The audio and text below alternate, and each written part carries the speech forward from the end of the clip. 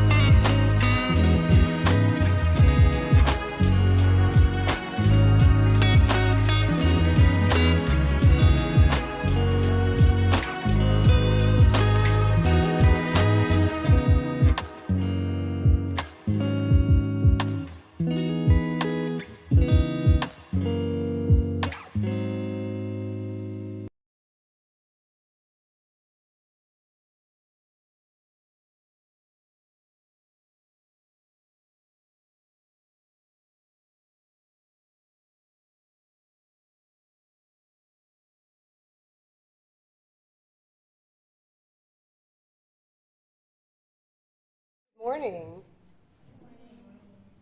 Welcome everyone to the Regional Science Consortium's 21st Annual Research Symposium. This is exciting for us. My name is Jennifer Salem. I'm the Plant Lab and Greenhouse Manager for the RSC. The Regional Science Consortium, if you don't know, is located in the research wing of the Tom Ridge Center building. And we are comprised of 46 member organizations, including colleges and universities, state and federal agencies, and school districts and other nonprofits. And our mission is scientific research and education in this region. So over the next 3 days, we have a great number of presentations, including 41 oral presentations, 52 poster presentations, 21 art exhibits, and they are all given by 133 undergraduate and graduate students, researchers, artists, and faculty. Many of you are here today in this room. So in addition to the in-person presentations, you can check us out the rest of the week on our YouTube channel, which is RegSciTV.com. And all are welcome to join us this evening from 6 until 8 in the building for our poster session, and it is right here in the Trek lobby. So if you have any questions, please do not hesitate to ask any of the staff of the consortium. And I'm pleased to start this year's symposium. So let's dive right into it. I'm going to introduce our first presentation. So we are going to be hearing about microbial diversity in the Erie Bluffs region of northwestern Pennsylvania. And our presenters are Jeanette Baker and Olivia Wojciechowicz. If you want to come up here, please.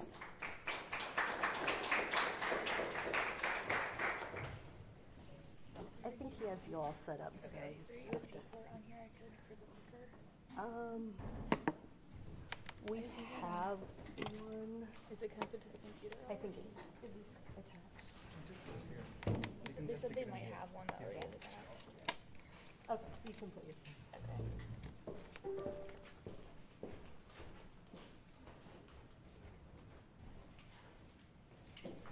So this is quite a scary sight. This is someone's house that they wanted on the bluff facing the lake. And you can see the trees on either side, but in front of their house, it's all cut down because they wanted a better view. And because they cut down those trees, the bluff started eroding.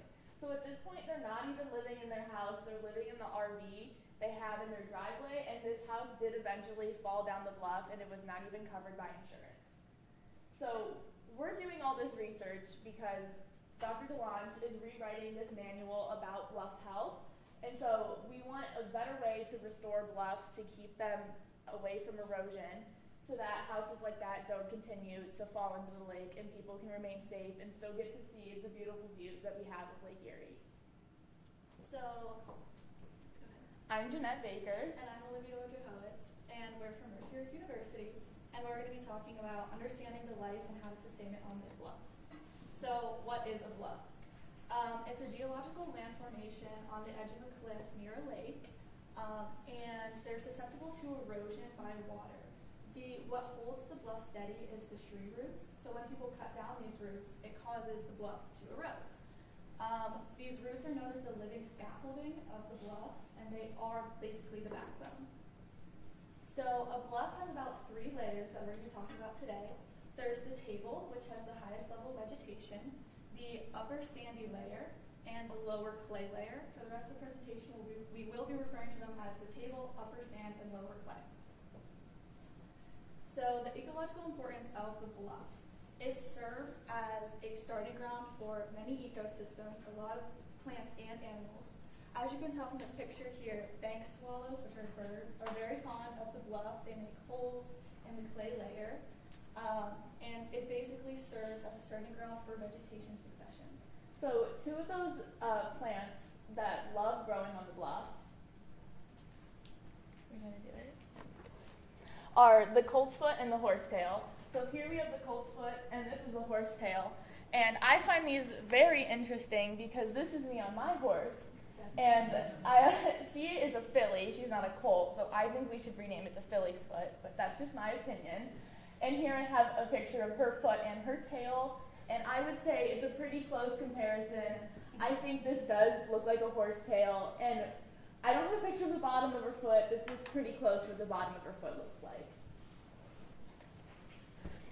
So the knowledge gap we want to cover is how do we get from this eroded bluff back to this nice green vegetative cliffside?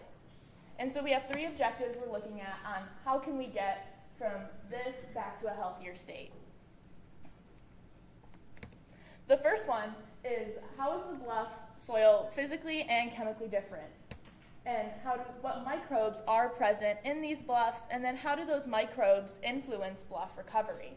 So with these 3 in mind, we have the overall goal of how do we determine how the microbial activity supports pioneer plant growth, soil stability, and bluff plant establishment. So this is what we started off doing in our research.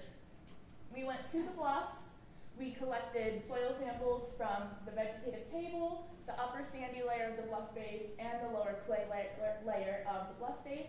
We got 3 dirt samples from 3 different spots in each of these, so we got 9 gallon bags of dirt we were then working with. And we also collected samples from the plants themselves. So from both the horsetail and the coltsfoot, we got the rhizosphere, which is the dirt and trying to isolate the microbes in the soil right around the roots. And then we got the endophytic areas from the stems and the roots, so then we ended up cutting open both of the plants and to try to isolate bacteria that was found in the stems and the roots of these plants. And then we got our gallon bags of dirt and we sieved them to get rid of the rocks and sticks and the occasional centipede, millipede, worm, and ant that we found in there. And then we took the sieved dirt and it got sent off for 16S ribosomal RNA sequencing and microbiome analysis at Seek Center in Pittsburgh, PA. And it also went off to do soil health analysis at the Cornell University Soil Health Lab. So the results of the soil health analysis are going to be shown here. So we looked at the sand content, the clay content, and the aggregate stability. The sand content was, as expected, much higher in the upper sand layer, and the clay content was higher in both the table and lower clay layer. The aggregate stability is what I talked about earlier about those roots and how it holds together.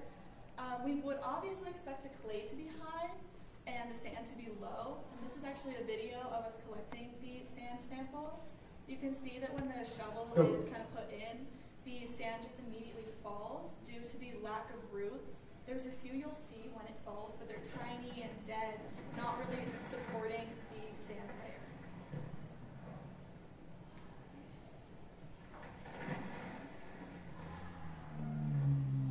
Go.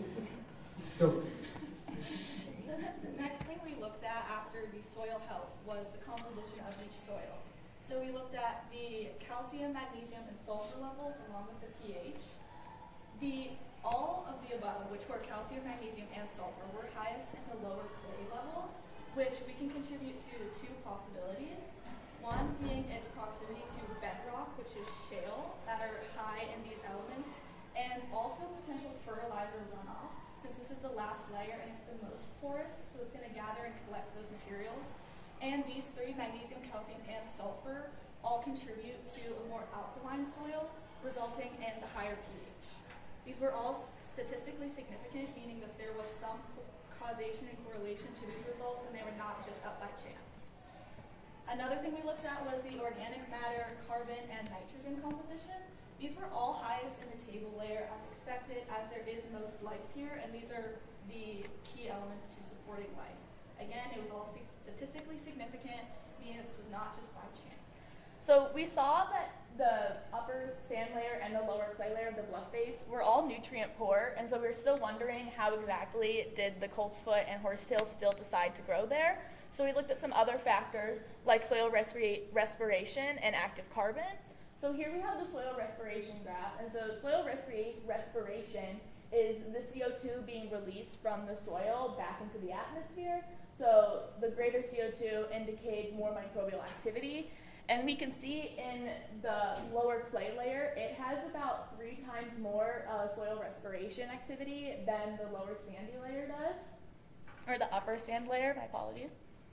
And then we also looked at the active carbon, which is the amount of carbon in the soil that can be used as food source for the microbes. And we can see, again, the lower clay layer has much more active carbon in comparison to the upper sand layer. And so you may look at this and think, oh wow, the clay layer is actually kind of healthy and can promote plant growth. That's not true. It may just look like that from this graph, because according to the Cornell scoring function, these actually have really terrible scores. Out of 100, they have about a 20, so they're in the red zone, and they still, like, according to that scoring, they probably shouldn't be able to grow any plants, but the horsetail and the coltsfoot still grow. So then we looked at the microbiome and what microbacteria are in the soil. So we have this heat map. This is from the table. So we see this big pink, orange, and red chunk right here. Those are all nitrogen-fixing bacteria up in the table. And remember from the beginning, the table had a lot of greenery. It has a lot of plant growth up there. So it has all these nitrogen fixers, which would promote said plant growth. But we look at the upper bluff and the lower bluff, and we see that pattern does not continue into the bluff face. We actually have these blue, red, and green chunks right here that make up quite a large portion. And we found that those actually could be potential pathogens. So here we have, again, we did a comparison of the microbial distribution of nitrogen fixers versus potential pathogens. And we saw the table had no potential pathogens, a lot of nitrogen fixers, around 50%. And then in the upper bluff, it had a little bit of both, but the lower bluff had about 35% of its microbial distribution was all potential pathogens. And we think the potential pathogens could be because of birds. There's a lot of birds on the bluff, so they could be defecating, and that can cause the pathogens. And it could also be due to the nearby houses and the sewage tanks they have that would cause a leakage into the soil that would create those pathogens. So here we have a pie chart showing the different bacteria that were in the upper and lower bluffs. So some of the pathogens include E. coli and lactobacillus in the upper bluff, and then we look to the lower bluff, and they have a few more examples of pathogens, like E. coli, lactobacillus again, and then Shigella and Listeria. So now that we looked at the soil itself, we then looked at the microbial activity inside the plant. So like I mentioned, the rhizosphere and the endophytes that we looked at in the coltsfoot and the horsetail. And we can see that the majority of them are all actinomycetes that we found in the rhizosphere and the endophytes. And those are all plant growth stimulating bacteria. So we think that the coltsfoot and the horsetail are able to attract these actinomycetes to themselves when in the soil, and that promotes their growth over the potential pathogens that we spotted before. So after we found out that there was a lot of nitrogen-fixing bacteria on the table, we swabbed them on Norris nitrogen-free medium, which, unlike TSA, has no nitrogen in the medium, meaning that the bacteria is going to have to fix nitrogen from the air and pull it itself. Here's that table again from Jeanette's slide, and these are some of the bacteria that we found that were growing very well on this nitrogen-free medium. Most bacteria won't grow that well on this medium, so this was really surprising. And it just shows that the table, this is the cause of that the vegetation is through all this nitrogen fixation. So with all this now thrown at you, we have some conclusions and significance to kind of break it down and make it easier. So first, we saw that the upper and lower bluff layers are nutrient poor, but the lower clay layer is slightly better. That this lower clay layer contained high levels of calcium, magnesium, and sulfur, making it more alkaline. That nearly half of the table microbiome was nitrogen fixers, but in the bluff layers it was pathogenic bacteria. And that this coltsfoot and horsetail plants can attract this nitrogen-fixing actinomycetes and proteobacteria through their rhizosphere and endophytic compartments.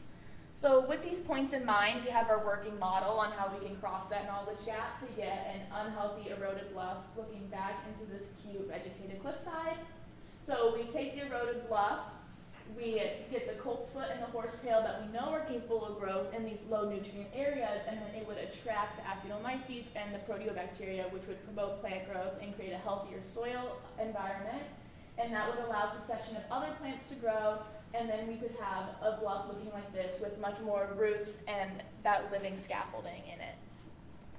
So some ideas for future studies to further this research would be to look at the seasonal disturbance, like sampling the soil in all 4 seasons and after serious weathering events like storms, snowstorms, stuff like that. Also testing the erosion and stability by looking at whether the aggravation differs a lot in very dense microbial populations and where there's not a lot of microbes. Looking at the rhizosphere versus the bulk soil, so making sure that these samples come right from the roots and then away from any of these plants that we have to see if the specific microbacteria that's found near the roots really is that important. And then also the contaminants. So like we said, a lot of these soil samples came near highly residential areas. So seeing if those pathogens come from the runoff from sewage would be another test to see. So some thanks we'd like to give. We'd like to thank the Pennsylvania Department of Environmental Protection for issuing us a grant to help us do this research. And then we'd like to thank Dr. Mohan and Dr. DeLance for having us along on this fun journey. And then some other lab students who helped along the way. So here we have Arna, Shanoa, Kaylee, Zach, and they all helped with the soil collection and the plant collection. And then we'd also like to thank Sydney, who was helping with the seeding. Thank you.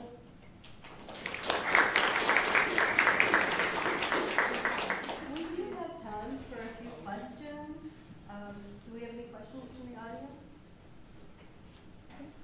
So when you were doing your soil sampling, did you have a specific depth that you were sampling at? Because there will be differences across. So say you were taking a soil core and you wanted to go 4 inches into the soil, you're going to see something different than you would on the surface. Did you have a specific depth that you were looking at? We were not two of the ones that went and did the soil sampling, so I'm not positive the soil depth that they did when they were collecting. So I'm sorry. About 5 inches. Okay. Yes. 5 inches. Did we have any other questions? Yeah, what time of year did you take your samples? It was the end of summer, early fall, like August, September. Okay, and your thoughts are that you need to sort of look seasonally to see. Right, yeah. It's Since definitely we have changed. bad yeah. winters, yeah. Yeah. Okay, well, thank you very much.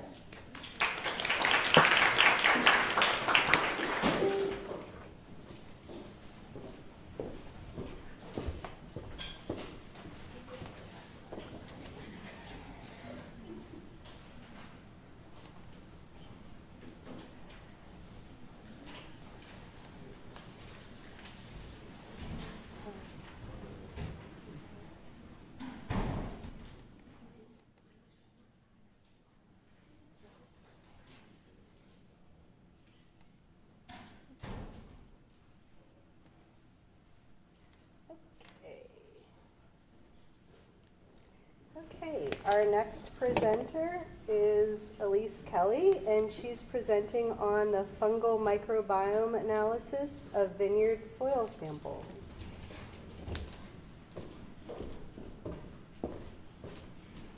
Good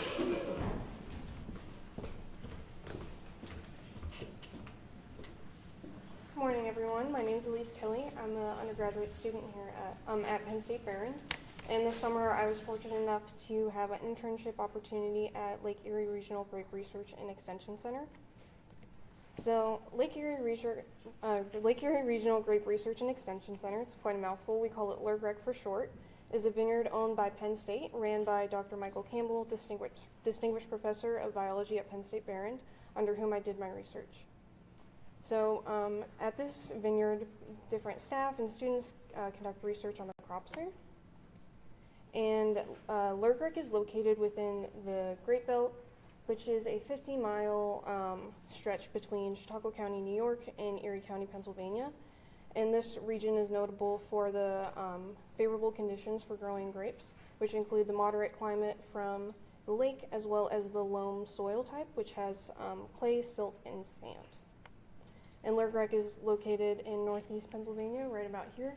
And this region of Pennsylvania accounts for 72% of the total grape production within the state of Pennsylvania. So now that we know where I completed my research, let's talk about what I did. So based on the title, it's the fungal analysis of the soil microbiome of vineyard soil samples. So to break it down, we need to first realize or understand what a microbiome is. So a microbiome consists of both the abiotic and biotic components of an environment at a microscopic scale. So this can be in the context of a couple different things. It can be in the context of medicine for like your gut microbiome in your stomach. It can also be in the context of aquatic environments or terrestrial environments in which soil microbiomes fall under. So in soil microbiomes, they are consisted of fungi, microorganisms, bacteria. Those are the biotic components, as well as the abiotic components like soil, particles, ion composition, and moisture content. So now that we know what a microbiome is, we have to first understand how are we going to analyze this.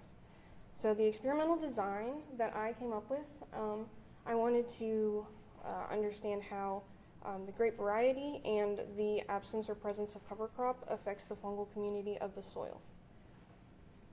So here is a map of Lurgrek. As you can see, there's a variety of different grape varieties being grown. We have Concord, which are your typical grape or jelly grapes, as well as a variety of wine grapes. So if we can zoom in, we see the area in which I sampled. So I chose two different varieties. I chose Chamberson, which is, like I said, it's a wine grape, and it's notable for its pathogen and disease load. And I also chose a Concord plot. I actually chose these two different Concord plots, and the reason I chose that is because there are, in this plot, it is, there is cover crop present. In this crop, there is no cover crop present. And it's important to understand when I say cover crop in the context of this project, I mean intentional cover crop. So this is the intentional monocropping of a perennial plant. In the case of Lurgrek, this was perennial rye. So now that we have my study groups down, it's important to understand where I extracted the soil. So I chose 3 different extraction sites within each plot, the first being under the rootstock, as close as I can get, between the vines, and between the rows. So within these plots of grape varieties being grown, there are rows, and the rows have the wire that the grapevines grow on. And between each post that holds the wire up is called a block. And within this block, there are 3 different grapevines being grown. And I chose rows that are the centermost part of the plot of the grape variety being grown to eliminate edge effects, which is a term referring to the different environmental conditions that the crop on the outside of the plot face versus the inside of the plot. So this can be things like more wind erosion, more solar radiation, and different moisture levels because of those things. So as far as the sample collection goes, I used a soil probe, which I drove about 7 inches into the soil, from which I sampled right above this little lip there at the bottom, which in turn was about 5 inches under the soil surface. So that's where all of my samples were taken from. And in between each sampling, I sanitized the soil probe with a sanitizing solution and distilled water. And after the sample was collected, it was placed into bags where we wrote the coordinates, the location, the study group, and the condition of the study group. So after these samples were taken, we took them back to the lab for DNA extraction, and we weighed out about 250 milligrams of soil, which is actually quite a small amount. As you can see in this picture here of me weighing them out, I only have about 150 milligrams in that feed bashing tube already, so I only add about 100 more. And from that, we used a Zymobiomics DNA mini prep kit to extract the DNA. And this is environmental DNA, or eDNA. So this takes the DNA of all of the organisms present, or the DNA that was left behind by organisms that have been there before. So there is no differentiation of taxonomy at this point. It's just everything that was in the soil, the DNA has been extracted. So after successful extraction, we use nanodrop technology to analyze the quality of the sample as well as the concentration of the sample. And once we determined that they were of good quality and had the correct concentration, we sent them to Novogene for amplification and sequencing. So the amplification is when you differentiate your taxonomy that you're looking at. So different primers, for example, I used ITS5 and ITS2, and these primers amplify certain regions of DNA of the taxonomic group that you're looking at. So my ITS5 and ITS2 primers amplified the ITS1 region, which is the internal transcribe spacer region between the large subunit rRNA and the small subunit rRNA, which is unique to fungi. So this differentiated all of the fungal DNA away from the rest of the environmental DNA. And from there, they were sequenced with Illumina sequencing technology, which is a next generation sequencing technique that allows you to sequence millions of sequences at a time. And this is important because on a microbiome scale, you're dealing with, I would say, my samples, I had 185,500 reads per sample, and I had 160 samples that were sequenced, so I had about 29 million reads that I was going through. So with all this data, you need help analyzing it from a different coding software. We use Galaxy, and we use the data to assign taxonomy workflow, which takes all the sequences and it assigns the taxonomy. And from there, I used Excel to help me organize it. It's important to express to you that this research is still preliminary. We got our results back for sequencing not too long ago, and there are quite a few sequences to go through and a lot of analysis to make between the different varieties, the different extraction sites, the different sampling days. So these are just some preliminary results that I have. So for all of the samples, we have the distribution of the phyla. Ascomycota was the most abundant phyla, which is not too surprising considering it was soil samples, and Ascomycota is it's a cup fungi, and it's typically the one that you don't see. It makes up the majority of the mycelium in the soil, as well as we have Basidiomycota, which are your typical toadstools that you would see normally, and Citridiomycota, which can be pathogenic, but is not always, but it's not as prevalent as like you see Ascomycota or Basidiomycota. And here we have some preliminary results of the distribution of the ecological niche between the fungal samples. And again, this is all of the sample groups combined, the cover crop concord, the no cover crop concord, and the Chamberson no cover crop. As you can see, most of the fungal samples that were found were saprobic, which means they decompose plant matter as well as other organisms, which this makes sense because, as we know, fungi, the main ecological niche is to be a decomposer. But we also have seen some mycorrhizal fungi as well as endophytic, which they form associations with plant roots, but not in the same context as mycorrhizal fungi. They don't necessarily help aid the plant in uptake of nutrients. We also have nutrient cycling fungi. These are a little bit different than your saprobic fungi. They just aid in cycling the nutrients back into the soil. We do have a considerable amount of pathogenic fungi.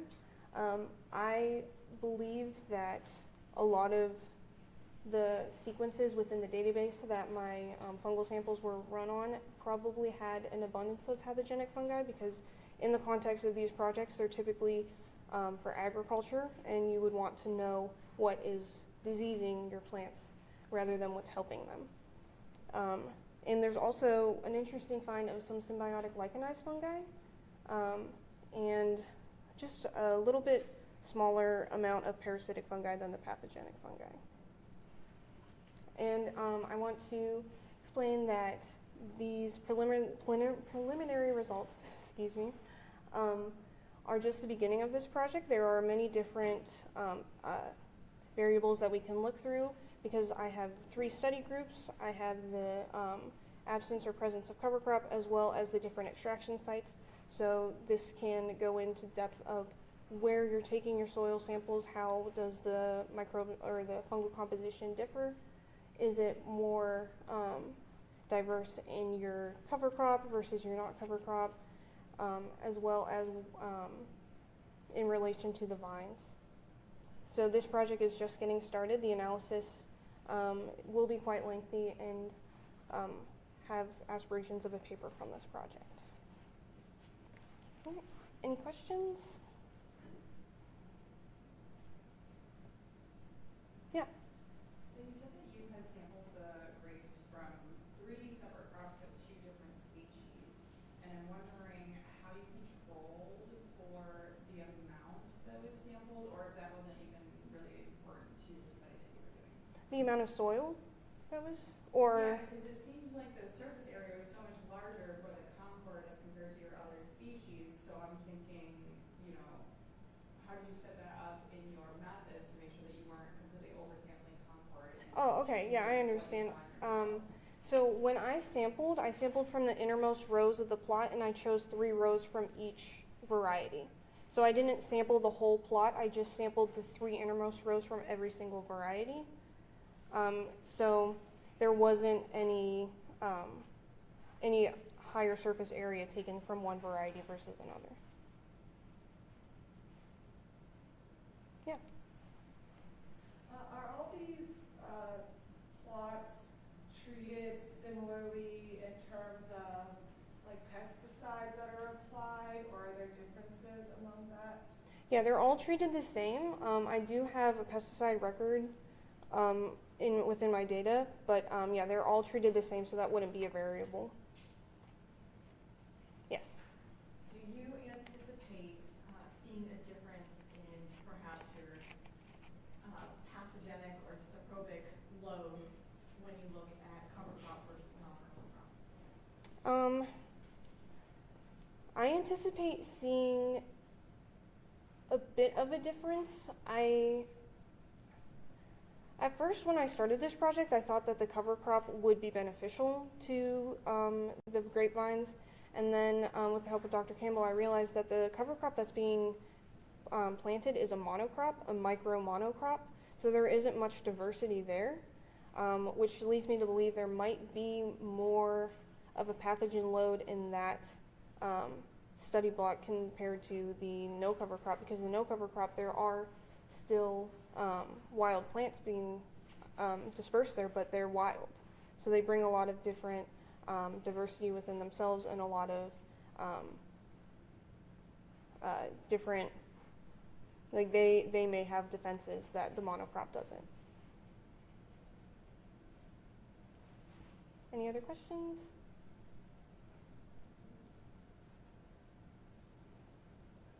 All right. Thank you. Yeah, of course.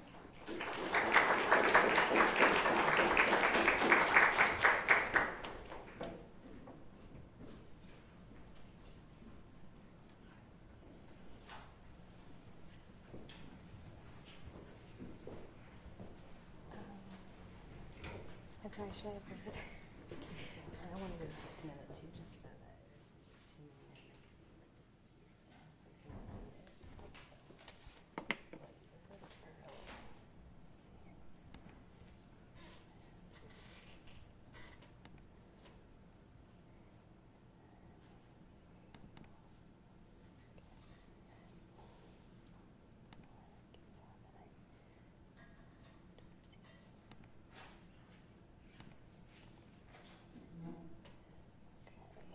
and then we do have the. I might just use the computer. Okay. Let's see here.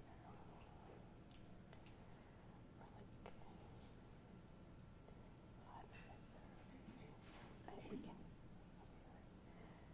Okay. Our next speaker is Kaylee Tyler, and she is going to present the superoxide dismutase as a potential mechanism in Bacillus subtilis saccharotolerance. Got it. All right, thank you. All right. Good morning, everyone. Did you know that if all of the bees on the planet were to go extinct, everything would die? We would have no food, we would have to figure out how to hand pollinate plants, and I would also not be able to be here presenting today. So I'm going to tell you a little bit about a protein I found that I think has a potential role in the Bacillus subtilis sugar tolerance mechanisms. First, I'm going to tell you a little bit about beekeeping. So beekeeping is becoming a lot more prominent today. People use it as a food source. People use it as a business to make money off of. And we also get honey from it. Of course, beekeeping is amazing to keep bee populations up so that a situation of bees going extinct, like I just mentioned, will hopefully never happen. Honey has some pretty unique properties. It has a very high concentration of sugar. It's a really good source of minerals, vitamins, and antioxidants, and it also has quite a few antimicrobial properties. It has a very low water content, typically around only 18%. This causes a lot of osmotic stress for bacteria. It's also very acidic.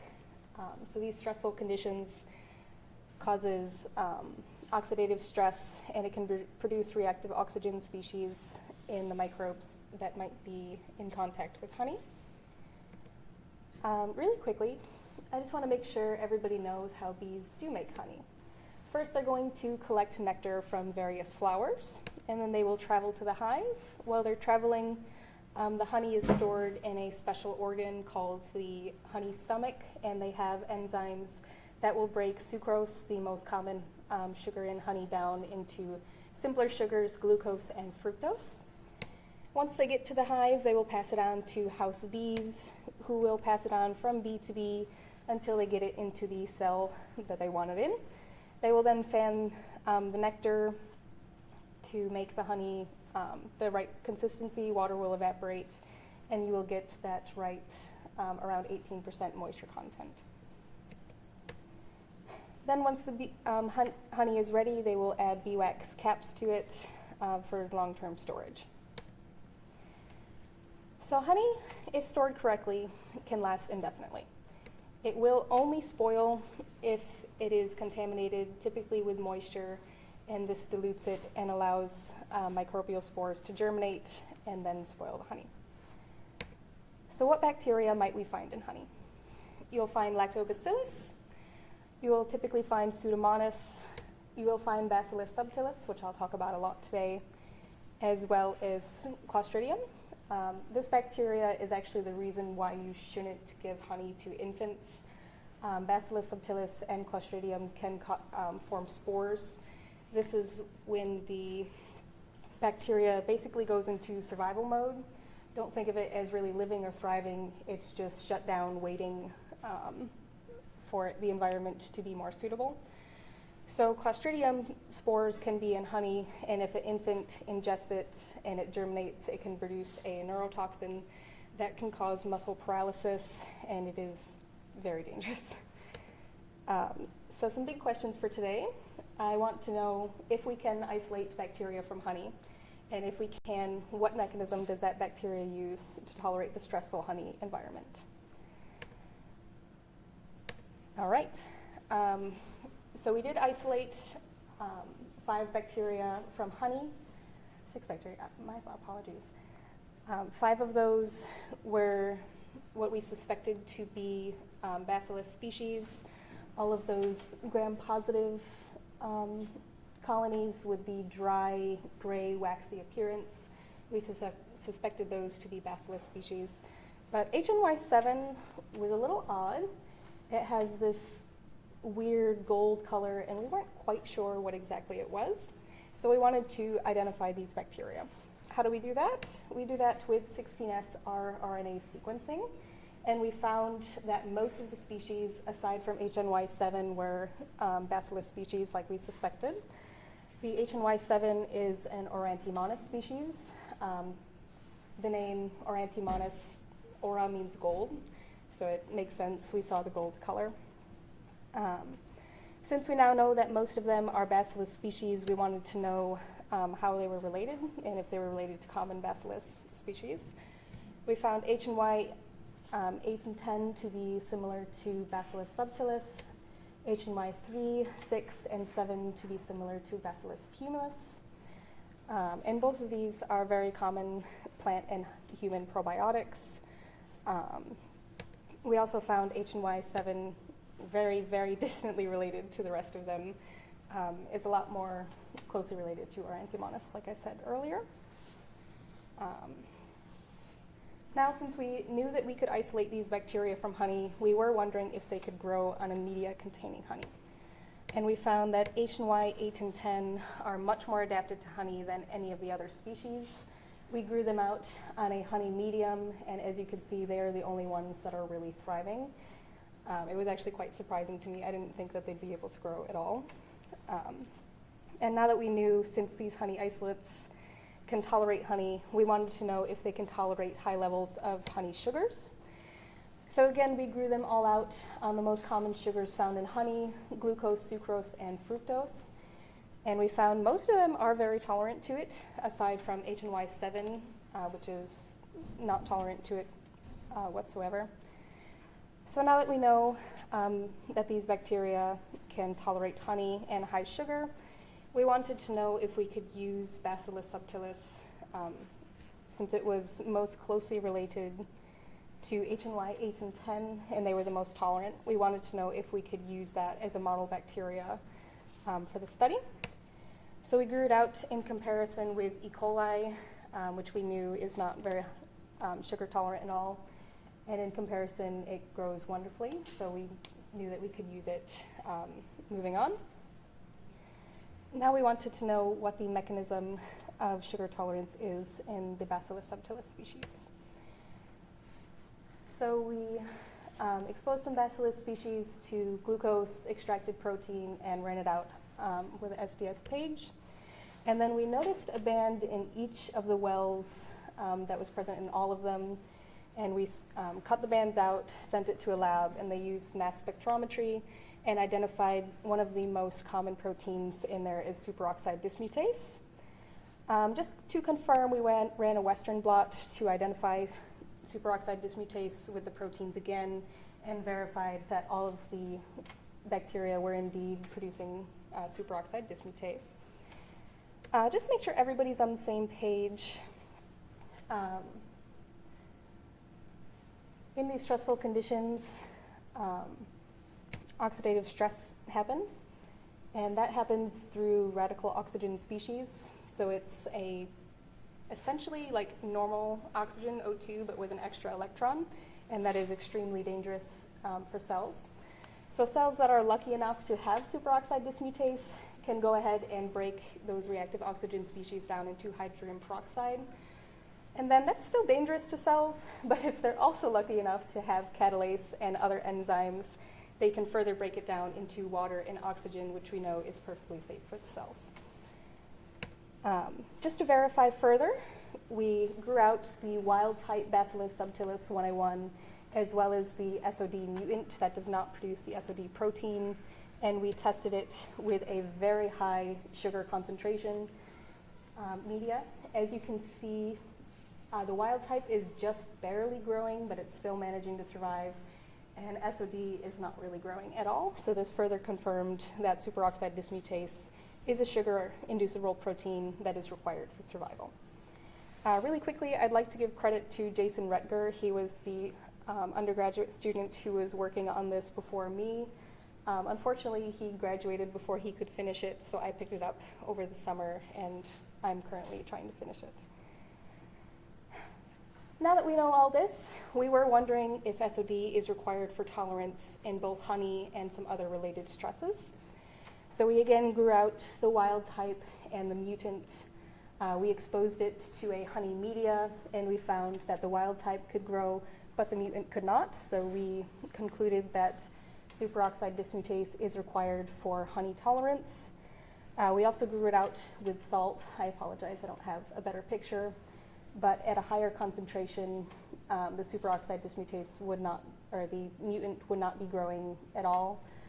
So we can conclude that it is required for oxidative stress at higher concentrations. And we also grew it out on heat at 55 degrees Celsius. And we didn't really see many differences between the wild type and the mutant, so we could conclude that superoxide dismutase is required for osmotic stress tolerance, but not heat tolerance.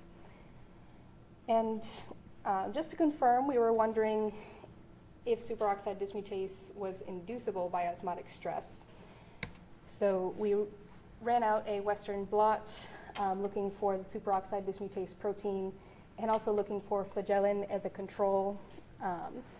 And this again verified that when exposed to high concentrations of sugar and salt, superoxide dismutase is indeed induced, but it was not induced in the heat treatment.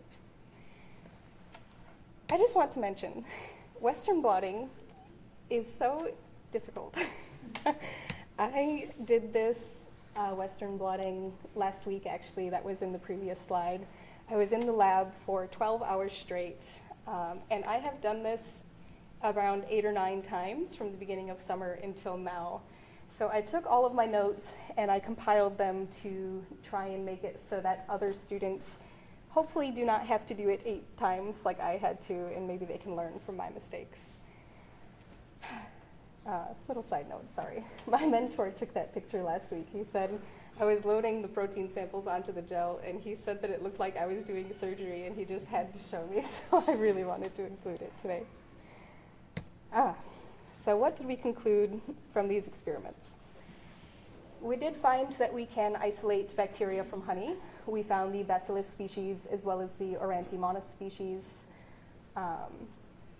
And then we found that they were most similar to Bacillus subtilis and Bacillus pumilus. So we can conclude that these bacteria are in honey that we might eat as spores. So when you're ingesting those spores, you might actually be ingesting good probiotics for yourself. And then we found that the honey isolates can tolerate honey and high sugars, and the B subtilis expresses superoxide dismutase in response to osmotic stress, such as the high honey and high sugar, as well as the high salt. But it was not expressed or induced by the heat treatment at all, really. I did just want to acknowledge a few people and entities. The Pennsylvania Academy of Sciences, they provided all of the funding for this research. Mercyhurst University Department of Biology, they let me steal a lot of their labs and use them for the entire summer. I'd also like to thank Mariam Al-Safar. She is one of my lab mates, and she provided both the honey.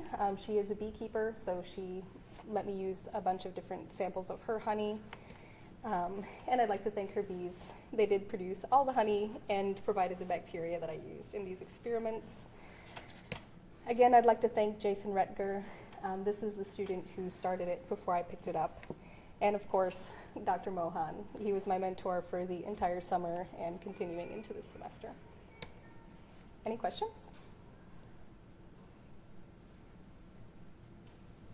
Yeah? So you're saying that one of the other students has provided the honey, which would suggest that she probably has bees that are exposed to fairly similar conditions.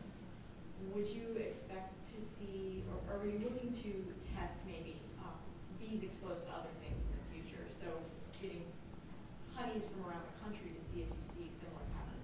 I think I would like to. We've been running into a bit of a problem. So she gave me 2 different batches of honey. One of them was collected in like the beginning of the summer, somewhere around May and June. And then the second batch was a lot later in the summer. And so this is what I actually do want to study that. And when we're making the honey media, originally we started making all of it from the June sample of honey. And it was kind of a bit of a process to try to figure out the right concentration for the bacteria to survive but still be stressed. And then once we ran out of the June honey, we moved on to August honey. And with the June honey, you saw Previously, it was like 12.5%. It was like really stressful, but they were still kind of surviving. I tried that with the August honey, and there was no growth. So I went down, and I'm like, okay, maybe let's try 10 to 7.5. No growth. I tried it again with like 5%, 3%, and 4%. No growth. So I might try another lower concentration, but before I do that, I want to go and analyze the composition of the honeys.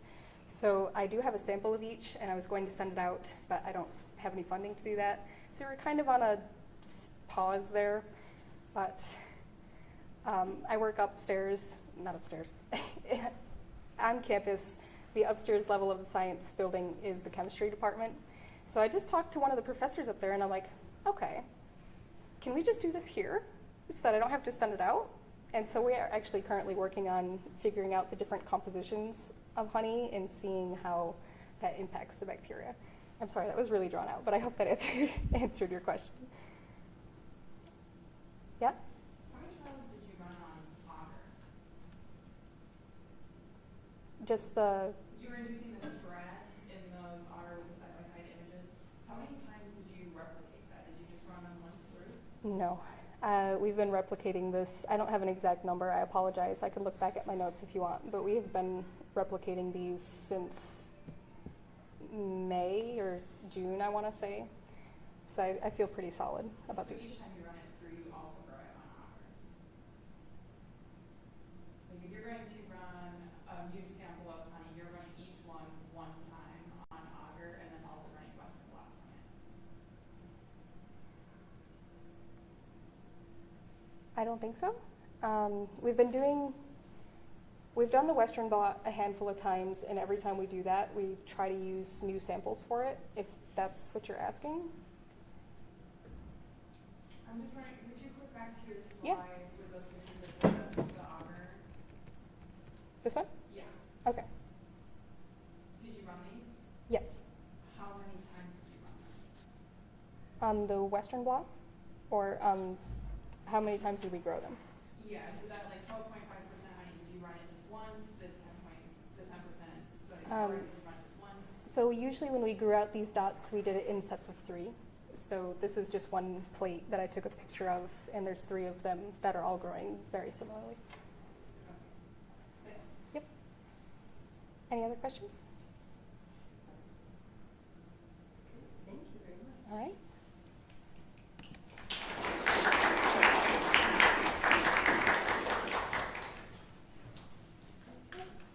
So this concludes our first session of the day. We will be taking a very brief break. We'll reconvene at 10:30. We welcome you to help yourself to snacks and drinks in the back of the room, and then to walk around and enjoy the building. Again, we'll come back at 10:30 and start our second session with Sean.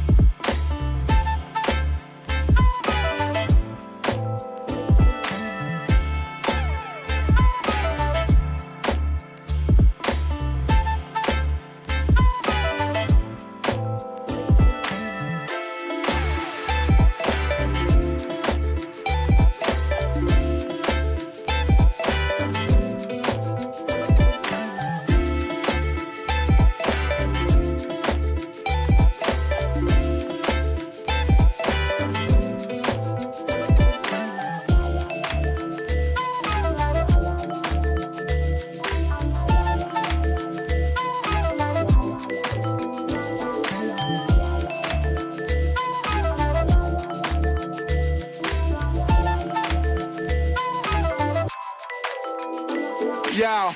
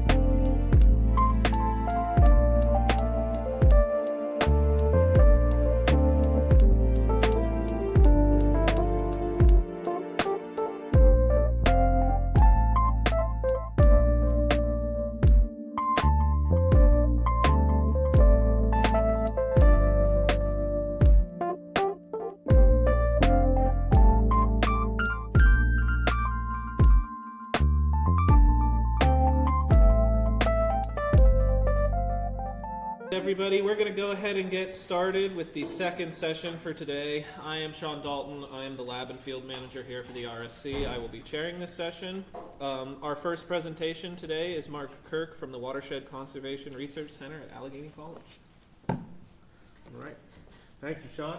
Thank you, everybody, for being here today. I'm going to talk about the work that we've been doing quantifying the trophic overlap between invasive round gobies and native benthic darters in a stream biodiversity hotspot. The invasive round goby really requires no introduction. At one point, it was originally native to the Caspian, Baltic Sea areas of Eurasia and has since kind of been introduced prominently throughout Europe and North America. The round goby exhibits many problematic traits that we've become very familiar with invasive species. They have extended reproductive seasons. They can have multiple broods in a given year, which really contributes to their population growth.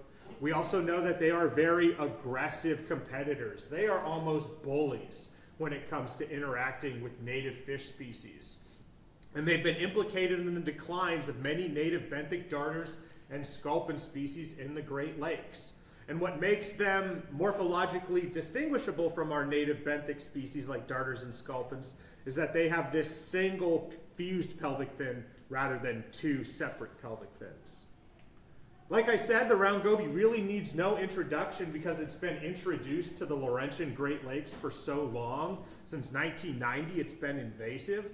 But for the past 1 to 2 decades, there's been new and emerging invasions of the round goby that have brought it back into the spotlight again. For example, one prominent emerging invasion has been their continual downstream expansion in the Mississippi River Basin. They've also expanded eastward into the Hudson River and have recently been documented in the Hudson River estuary. There's been documentations recently around the Columbus, Ohio area in the Scioto River watershed. And the case study I'm going to talk about today here in Northwest Pennsylvania, the 2014 invasion into French Creek.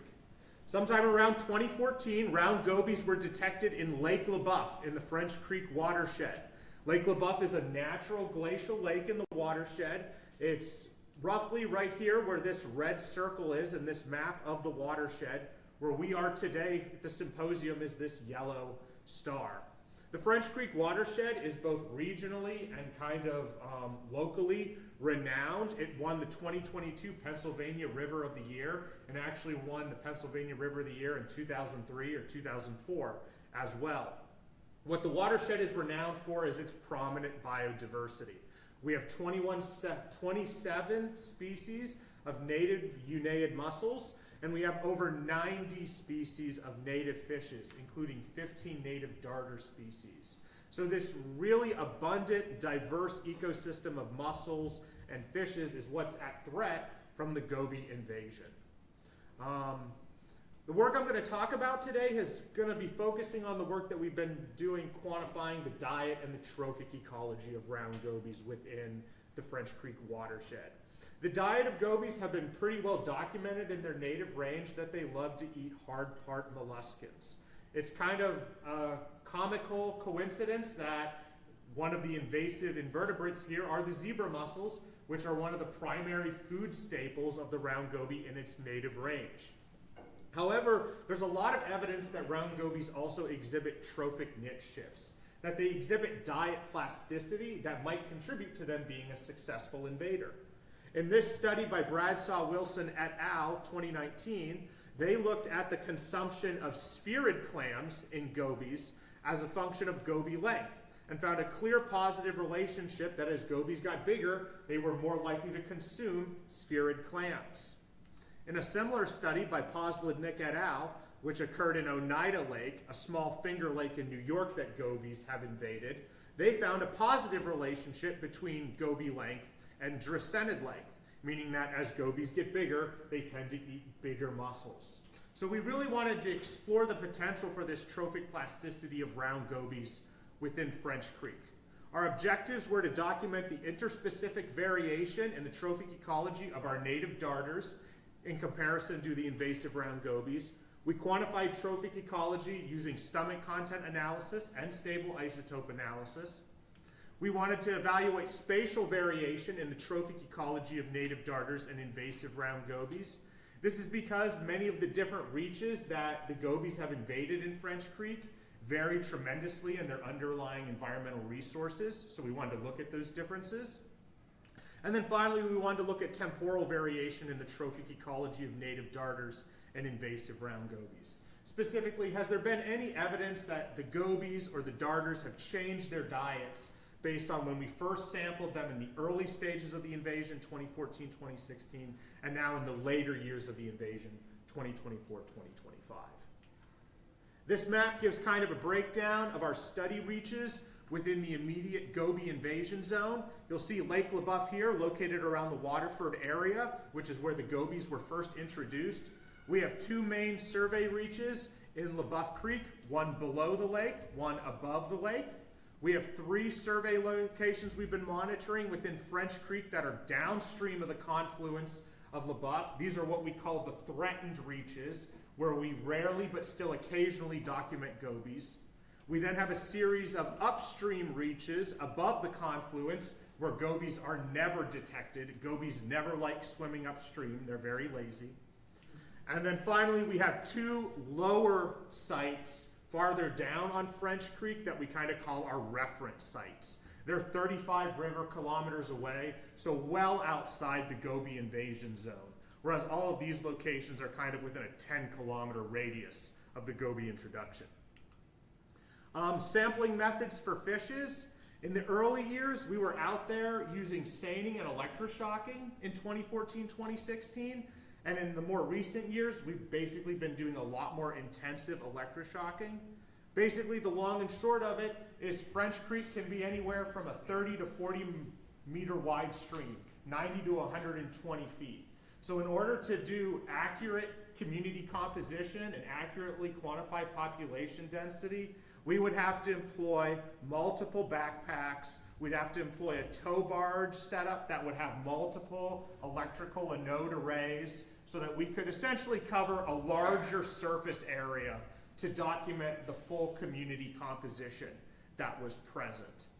In addition to documenting all species and their accurate abundances, we also wanted to euthanize 15 specimens of each darter species at each location in order to quantify their trophic ecology.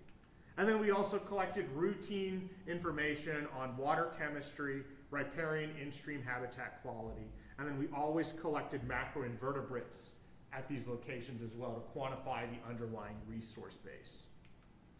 When it came to quantifying the trophic ecology, like I said, we did this with stomach content analysis and stable isotope analysis.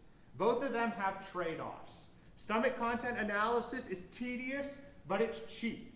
We essentially killed the fish, brought them back to the lab, pulled out their stomachs, preserved it in 70% ethanol, and then it's just a matter of kind of looking at those contents under a dissecting microscope and identifying the macroinvertebrates to the smallest taxonomic level that we can. Doesn't cost a lot, but it's just timely. On the other hand, stable isotopes is relatively fast. We're able to send these off for processing and get a relatively easy estimate of trophic position and trophic niche width based on the carbon and nitrogen isotope ratios. For this, we took pelvic fin clips and dorsal muscle tissues from each of the fish samples. We then oven dried those samples, ground them to a fine powder, and shipped them off for isotopic fractionation. The SIA samples are still being processed, so for the sake of time today, I'm only going to talk about the stomach content work. Okay, this is just an introductory slide to the usual suspects, all the darters I'm going to be talking about today based on their largest to smallest gradient. The log perch is the biggest of our darters, followed by the longhead darter, and then in between the green side and the variegates, we have the goby falling as its average size at 62 millimeters. Next down the list, we have the black side darter, the spotted darter, the blue breast darter, the rainbow, fantail darter, banded darter, and then the smallest of them all, the tippecanoe. What's important to emphasize here is that all of the darters here are of representative sizes except for the gobies. We seem to encounter gobies of a much smaller size in our populations than what are the documented maximum sizes from the scientific literature. So I'm going to show a series of 6 graphs here. I'm going to orient us to the first one, and then we'll work through each one. They're all going to look the same.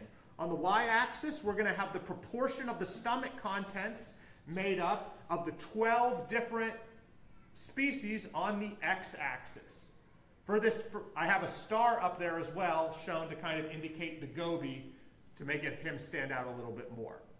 The first group we're going to look at is dipteran larvae. These are basically midge and blackfly larvae. On this particular graph, you'll see a red line there denoting 33%. That's on there to basically highlight that over 75% of species have chironomids composing their diet. This is pretty well documented. Midge and blackfly larvae constitute a large diet of most darter species. But we were still able to see some dipteran specialist species stand out, such as the banded darter, the black-side darter, and the green-side darter, which appeared to focus on these prey items. Next, we have ephemeropteran larvae. So these are our classic mayflies. These include like the tusked mayflies, batids, and the flathead heptageneids. What we saw with mayflies was surprising. Very few species actually seem to consume mayflies in general. But there were a few specialist taxa, including the longheads, the rainbows, and the spotted darters, all eating mayflies. Next, we're looking at Trichopteran, caddisflies, specifically the net spinning taxa. So these are hydrocychids and philopotamids. We saw that hydrocychids actually constituted a larger proportion of the diet than mayflies, and that there were some taxa that focused on these macros, specifically the blue breast, the log perch, the rainbow, and the spotted darter.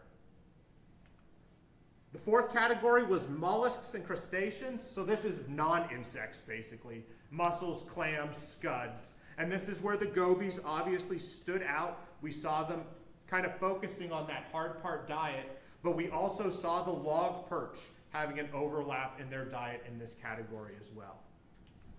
The fifth category, Coleoptera larvae. This is things like riffle beetles and water pennies. Surprisingly, basically, they are rarely, if ever, constituting the diet of any darters, which is surprising because they're one of the most common macroinvertebrate taxa we encounter. However, there was evidence that a bunch of outliers of gobies were indeed eating some of these beetle larvae. And then this final graph is showing Levin's niche breadth on the y-axis, which is just a measure essentially of diet diversity. Think of it like Simpson's diversity index. Higher values indicate more equitability of resources. Lower values, more of a specialization for a single resource. And what we see is that not only are there no differences in niche breadth, but that all species had very low values, indicating a tendency towards specialization. Okay, next we're going to look at the spatial variation in that stomach content analysis for the dipterans, mayflies, hydrocychids, and the crustaceans, mollusks, as a function of those four different reach areas. French Creek in the threatened zone, French Creek at our reference sites, French in the upper reaches, and then those within LaBeouf Creek. For chironomids, we saw that at the reference site and the threatened reaches, that's what dominated the diets of most of our darters.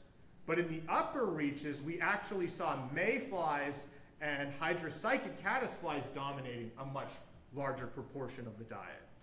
And then in LaBeouf Creek is where we saw these non-insect taxa making up a significant proportion of diets.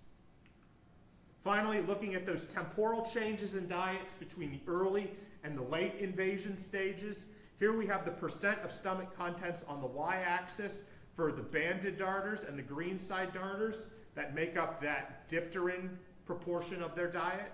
And then over here we have gobies, the proportion of their diets that are dipterans, and the proportion that are the non-insects. And there'll be 4 bars for each species. And what we see is a general overlap of the standard error bars. There were no significant differences between location or time for banded darters. Same thing with greenside darters, a general overlap of the standard error bars. And then same thing with gobies.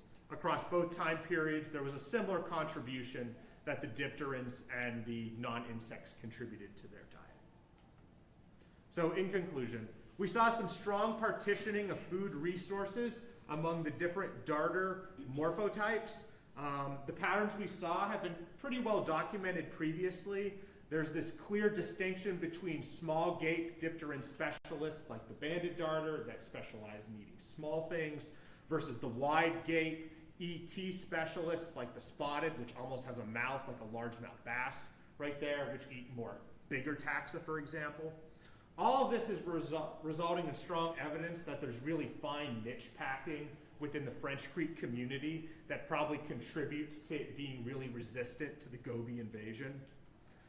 However, there is one species that appears particularly at risk, which is the log perch, having some dietary overlap, and prior experimental studies have shown this as well. These are results from an experiment by Ballshine et al., where they looked at behavioral interactions between round gobies and log perch, and basically found that round gobies exhibited aggressive behavior 7 times more frequently than did log perch. And then this study by Bergstrom et al. Looked at changes in growth rate during competitive interactions between log perch and round gobies, and saw a similar effect that when round gobies grew in size, log perch tend to shrink in size. So overall, we've been putting this in the context of why has the French Creek invasion been so benign? We haven't had any species be extirpated from the watershed yet. There's been no real obvious trophic impacts or assemblage level impacts.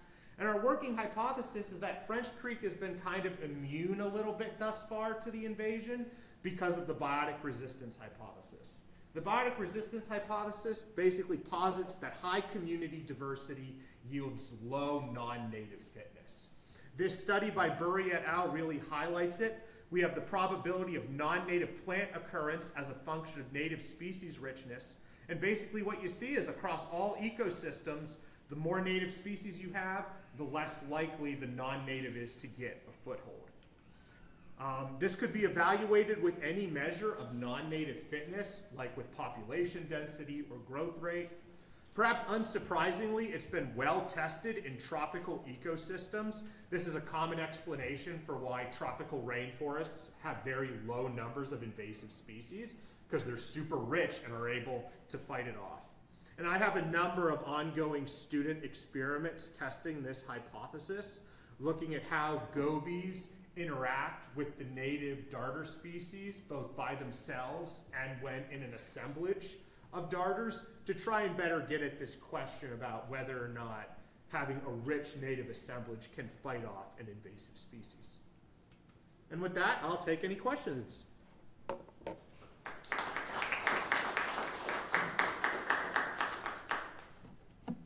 Yes? I'm just trying to get an idea of how that works. So if you have more nitrogen, is that where you can be higher up the trophic?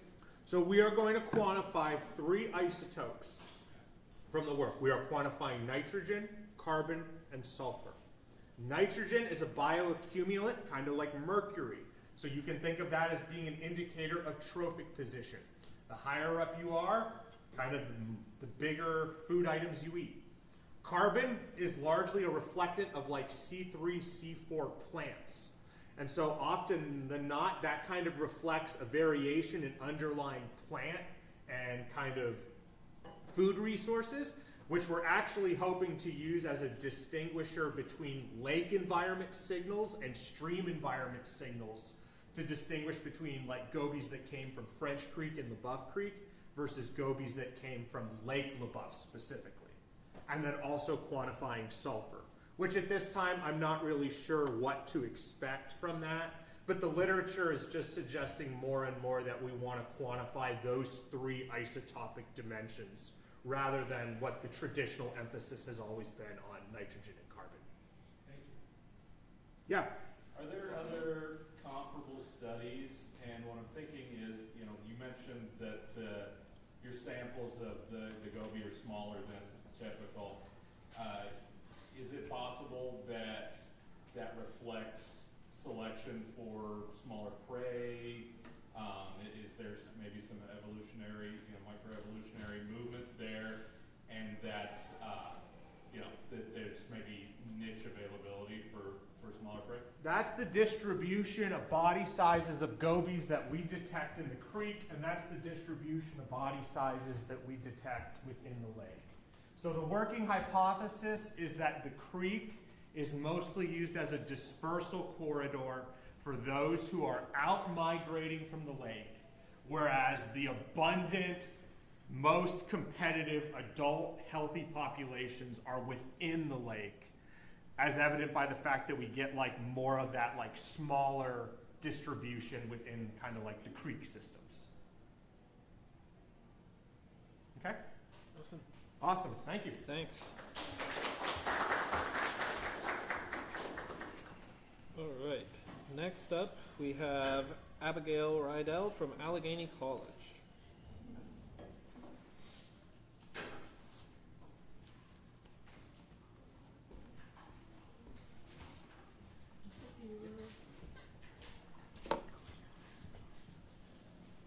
Cool.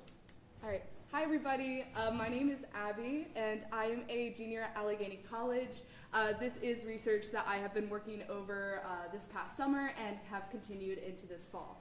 So pretty much, we are looking at forest structure and how it impacts species richness and detection rates across northwestern Pennsylvania. Here we have forest structure, and forest structure plays a critical role in habitat quality and species richness, and it's shaped by both management, so like logging practices, and just natural processes in general.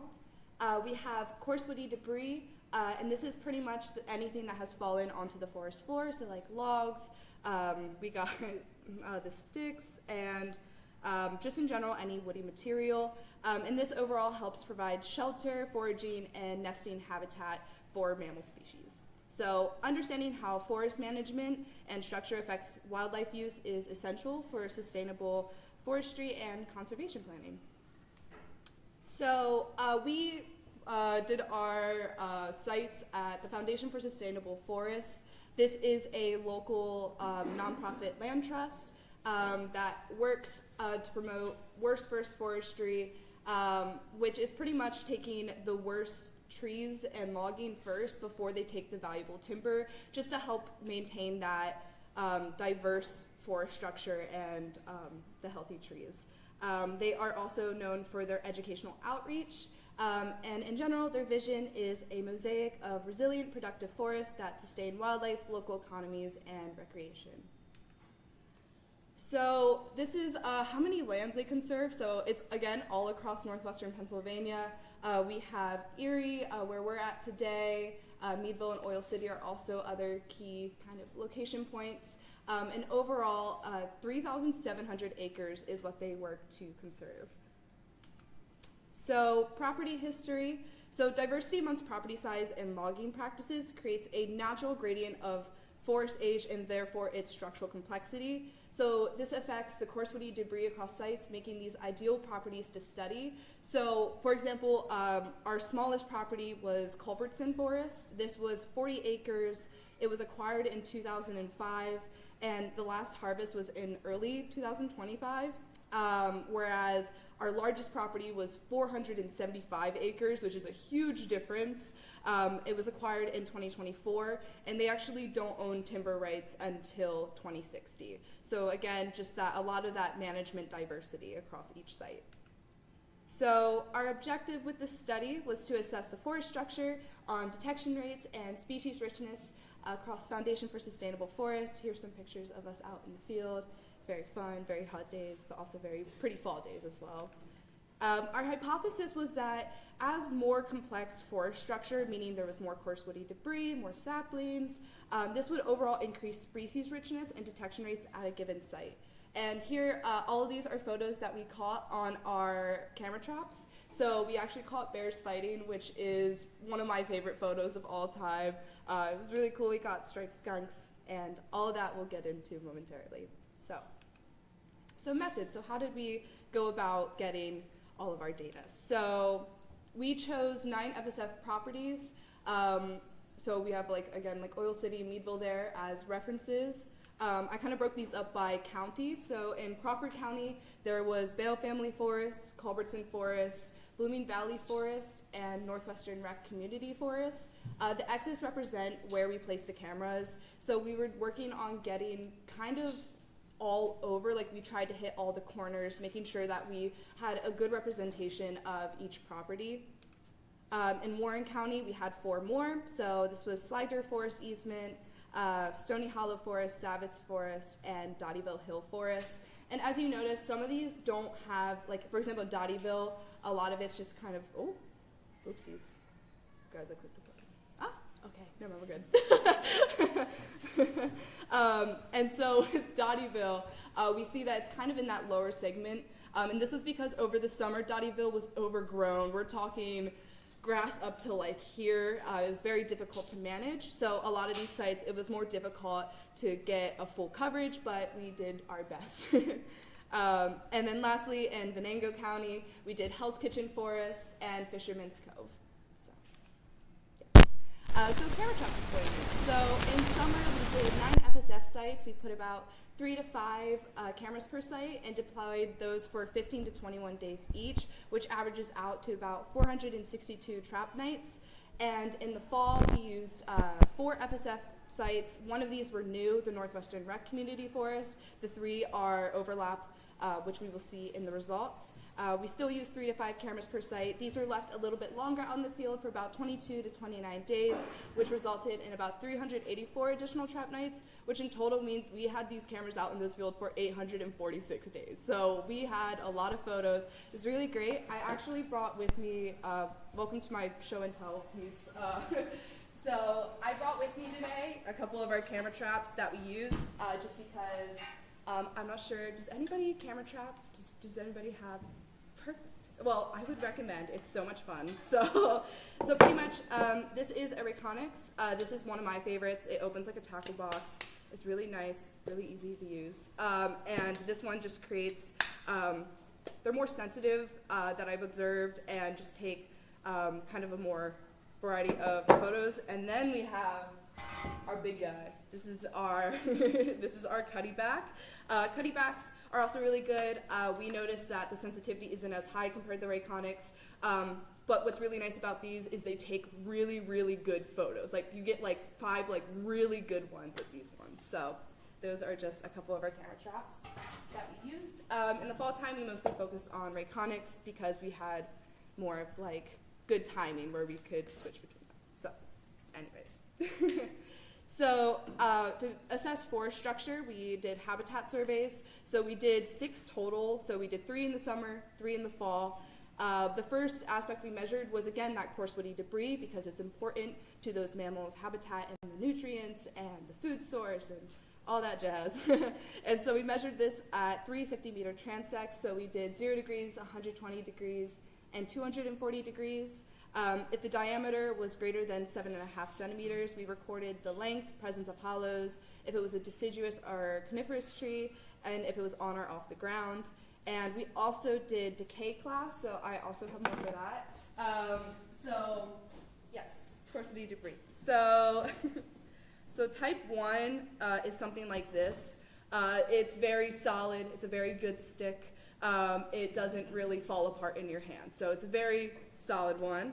A type 2, this one is kind of the best one I could find. It's showing a little bit more decay, but it's not, like as you see, I'm holding it up and it's not falling apart in my hand, but there's still significant decay on this. Now type 3, I'll be a little bit careful. I found a big chunk of one. So so this is type 3. I'm going to be very careful with it because I don't want to sprinkle wood everywhere. But if I were to drop this right now, it would crumble apart. And I'm sure we've all seen this when we're hiking in the woods and we step on one and we think it's solid and then you end up slipping and falling. So and those types of decay classes, again, are just trying to assess like every possible thing we can within those forest sites to try to get a gauge of that. It also could be an indicator of logging practices. So like, for example, if you have a lot of type 3 coarse woody debris, then that means that it's been sitting there for a while, right? Which could also mean that could potentially have cut down. And we did look into shrub cover, which we measured this in that 3.99 meter radius plot. We did a visual estimate, so like a 0 to 100% of what covered that circle. And then for tree characteristics, we did that in the 11.28 meter radius plot. And the diameter, if the tree was greater than 12.5 dBH, we recorded the species and the tree type scored from 1 to 7. And we also included number of cut stumps, number of tip-up mounds, again, to kind of include that logging history, because with a lot of these sites, they were recently acquired by FSF. They don't have a lengthy description of what the history was. For Culbertson, we had like a huge paragraph that was supplied to us, whereas something like Hell's Kitchen, it's more of like a brief description of just what they've noticed. So these, by assessing more of these like tree characteristics and shrub cover, we can kind of get a gauge of, again, that management for those forest structure practices. So, our results. Okay, this is like my favorite part. So, common species detected. It's always the fun part of camera trap work when you get to see what you caught. So we caught 637 white-tailed deer, which is like 3 times more than our second most common one, which was the gray squirrel. We also had raccoons. We had 138 total. We have the wild turkey at 56 total. We also got the Virginia opossum at 30. We also got a lot of really cool pictures of black bears. We got 14 of those. We got 8 coyotes, and we got 2 striped skunks. So kind of a variety, again, showing that diverse habitat across the sustainable forest. So detection rates across sites and seasons. So like I mentioned at the beginning, a lot of these we were able to get to again, but the ones that have the X's, a lot of these were closed for fall trapping. So we were not allowed on the property for trapping, but we were able to get some of these twice, and we were able to add Northwestern Rec Community Forest. So what are detection rates in the first place, right? So it's pretty much the number of independent detections we had at a site divided by the total trap nights it was out in the field. So this just in general gives insight into how frequently a species is observed across different monitoring sites, standardized by effort. So, and this is crucial because comparison between sites, regardless of differences in survey effort, and it helps just identify patterns in that wildlife activity, presence, and habitat preference. So, and then we also looked at the coarse woody debris volume versus the detection rates, and we found a negative relationship, which was really interesting because, again, our original hypothesis was that with more coarse woody debris, you would think that would kind of draw in more mammals to that area because of habitat, because of a food source. And we were brainstorming potential reasons, and we could also, like, dense CWD is really hard to walk through. It's really difficult to navigate, even when we're doing our habitat surveys, when we have a log pile that's as tall as us, and we're analyzing. It's very hard for us to go through. Now imagine like a deer trying to get through that, right? So that could be a potential cause. CWD can also obscure the camels of smaller mammals as well. So if you remember the last slide with the common species we detected, a lot of those are bigger mammals. So we weren't able to catch the smaller ones because that CWD could have covered those up as well, which could affect the detection rates overall. And again, kind of like why mammals might avoid the CWD, it's because it could actually make them more vulnerable to predators, just because, you know, again, it's not really quick to move through. So then we have the CWD volume versus the species richness. And in this, we found a weak but positive relationship. So as the coarse woody debris volume increases, there was an increase in species richness as well. This does support our hypothesis, and potential reasons we brainstormed was that higher CWD volumes promote a more structurally complex, resource-rich, and stable environment. So, which in turn brings more niches and thus a greater number of mammal species to exist. And the relationship might be weak just because CWD isn't the only factor that contributes to species richness as well. So, conclusions. This is also a really funny photo. I laughed really hard at that one when I found it. Okay.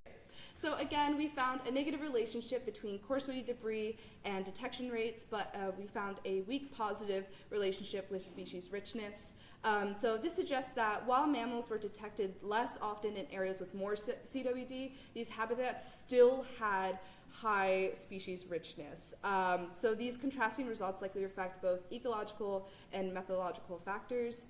And again, because we saw the species richness, right? A lot of these properties had up to like 10 different species, but just had a really low detection rate. So it was really interesting to find that out and piece that together. So we were kind of thinking through, and we were having concerns about maybe the inflation of detection rates, because again, these white-tailed deer are so prominent in these areas.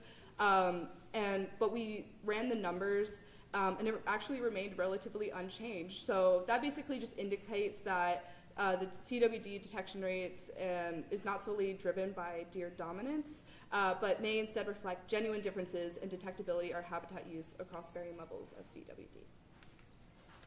And then we have lack of shrub cover. Deer eat a lot of shrubs, guys, and because of that, we saw very limited vegetation, and vegetation is actually kind of what brings in those mammals, right? Mammals don't want to live in areas that are barren, so the deer kind of are ruining the fun for everybody. No, I'm kidding. I'm kidding. But yes, so lack of shrub cover. There's also potential bias. So due to, we placed these cameras intentionally in areas that we saw mammal activity. So we were placing them along mammal trails. We were placing them on like where we saw scat. Like we were intentionally trying to find these areas because we wanted to really catch the most diversity that we could, kind of casting that wide net, but because of that, it wasn't a random selection of where we put these cameras. We also baited with sardines. In the summertime, we ground them up and actually put the meat out, but then in the fall time, we just used the oil. And again, that baiting could have influenced our detection rates by drawing in these mammals more. So in real, if we think about it, detection rates might actually be a lot lower than what we normally see as well, but I am really glad that we caught all of that. So overall, our results suggest that while higher CWD volumes can reduce mammal detectability, it also contributes to a greater species richness and ecological complexity. And these findings highlight the importance of healthy forest ecosystems, and the overall hope with this research is to inform those at FSF that are conserving these lands and kind of instruct them kind of how to preserve that forest structure to best benefit the mammals. And also FSF sites are landowners, like these are landowners donating their land to them to conserve. So we're also hoping to inform them and kind of create like a chain reaction of really cool stuff of how people can conserve just in their own backyards. And acknowledgements. There's so many people, wonderful, lovely people that helped me out with this. So thank you to the Sherman Fairchild Foundation, ERSCA, the Richard Keane Mellon Foundation, and the Water Conservation Research Center. Thank you to Bennett Gold from FSF for helping us with site selection and access. And thank you to Brian, who's in the back, and Thea for helping out in the field with us. So, any questions? I have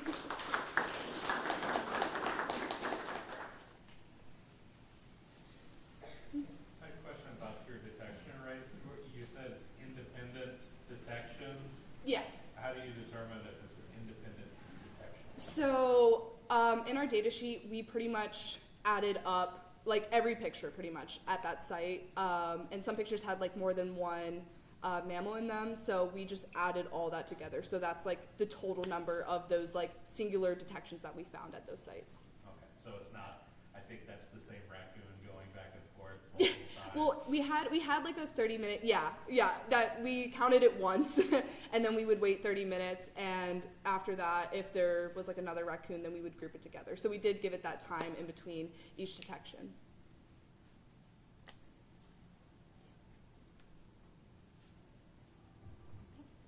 Awesome. Thank you guys very much.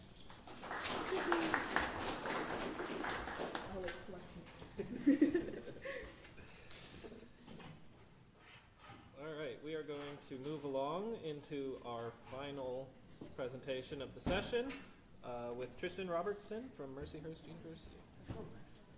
Pretty good. There you go. Hello, everybody. My name is Tristan Robertson. I'm a senior at Mercyhurst University. This is part of my environmental science senior thesis. Dr. DeLance in the environmental science department has been my senior advisor.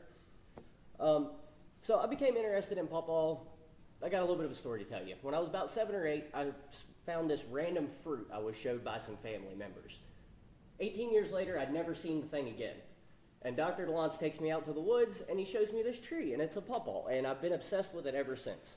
These long leaves give off a real tropical vibe, and the flowers smell of rotting flesh to attract flies, which is actually their primary pollinators. This picture here is a main stem at a wild patch at Asbury Woods, and that's a cultivar orchard where they're growing domesticated species. I wanted to kind of show you the two different environments and the two different growth habits this tree has, depending on if it's in a wild setting or an orchard.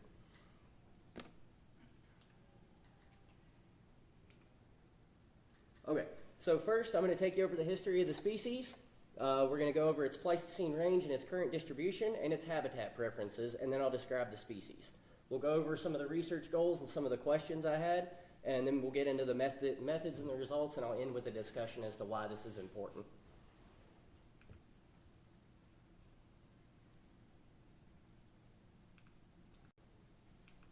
What's going on?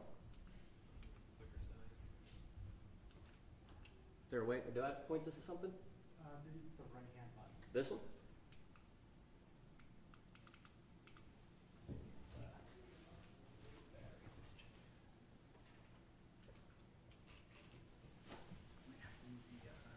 Just use the enter button or the arrows? Okay, I can do that. No, that one didn't work either. I didn't do it, I swear. Oh, is that the problem? Okay, gotcha.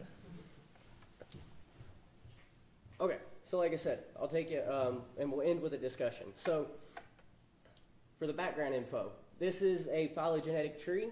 It's a member of the Ananaceae family, which you can see right up here.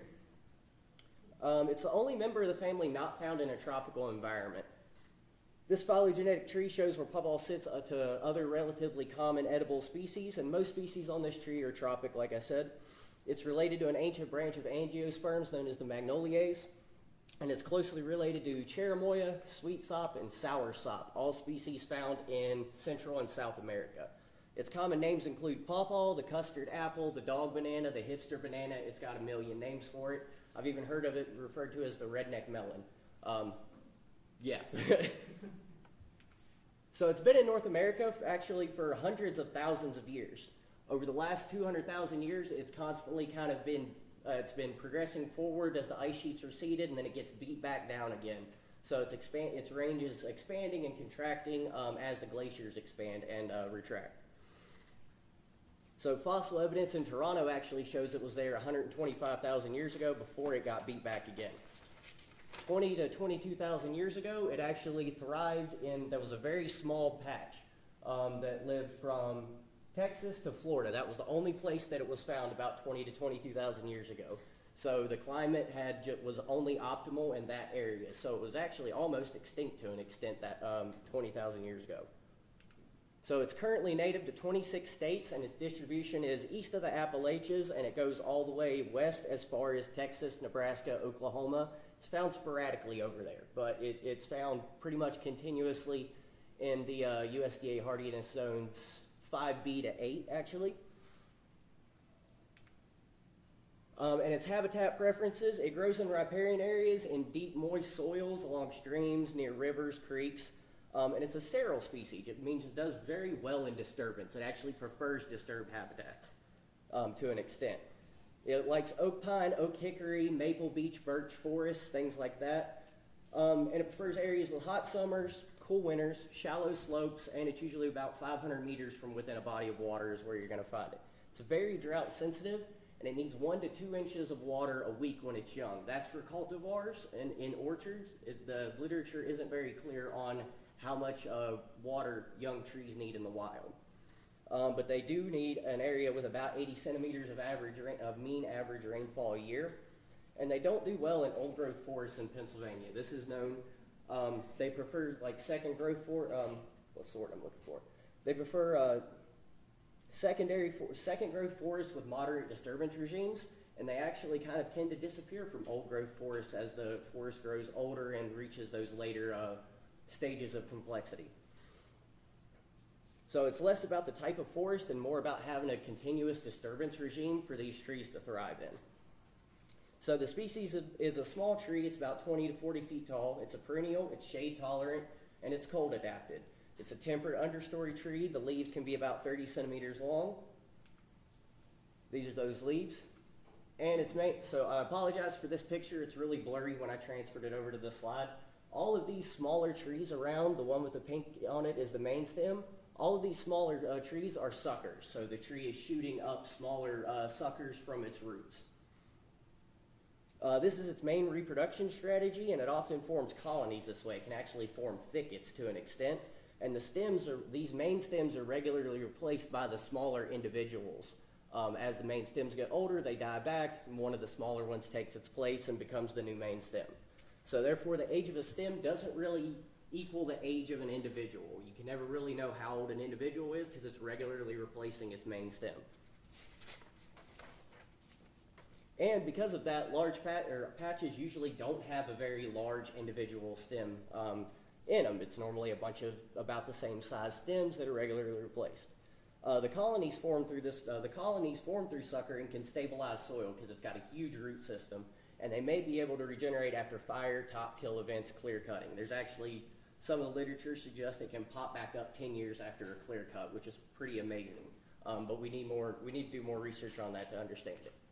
So the bark is prone to cracking, and it has these irregular fissures in it that kind of can the sun can kind of cause them bark burn. And also in the winter, the sap can freeze and kind of pop out, so it'll have these weird scars that heal over on the bark. It's the largest native fruit tree. So these are the largest fruiting trees, or the largest fruits you're going to find on a tree. Technically, a bottle gourd's a fruit, so it's actually the largest fruit in North America. So this is the second largest fruit in North America. The wild fruits vary in size, shape, flavor, and color, and they're kidney-shaped. And they have a soft custard-like pulp. It's compared to like banana and pineapple. And it can be eaten fresh. They also make it into a bunch of different breads, fruits, jams, ice creams. It's amazing. The kids love them. So the flowers, I love these flowers. Like I said, they smell of like rotting flesh to an extent. Their primary pollinators are beetles, carrion flies, things like that. They have these really deep maroon color, and they're really tiny. They're only about 2 inches in diameter. They're protogynous, which means the female parts of the flower are receptive of pollen before the flower sheds its own pollen, so they can't actually self-pollinate themselves. So you need multiple genetically distinct individuals in an area. That way you can have overlapping flowering periods, and then they can be pollinated by their primary pollinators. It wasn't domesticated up until recently. It's thought they were kind of just everywhere over the last few thousand years. So there wasn't really a reason to domesticate a fruiting tree that's just always there. It's a good secondary source of food for about a month out of the year. Also, the fruits are very perishable. You can, even in the fridge, you can only get them to last a week or two. So here's one from Asbury, and here's what it looks like when you cut them open. So it was thought for a long time that these were primarily dispersed by megafauna, because you got giant fruits, giant seeds, mammoths, ground sloths would eat them, and they dispersed their seeds as they, moved and pooped, and you'd have a new patch of puffballs wherever they grow. But it turns out water, humans, living mammals, they all actually spread these seeds, and that's part of the story of how it continuously traveled north. People were doing it. The seeds and the fruit themselves actually float as well, which is pretty unique. So now we're going to get into our research and goals. So a lot of research and a lot of the literature you're going to find is talking about orchards and cultivars and domesticated fruits. There's not a whole lot about wild patches, so that's why I decided to focus my research on wild patches. So we wanted to look at the age of stems. Like I said, you can't actually date an individual, but you can date a single stem. Wanted to look at some of the tendencies of wild patches and the health of the wild pawpaw patch. So is it contracting? Is it expanding? Is there invasive species present? Also, we wanted to find some fruits. The kids had a blast, so that's a goal accomplished there. So we wanted to look at how much light reaches the canopy floor, how dense is the canopy cover, and we wanted to see what we could learn from pawpaw via dendrochronology, because not a whole lot of people are coring these trees, and the literature is very sparse on it. I want to know, is it possible to identify a main stem? Is there one stem in a patch that is kind of benefiting that we can see as the main individual? And I hypothesized that the growth rates for young and older stems would be different than mature stems, so basically middle-aged stems, based on the amount of light they receive. Pawpaw has a role to play in ecosystem and restoration services, and it performs important ecosystem services. We'll talk more about that in the end, and that's why this research is important, so I'll hit on that at the end. So for the methods, I'm going to show you all the study area and describe the forest conditions in a minute. We made maps of the patches using procedures from underwater archaeology, because if I can map a boat underwater, I can map a forest on land. And it was good practice. And we also used dendrochronology. Like I said, we cord trees to determine the ages. So this is what a cord pawpaw tree looks like. There's the pith, so there's the center of the tree, and you can see the size of the rings. We were able to develop skeleton plots based on ring size, and I'm going to show you what those skeleton plots look like. Doing that, we can kind of cross-date different trees, and we can also look at environmental factors contributing to growth rates. We also took light readings and the canopy cover estimates at the base of each stem, and I'm going to go over all those results here in just a minute. So here's the primary research area. So this is Asbury Woods. It is on the Greenbelt Trail. Our main survey area is actually the north side of this rectangle, so this whole area is about 200 meters by about 150 meters. Before we get into that, I need to define a couple of things. Metapopulation. So all of these are a metapopulation.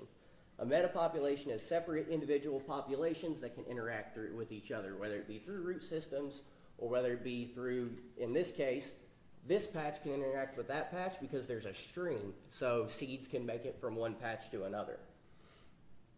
Patches were defined as whether or not there was continuous suckers and seedlings going from one patch to another. So if there was a patch here and a patch here and no suckers in between, these are separate patches. That's how I defined a patch. 7 pawpaw patches were found within the study area. We only cored from 6 of them. Patch A7 was just too small to core. There was multiple stems present in most of the patches except for A1 and A5. Those were single stems just with a few seedlings and suckers around them. So the whole area is a small old growth forest surrounded by a late successional forest with a moderate disturbance regime. And suckers and seedlings can actually be found sporadically in between in this entire area. They're just popping up here and there. We're not sure what suckers, what seedlings, and what the relationship is to each patch.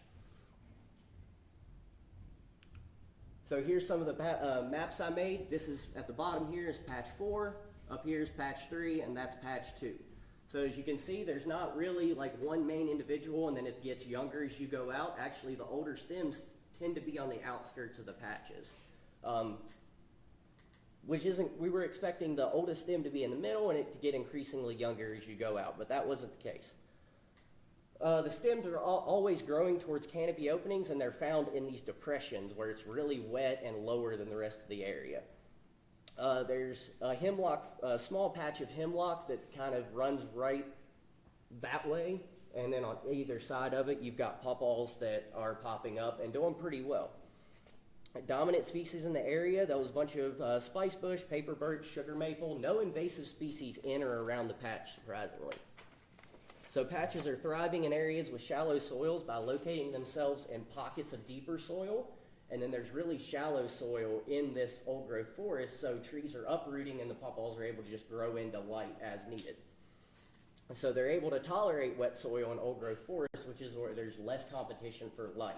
So they're in a really particular spot and they're loving it there and taking advantage of the disturbances.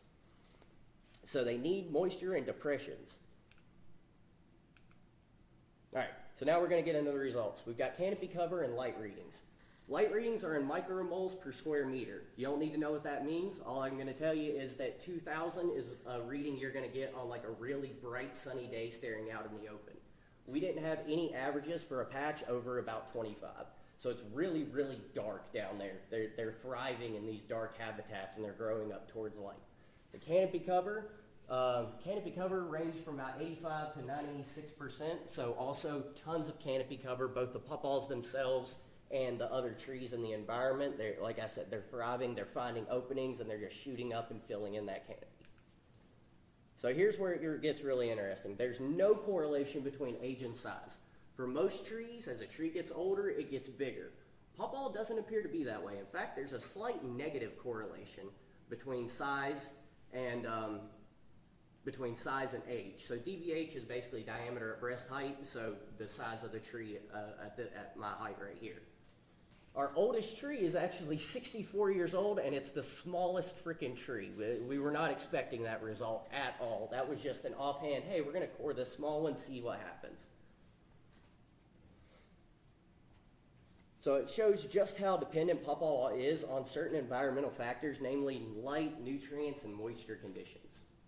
So here's the skeleton plots. On the bottom is a broad view, so we look at the rings, all of the rings at once, and we're kind of looking at overall growth trends and how rings change over time. And we're trying to find specific signals that impact the stand. So for instance, right here is probably the canopy opening up and that pawpaw growing into that canopy. Up here is big rings, down here is small rings, if that makes sense.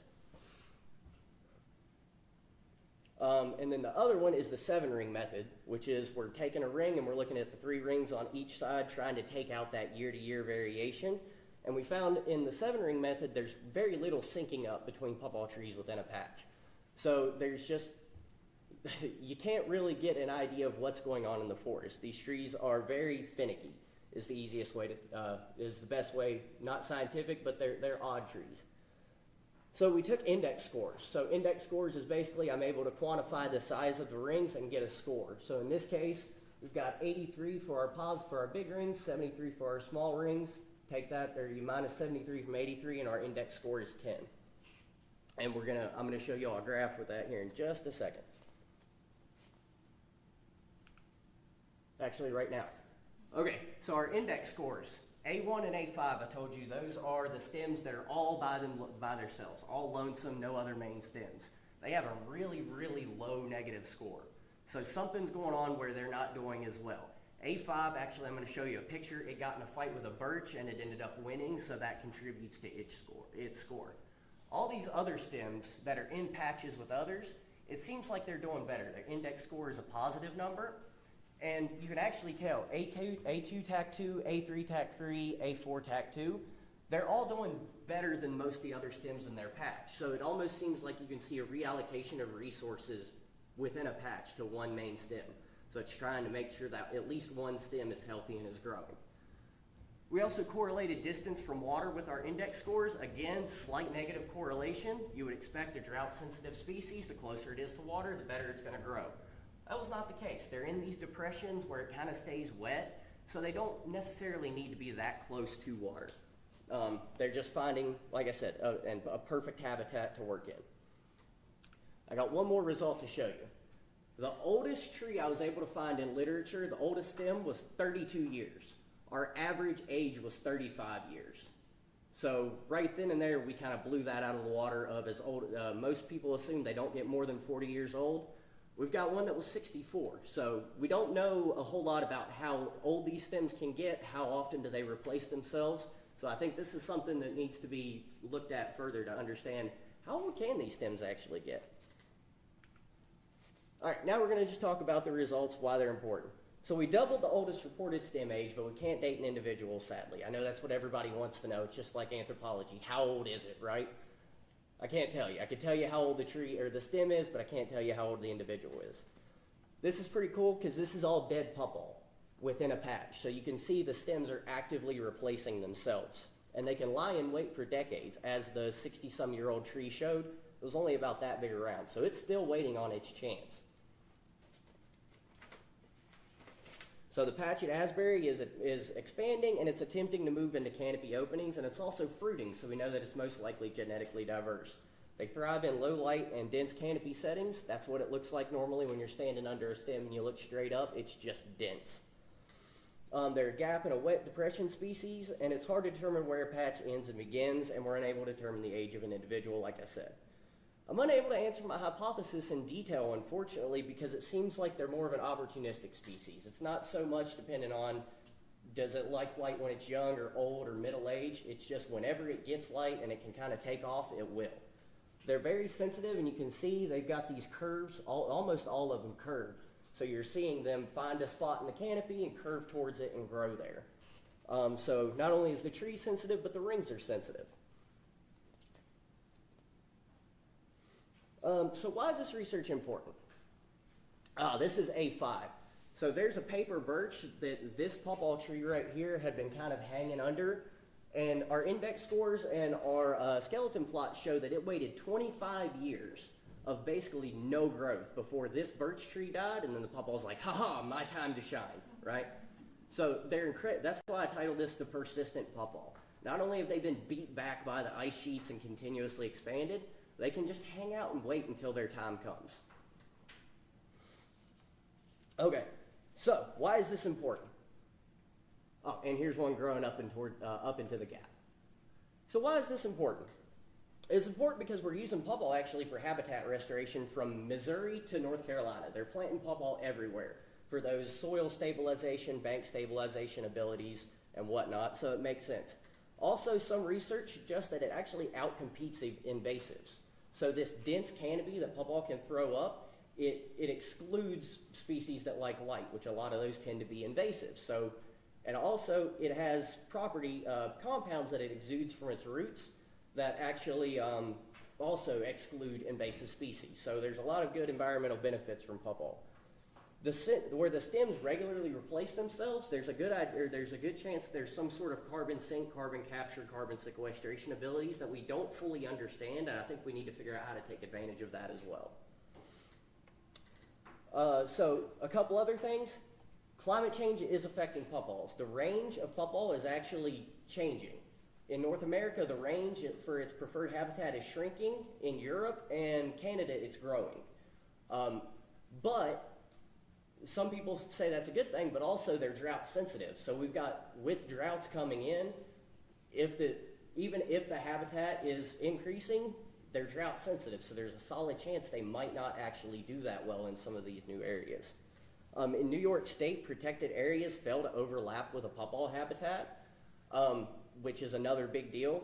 And so with increasing temperatures, wild populations may begin to decline due to drought sensitivity. So we need to know more about wild puffball since we're counting on it to solve real world problems such as erosion, health of ecosystems, and also it's a food source. People are hungry. Having something that just regularly drops 50 pounds of fruit, it's good for a community. So we need fruits, we need trees like this around more often. Okay, so future research, and I'm done and I'll leave you all alone. So I think future research could compare metapopulations in different areas of Erie. There's actually researchers in New York State who are doing this. Stephen Tulowicki, he's a GIS expert and a sustainability expert. He's working on a lot of on much similar research.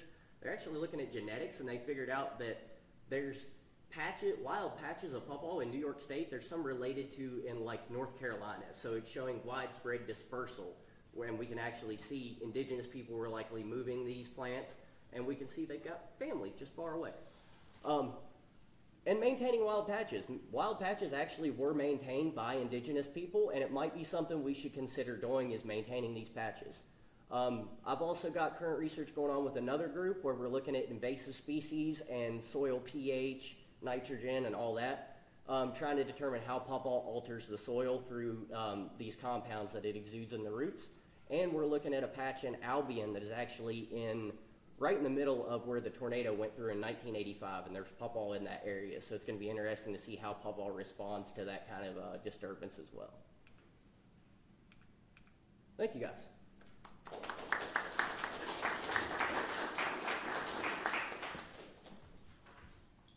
Hit me with them. Anybody? What you got, Dr. Giles? So you said the A7 was too small to core. Yes. Did you determine like a minimum threshold where this would be too small? Like if you take this going forward, what are you going to say is too small to core? Okay, so it was like right around 10 centimeters DBH. We decided that was kind of our threshold. Which a lot of the puffballs were hanging out in that area. The one that was the teeniest of tiny, it was about 8 centimeters, and I think that's about as small as we can go. The patch A7 was maybe like 4 to 5, so it was just not doable.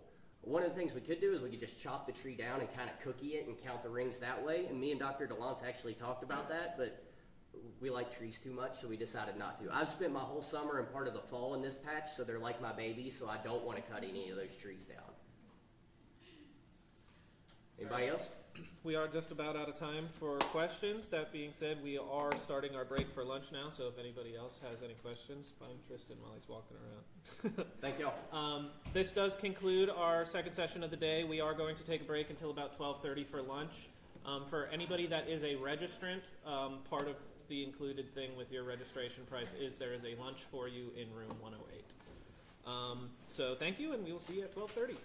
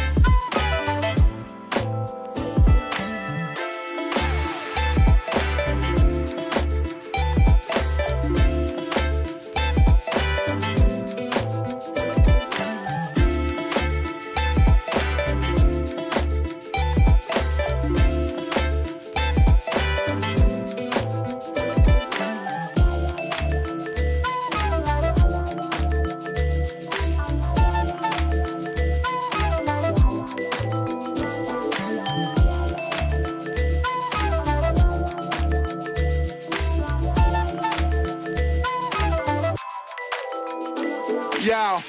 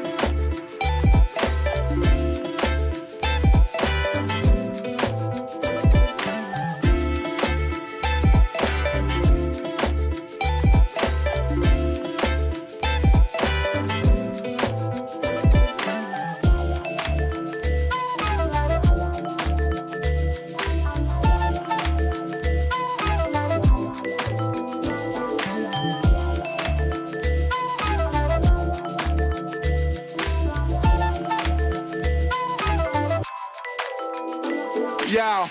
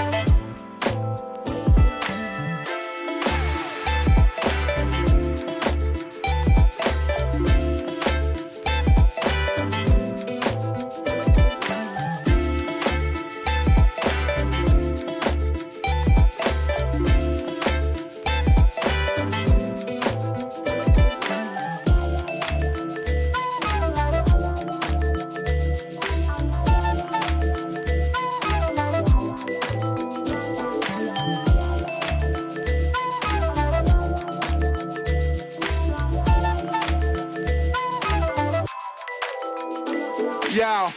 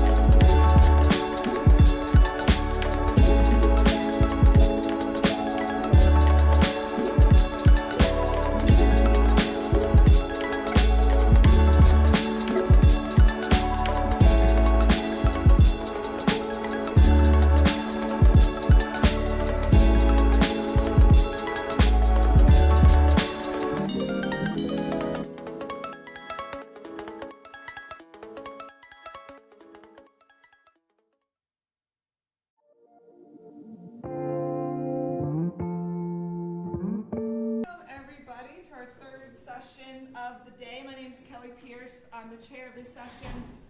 I am a professor at Allegheny College. I work with the Watershed Conservation Research Center, and I'm happy to chair this session. Our first talk of today is Dr. Daniel Galifa, and he is a professor of mathematics at Penn State Erie, the Barron College, and he will be talking about the multidisciplinary mathematical modeling approach used to studying arachnids. So welcome, Dr. Galifa. Thank you so much. Hey, thanks everybody for coming. I really appreciate it. I'm happy to be here. I said I finally have something that fits the theme of this conference, and I have an excuse to come here, so it's great. So, how many biologists do we have, may I ask? Okay, terrific. All right, and I'm not just, what other disciplines would we consider ourselves? What is it? Okay, so there's lots of, and, okay, terrific, actually, and. Ornithology. Oh, okay, great. That all is applicable, believe it or not. So here are two of my spiders. We actually studied them. On the right is my Chilean copper. On the left is Clementine. She is a Pteronoculus murinus, or the OBT, the orange bitey thing, considered one of the most defensive tarantulas. But as my student Gavin will testify, she's actually the sweetheart. So, but anyway, origin and nature of research. Let's talk about this. So this is what I call, this is the girl. This is Rosalinda. Here she is doing some matrix analysis. Yes, she does really use that. And I have just some good pictures of her. So I always wanted a tarantula. I got a Chilean rose, okay, Rambustola rosea, and she was probably wild caught. I'm thinking she was from thousands of miles away. Where was she from? Now see, I'm a mathematician by training, so I've done mathematical sciences. And the thing, if you study mathematical analysis like differential equations, that's rates of change. Everything that moves has a differential equation to it. Everything. Things in our body right now, to the lights flashing, and everything. And so I started, as soon as a mathematician looks at something, they say, what's the mathematics behind this? How do we understand this symbolically? How can we apply the analysis of calculus and differential equations to get a better understanding of it? And immediately my mind started racing. So I fell in love with tarantulas, had a passion for them, and they're like glazed potato chips. We don't eat them. You can't just have one. So we're up to 24 spiders in my house now, and counting. Right, so 2 black widows, 3 wolf spiders, 19 tarantulas. Right, so and as I got her, I started to read and learn all this information, and what I realized was there's a massive amount of biologists will attest to this. There's a taxonomy, goodness gracious. There's a massive amount of gaps in what's going on in the research.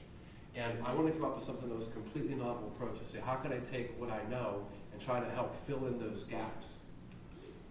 And I said, eventually, and this took many years to develop, and just for this year, we'll talk about it at the end, we got funded, and we have undergraduate research students, we have a biologist, we have an engineer, and we have mathematicians. And we had, does anyone happen to know, and I'll do a name drop here, Dr. Kara Shillington. Is that a name that came up with you, biologist?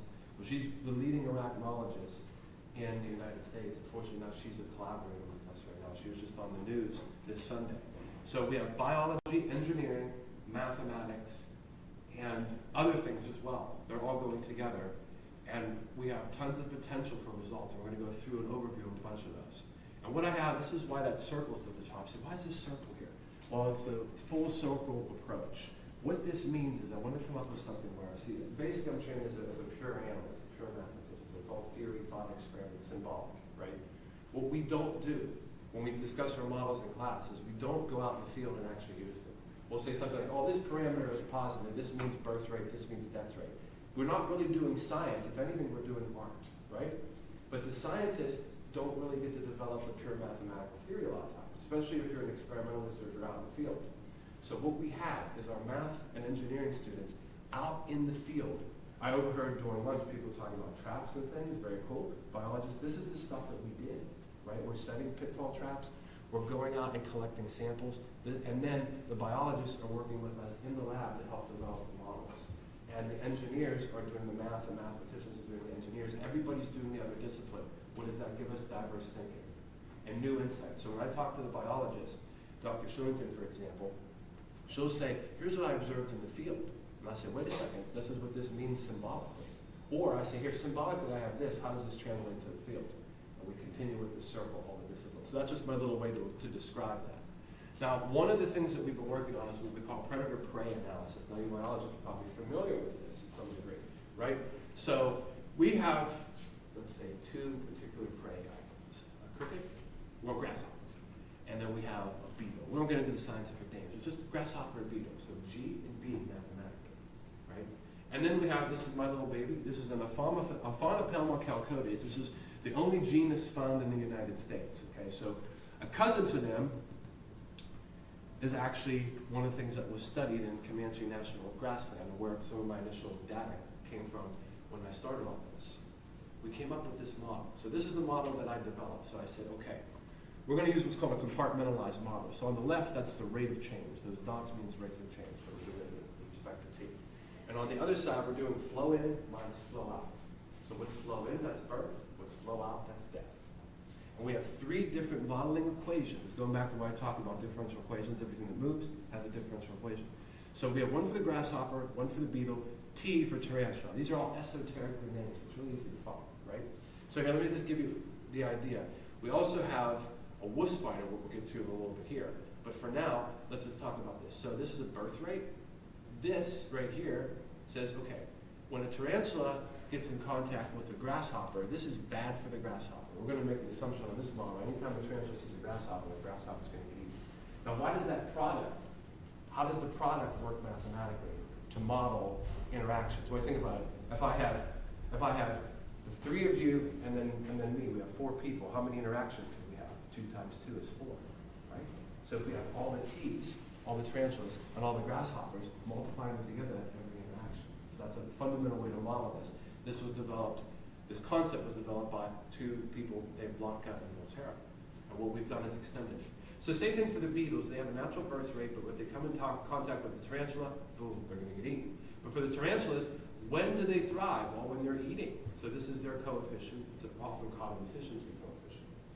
And then same thing, they can have one for when they eat the grasshoppers, when they eat the beetles, but they also have a natural death rate. Okay.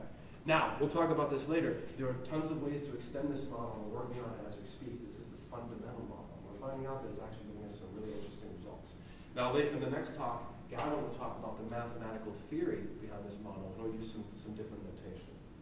So the thing that's interesting about this multidisciplinary approach is we took this model, we said, let's look at this mathematically. Right now we have 2 papers in draft form on that we'll talk about. But we're also sending something to an ecology journal. Some people might know AMNAS, right? So we're going to probably send it to that. Now, just to give you an idea of just one of the many extensions, let's go back to that wolf spider. See, in the field, tarantulas and wolf spiders compete. So without going into all the details, we have a tarantula, a wolf spider, and a beetle. So let's say the 2 are competing over one prey item. When the tarantulas and the wolf spiders interact, depending on the size, one can eat the other, okay? But they might not bother each other at all. This is how the model gets more complicated. So this is just the idea of how we can model predator-prey interaction. Now, to extend that, we have, I don't have to read this verbatim, but we have a thing called logistic growth, which gives us carrying capacities, right? So that way we can bound the growth based on environmental factors. We also can look at end prey items. So what this means is, let's say in the field, and this is what we observe, the wolf spiders are eating 7 different prey, right? Then we have now a 7th equation, well, I guess an 8 equation model, 1 for the wolf spiders and 7 for the different prey, et cetera, et cetera. And we're working on that paper as we speak. We could also add delay terms because we don't incorporate how long it takes for the spiders to feed on the insects. So we could add that as well. And we also have a thing called functional response. So biologically, this is how we would quantify intake rate of the predator as a function of food density. Okay, so we have another way to make this even more accurate, and so on and so forth. So the idea is we're going to continue extending those models. Now, one thing that's never been done, okay, and this is really important in ecology in general, is population modeling. We want to be able to assess the number of a given population at any time without having to do a census. And for something like wolf spiders or tarantulas, it's almost impossible to do in large areas. Right? Just even the United States, the census, that's hard to do. Right? And last I checked, tarantulas don't do so well filling out surveys. So we need a way to count these. We need to count them at any time. We also want to count the different phases of life. So when finally the light bulb clicked, is I said we're going to have a multi-phase model. So these are 2 of my tarantulas. This is my cobalt blue from Thailand, and this was my zebra from Costa Rica. And so, point of showing those 2 is we could look at something of 2 totally different ecosystems, right? Think of Costa Rica versus Thailand. Some similarities, but very different. Totally different species, completely different evolution. Their bristles are different, etc. But in general, what we have is a spiderling that lives in the burrow. And as soon as they leave the burrow, the next phase is they're going to disperse. And as soon as they make their own burrow, we're now classify them as a juvenile. And when they get to mature sex organs, they're adult male or adult female. So the 4-component model gives us 4 stages, which we have spiderling, dispersing, juvenile, and then we do have a dimorphism that we want to talk about briefly. It's very important. As a general rule, when male, and he's a mature male, my red knee here, they're going to develop pedipalps that have emboli. They're going to have tibial apophyses. They're going to have hooks in general. And then they're going to, when they become mature, search for other females. So guess what? Their death rate is going to go up. While the females are safe in their burrow, the males are going about, and it's much more dangerous. So as soon as they're mature, we have to model them differently. So this system of differential equations is still in its infancy in regard to solving it. But this is the model we're going to start with. Now what are these other coefficients? Same kind of thing. This is the carrying capacity. This determines, there's a limit to the burrow and how many eggs the mother can have. That's mathematically incorporated there. This is the fecundity, right? So what's basically the likelihood of that female going to be able to produce? But then we have these taus. Those are for transition rates. And then the deltas is like a D for the death rate. So we have birth rates, death rates, transition rates, fecundity, and carrying capacity all incorporated into this. And we're studying this literally as we speak. And so we have some initial conditions. We always start off with initial population counts. The interesting thing about this model is that any time t, we can tell you how many juveniles there are, how many babies there are. And there is no literature on those numbers at all. And we know nothing about what happens from the babies. We don't technically, scientifically call them babies, the juveniles, we call them babies, first instar tarantulas, right? We don't know what happens after the mother bursts those eggs. We don't understand. So hopefully the model will give us insights into that.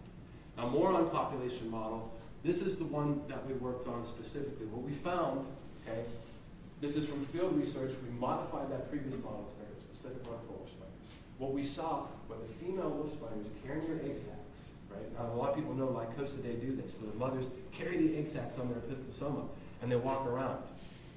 They walk around just like the mature males, so we don't put them on that organism, right? And we also found these are nomadic. We found no evidence of burrowing. We found them in different spots all the time. We're still working on confirming that. So we don't have the refuge of the burrow here. So we have a new kind of model. So we incorporated some of the pieces from the tarantula model, but we also had new ones. Okay, now to get to the engineering aspect of things. Okay, this is polymer science with strengths and materials. This is tensile analysis. Tarantula web is fascinating since the beginning. Now Trifasciata and Lectrodectus, the black widow, and another true spider, okay? Their web is studied, and we use it in biomimetics for all types of things like seat belts or race cars, bulletproof vests, artificial organs, and so on. But what about tarantula web? It's understudied. Now, my theory is that we can actually classify species based on web properties. So, in other words, if we go to certain parts of South America and look at the phylogenies there versus certain parts of Asia, we're going to see similarities to different phylogenies. Now, how we're grouping those, we're still working on that. But we have strong evidence, because we picked tarantulas from different areas, that the web properties are different among species, which means at some level, this might improve taxonomy. Or, at the very least, we can classify through web strength. But in addition, what about tarantula web? Are there properties there that will lead to interesting biomimetics? So, here is microscopic view of the delamination of a web. So for our engineers, what we're going to do is we're going to put our web in a machine, okay, our silk samples in a machine, and we're going to pull it until it delaminates. And then we're going to look at that at the microscopic level. But in doing this with what we call the Q800 DMA, so this is where the web goes. Now we would put uniaxial rods here. Engineers use all types of fabrics, all types of things because they want to understand the strength properties. This is the stress strain curve. That's the first fundamental thing that we want to see. So here are some examples, and the results have blown us away because the theory that I use mathematically has been consistent. So here is our Pteronoculus from Africa, totally different properties than this spider is from Socotra Island on Africa. Look at how different. So we have stress versus strain. And then we have the Keratogris darlingi, another African spider from a different place. It tends to break off at the same place. Now, Paraphysis scrofa, my Chilean copper, a spider from Chile. Without them knowing anything about mathematics or engineering or even graphs, these are four totally different looking graphs. So we're showing the diversity among species, and we're collecting more and more samples, and our theory seems to hold. We also think that younger tarantulas don't have as powerful or strong as web as the older tarantulas, and the reason biologically for this is because in the opistosoma, or the so-called abdomen of the tarantula, as they age, they get more spigots, right? And those are things that are used to produce the silk. So the younger ones don't have as many, but the older ones do. And we're seeing this is just a quote-unquote baby, a juvenile tarantula. We see where it's breaking here, but a mature female, look how much further it's going. This is a juvenile, a little older than what we call spike here, because they're called the horned baboon, they have a little spike. And then we have, again, another mature female. So on and so forth. We have all these properties, and we're starting to get great analysis here. Now, in case we had any chemist, like I said, multidisciplinary approach here. We have beta nanocrystals, but this is also true for biology, I know, and for physics as well. But beta nanocrystals, protein chain, hydrogen bond, and then again nanocrystals. So as we go along the stress-strain curve, we see that delamination occurs until we eventually have a break. And that's what we're trying to analyze too. We're trying to predict actually when things are going to break as well eventually. Okay, now current results, to paraphrase these. So, because there's just so much to kind of, this helps me kind of organize and kind of gives everybody an idea where we're headed here. So we're looking at one predator, two prey, the first model that I demonstrated there. And Gavin is one of the research students here that's working on that. Like I said, his talk is going to give you all the beautiful theory on the pure mathematical side of things, but also applied to biology. And then we're extending that to, again, end-prey model, which is really important because, again, we think that these spiders are eating tons of different prey items. So again, maybe the wolf spider we found, wow, ants, beetles, they're eating worms, they're eating, who knows, right? We could have any number of things. wolf spider inspired and popular, that's a wolf spider inspired population model, as we showed. We're working on a paper for that. The specific ecological applications, I want to take a minute just to talk about that. So to go back to our model, right, we have all these parameters, right? So birth rate, death rate, how do we find them? So mathematically, when we teach our classes, we do our simulations, we just say these are positive constants. But what if we want to make them real? This requires extensive field research. And what we did is we're making it, we're still in the process of doing this, we're doing a quarterly analysis. We're looking at the parameters of each quarter, so we have 4 different seasons. And then we're trying to look at what happens in the field and other literature to come up with the different types of parameters. And then what we did is we ran what we call scenarios. So we run a mathematical simulation, and Gavin will show you some of those in his talk, a mathematical simulation that shows how we will predict what happens as the year progresses. Is that 1 minute total? Yeah, you might need 3 minutes. Okay, thank you. And the multi-species silk analysis, the life stage dependent, so we're looking at the young versus the mature, and the tensile properties of egg sacs and sperm web. So this is also brand new. So the sperm web, actually that's where this guy comes in because he's a mature male. We just extracted sperm web from him. We're going to try to test that. And the female egg sacs we think are the strongest web that they make. So future plans, just FYI, again, not enough time for this, but we want to eventually hopefully obtain a grant. Hopefully we'll get things back in order with funding and government shutdown, and we'll be able to get the funding that we need and new researchers as well. So we could study things like host parasitoid interactions from the hawk wasp, our gait analysis, right? We're going to look at how tarantulas walk, because octopedal locomotion is very important in soft robotics. And also nematode infestations. We have no idea why tarantulas die from nematodes. But I have personal lab data and some of my colleagues, and this is an infancy. We want to use mathematical modeling for all 3 of these very important areas.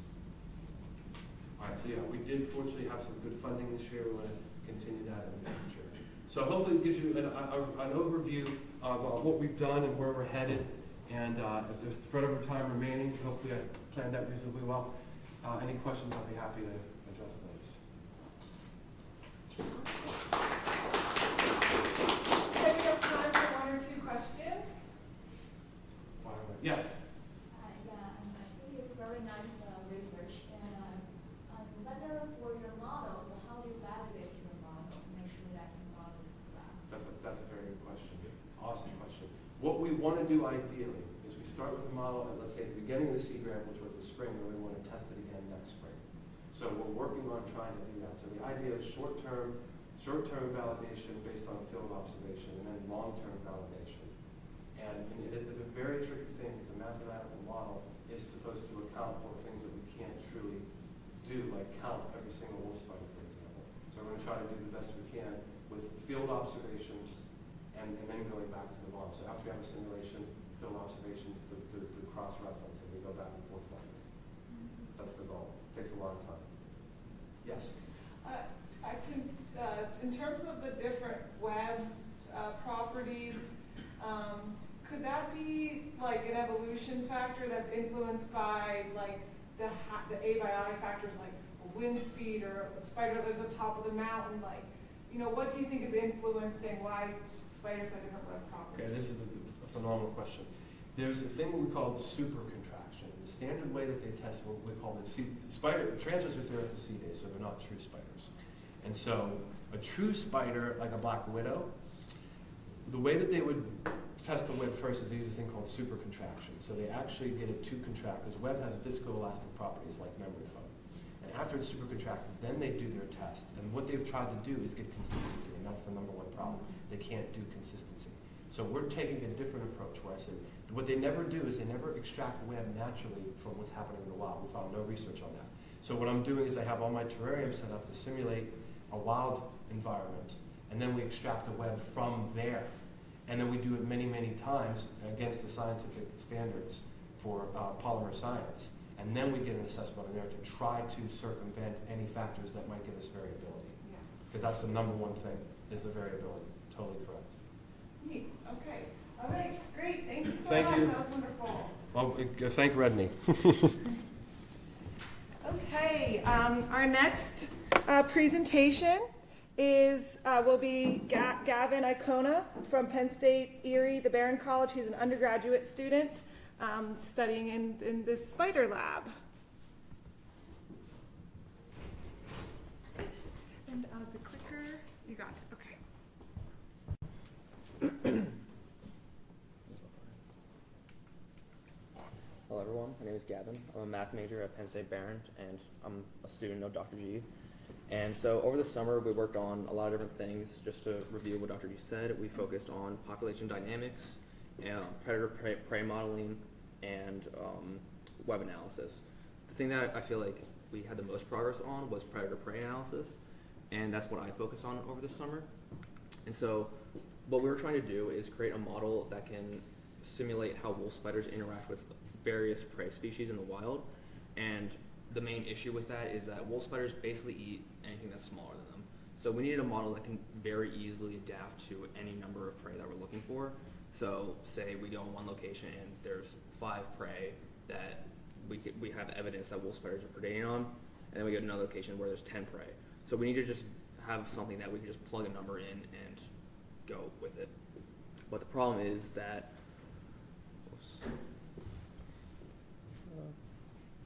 sorry. The problem is most models that exist, there are models that exist for predator-prey already, but they're usually limited to just one prey species. One of these models is Volterra, which we discussed earlier, and it's a very simple model, and it's useful, but we just need to extend upon it. Thankfully, we can do this very easily because it follows a very simple format. So Volterra is just a system of 2 differential equations, which, first of all, I don't know what everyone's level of math knowledge is. Who has at least a little bit of knowledge of calculus? Yeah. Okay, good. Seems like everyone has a little bit. It's not going to be a heavy calculus talk anyway, so don't worry. But it's a system of 2 differential equations, and it's an equation that represents the population rate of our prey species, and a second equation that represents the population rate of our predator series. So each of those rates of change depend on the current population, and it depends on the interaction between the current population of the prey and the current population of the predators. So, this is very annoying. We assign our prey species to a variable x, which we call it a variable, but it's really a function of time because population changes over time. And we call our predator species the variable y. So, so this is our equation for the rate of change of our prey species. And so this x dot notation, it just means the derivative, which just means the rate of change of our population, where x is the current population at a time t, and y is the predator population at a time t. So this first term, alpha x, represents the growth of our prey species just as if it was left alone. So if we were to ignore this second term and say that there's no predation at all, that the prey species would be growing at a rate alpha. But of course there is predation, so we have to have this beta term that explains the predation between both of those species. And it's kind of the opposite things here in the predator equation, where we have a natural death rate. If there just was no prey, they would just starve and slowly fade out. But this term accounts for them preying on an interaction between the prey and the predator species. So if we were to plot this model, we get these really nice orbits, which may seem a little confusing at first. Which, has anyone, I know it's mostly biologists, has anyone seen Volterra before? Okay, so a couple. So the reason we get these orbits is because, say we start here with a population of 3 predators and 3 prey, where the x-axis represents the population of the prey, y represents the population of the predators. If we start 3 and 3 in each, immediately the predators are going to start preying, and their population will grow, but as they eat the prey population is going to decrease. So we get this motion to the left and upwards, which is why we get these arrows going up to the left.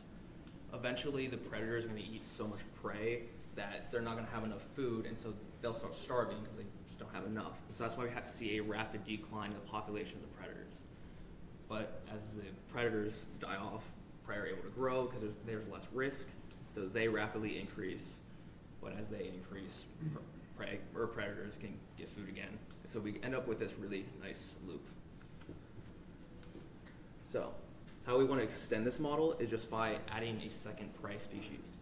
And we can do this by following the same model of the first, following the same format as the last model, but instead of just X, we're going to call the first prey species X1, and we're going to call the second prey species X2.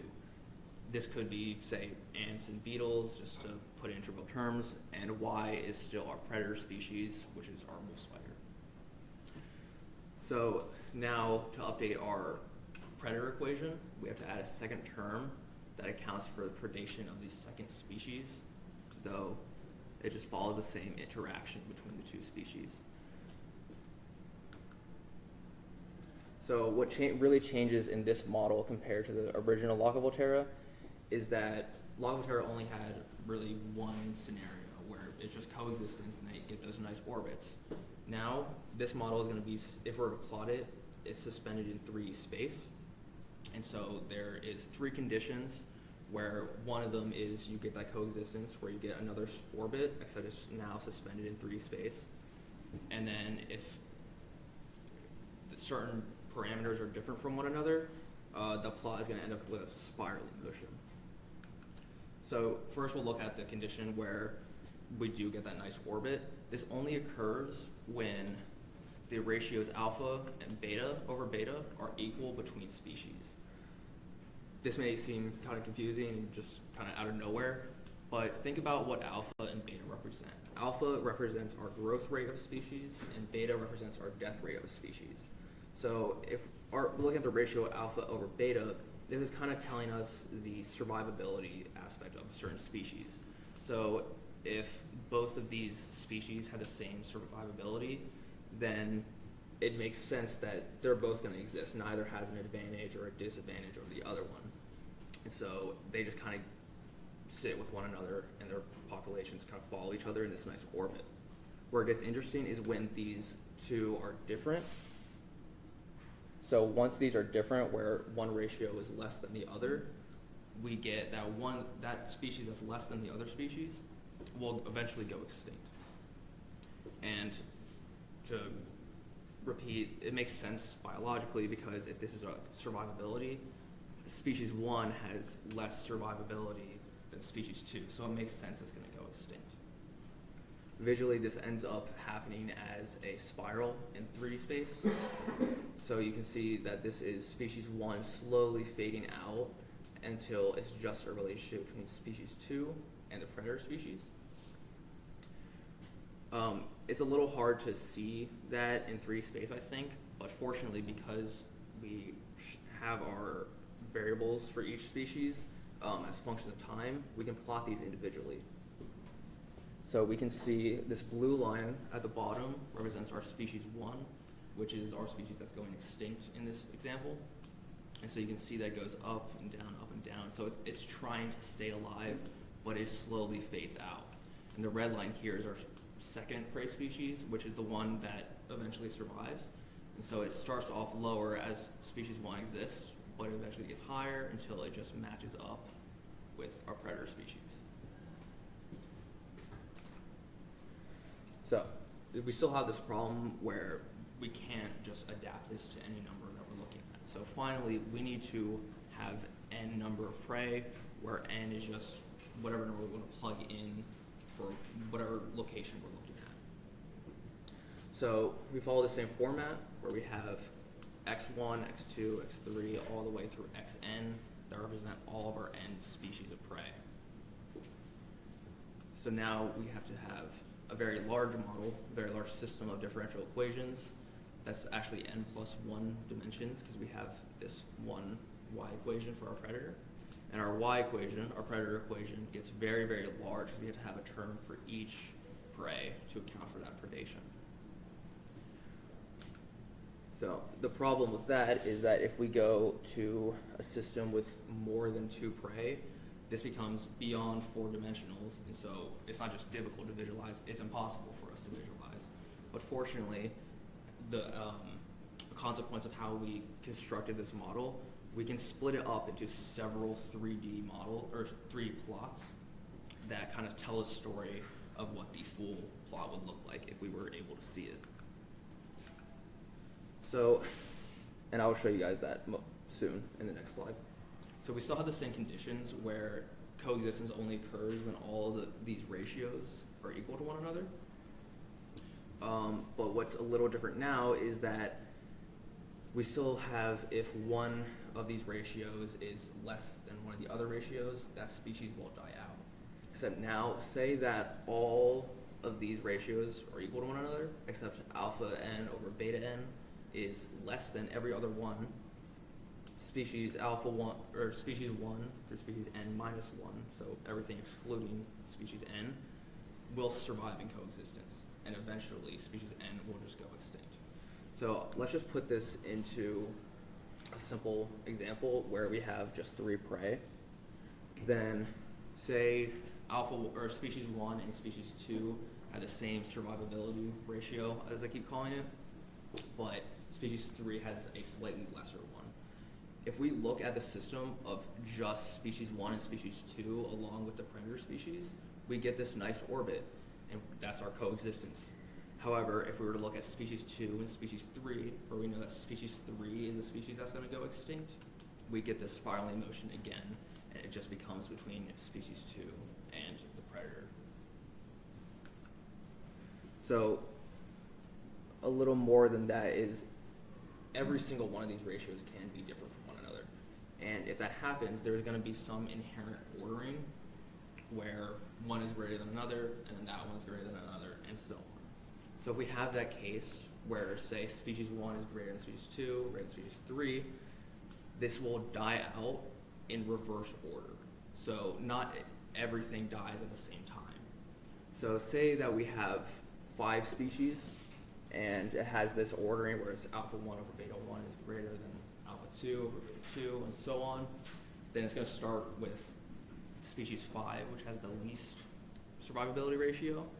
That'll die first, and then species 4, and then species 3, and then it'll move backwards until we just have species 1, which has the greatest survivability ratio. So we have our model now. That's our final model that we think we can use to just go out into the field, say we found 5 species of prey, where we can just plug 5 in for n in our model, and we instantly have a model that we can simulate, we can code, and we can plot, and be able to estimate future population growth. But that leaves a question of how do we actually know what those parameters are? How do we know what alpha is, beta is, gamma, delta?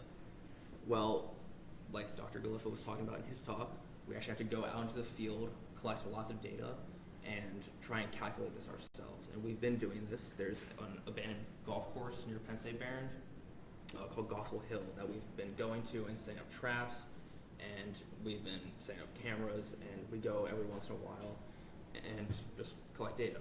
We don't have quite anything yet because it just takes a very, very long time to do, but we're in the process of it, and we think that this model is going to work pretty well.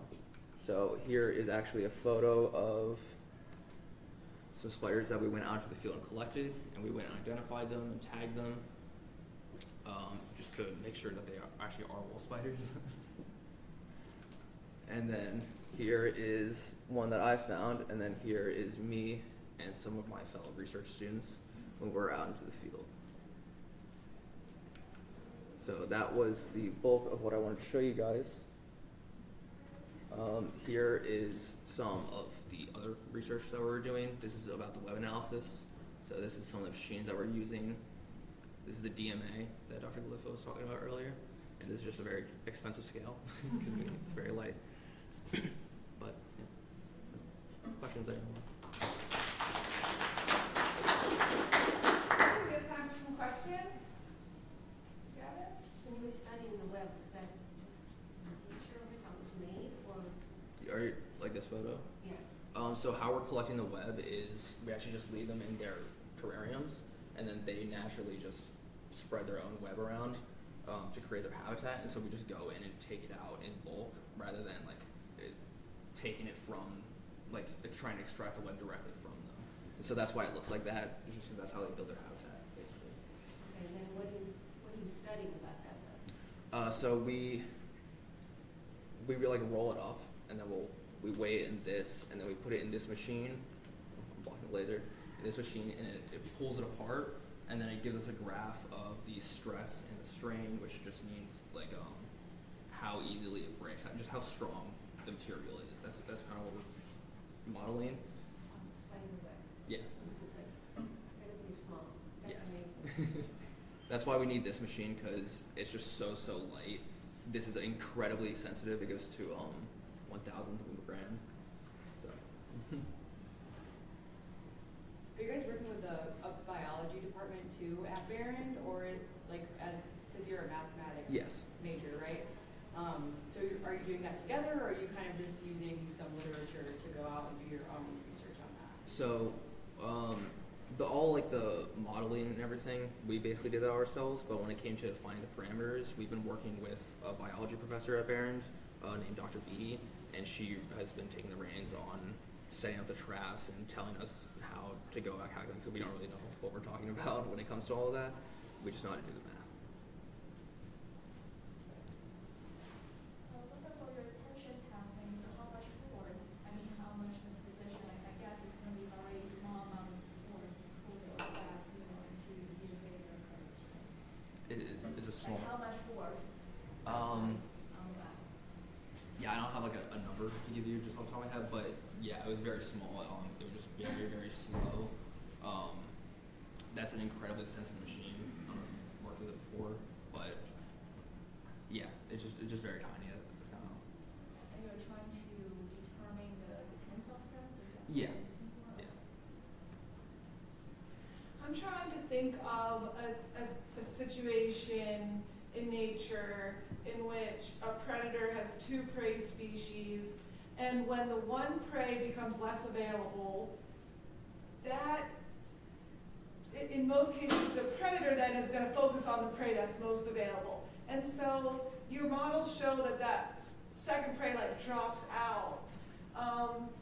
Does it ever come back? I mean, does it ever you know what I mean? Because to me, it's like when one prey is more available, predators prey switch, and they switch that. So do you ever see it coming back in your model? So mathematically, no, because if I go back a little bit, this isn't working as well. So we have this 3D model, and it has these planes that build up. Mm-hmm. These planes are what we call invariant. So once that solution enters one of the planes, it stays there. It's stuck there. So you're right that that can happen. That's just kind of one of the consequences of doing something mathematically. This is an approximation. It's not going to be exact. So we're hoping that just as we go out and calculate the parameters, that's just going to account for that. Mm-hmm. And that's kind of the idea we had with trying to do it quarterly for every season, because that's going to change all the time. So instead of just having one model say that works all the time, we say step by step. That's how it works. Okay, great. Thank you, Gavin. Appreciate that.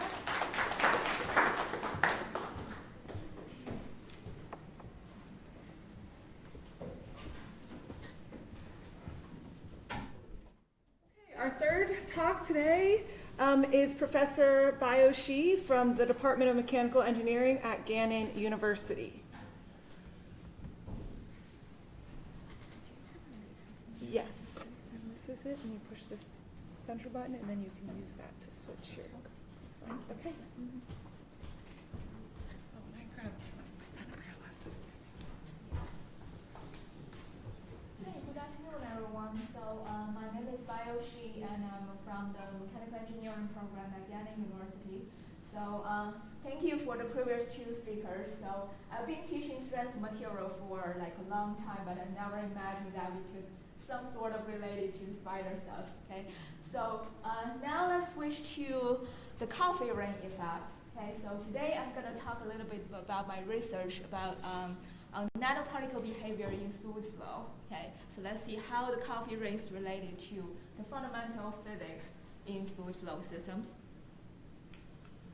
So here, this is the outline of my talk. So first, I'm going to give you a sort of introduction about what is nanosuspension phenomenon and what are the motivation and applications nowadays.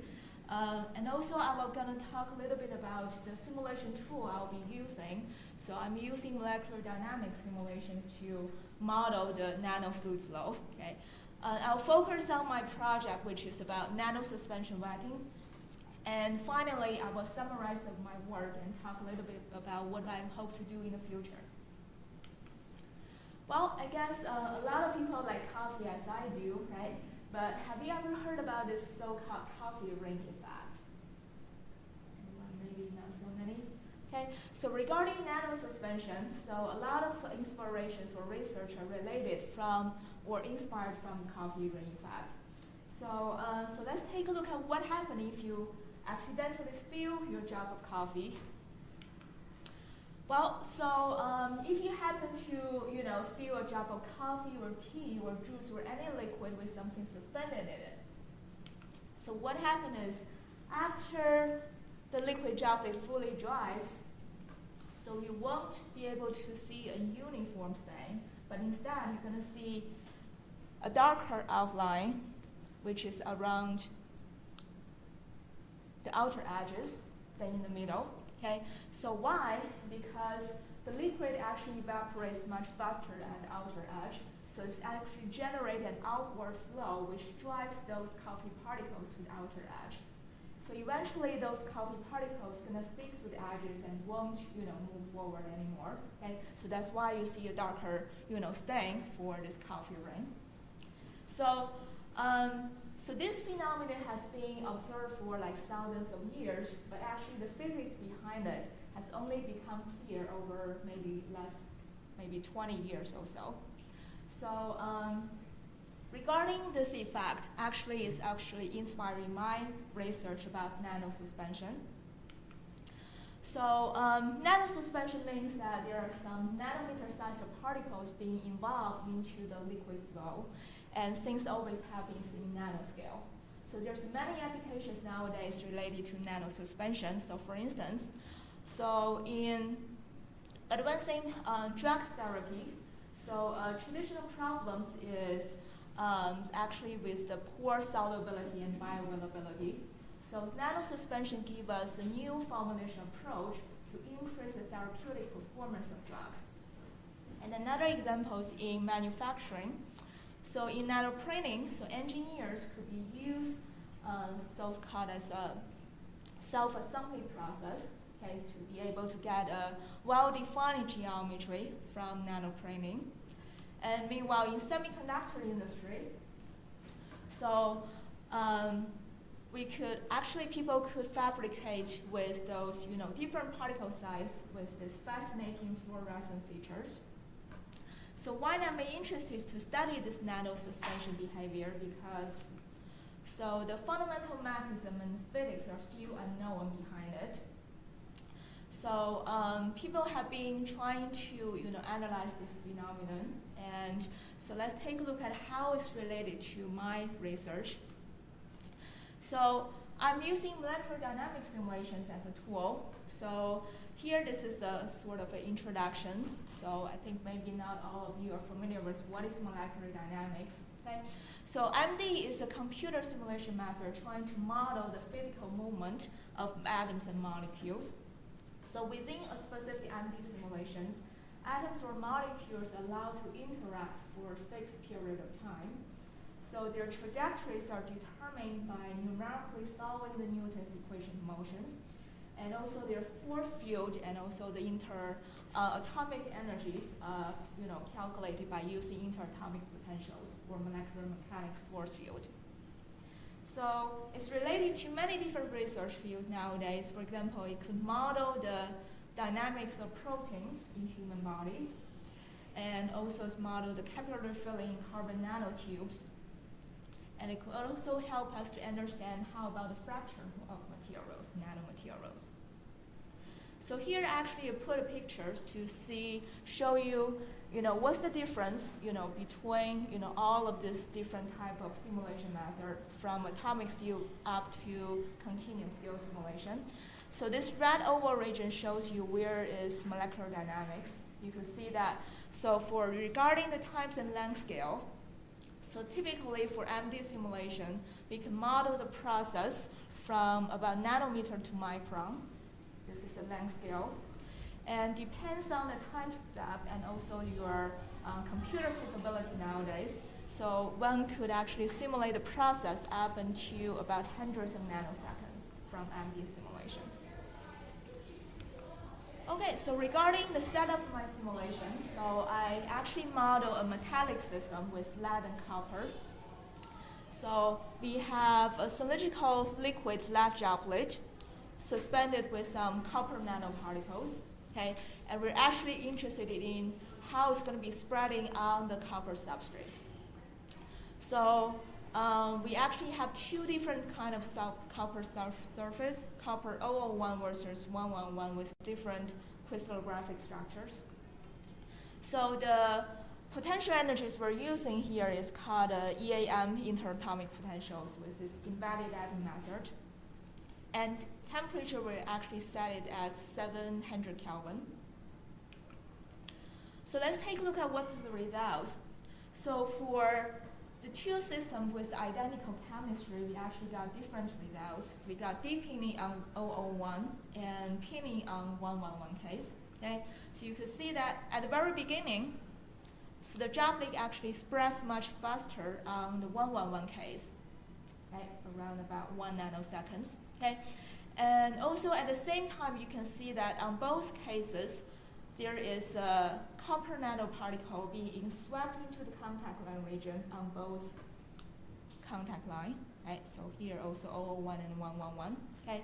But later on the 001 case, so the liquid film actually detached from the outermost particle and continue moving forward.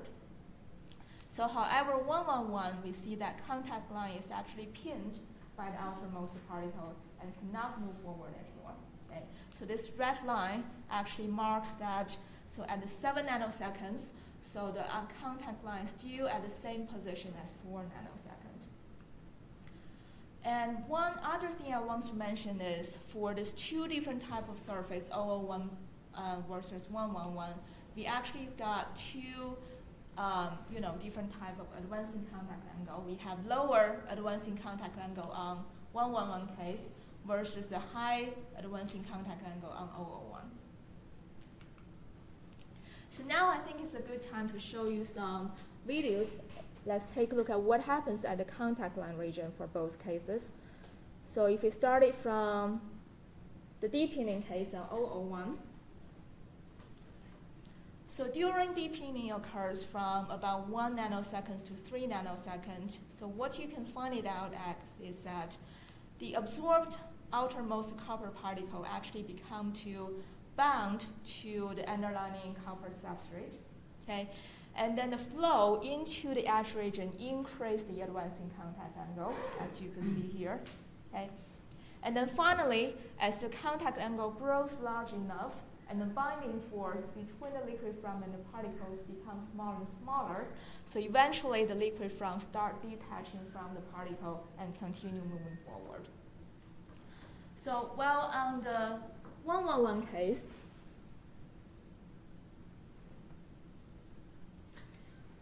so instead we got contact line is actually pinned by this outermost particle. So however, we do see there are two-layer precursor film actually still moving forward on the copper substrate. So we've done some analysis. So this is the first one. We're actually trying to plot to see what will be the external spread as a function of time on both cases. So the red curve shows you here is the pinning case, which you can tell that after about 3 nanoseconds, this curve becomes flat, which means that the contact line won't move forward anymore. Okay? And also we compare with the pure spreading, which means we only have a pure lead droplet without any copper particles. So in order to understand more about what will be the mechanism for pinning, so we actually sort of grab a snapshot from our simulation. So this is from pinning case 111 at about 3.2 nanoseconds. So by carefully examination about the interface, you can see that, so at this time, up to this equilibrium regime, so the copper particles already form some strong copper-copper bond with the underlying substrate. right? So this actually halt the contact line advancement, and that leads to contact line pinning. And meanwhile, regarding the advancing contact angle, so the apparent advancing contact angle is actually greater than the equilibrium contact angle. So however, if you take a look at this red angle here, so the liquid front between the top of this copper particle, so this small angle is very close to the equilibrium contact angle on this surface, which means that this is actually drive the local driving force down to 0. And also regarding the external spread in the deepening case, so this blue oval region shows you where we see deepening. Okay, so as the outermost particle being swept into the contact line region, which means that you could see it actually slows down the contact line advancement at the beginning, right? So that's why you got this curve actually bent over a little bit, so the slope is actually getting smaller, okay? And then as soon as the liquid front starts detaching from the particle, so the liquid actually started speed up and actually accelerating upon to a later stage of regime. So you can see this acceleration here. So we also done some other analysis regarding deepening. So for example, we're trying to see how about the flow velocity field nearby the contact line region. So for instance, before deepening occurs, there's a significant lateral flow before deepening. You can see those arrows along these horizontal directions. So shortly after about 2 nanoseconds, you can see this tremendous amount of flow into the edge region during deepening case. You can see those large arrows. Okay, so the largest arrow shows us here is about 63 meters per second. So you can imagine that is actually pretty fast. So we have a tremendous amount of flow into the edge region during deepening. So with the help of molecular dynamics simulations, so we're using the code which is called LAMPS. So this is a code developed from Sandia National Lab. So with the help of that code, we can try to also compute the forces and take a look at what happened, what will be the fundamental mechanisms. So we actually spatially divided the contact line region into a couple different regions. And we're going to mainly focus on the bottom right region, which is close to the contact line. And LAMPS could help us to compute what will be the net force acting on the copper particles due to all the liquid atoms in this region. Oops. Sorry. Yep. So, and meanwhile, we actually comparing 3 different, particle size. So what the result is that we find it out actually the force is actually increasing with the particle size. Yep, so this is about how to determine the forces.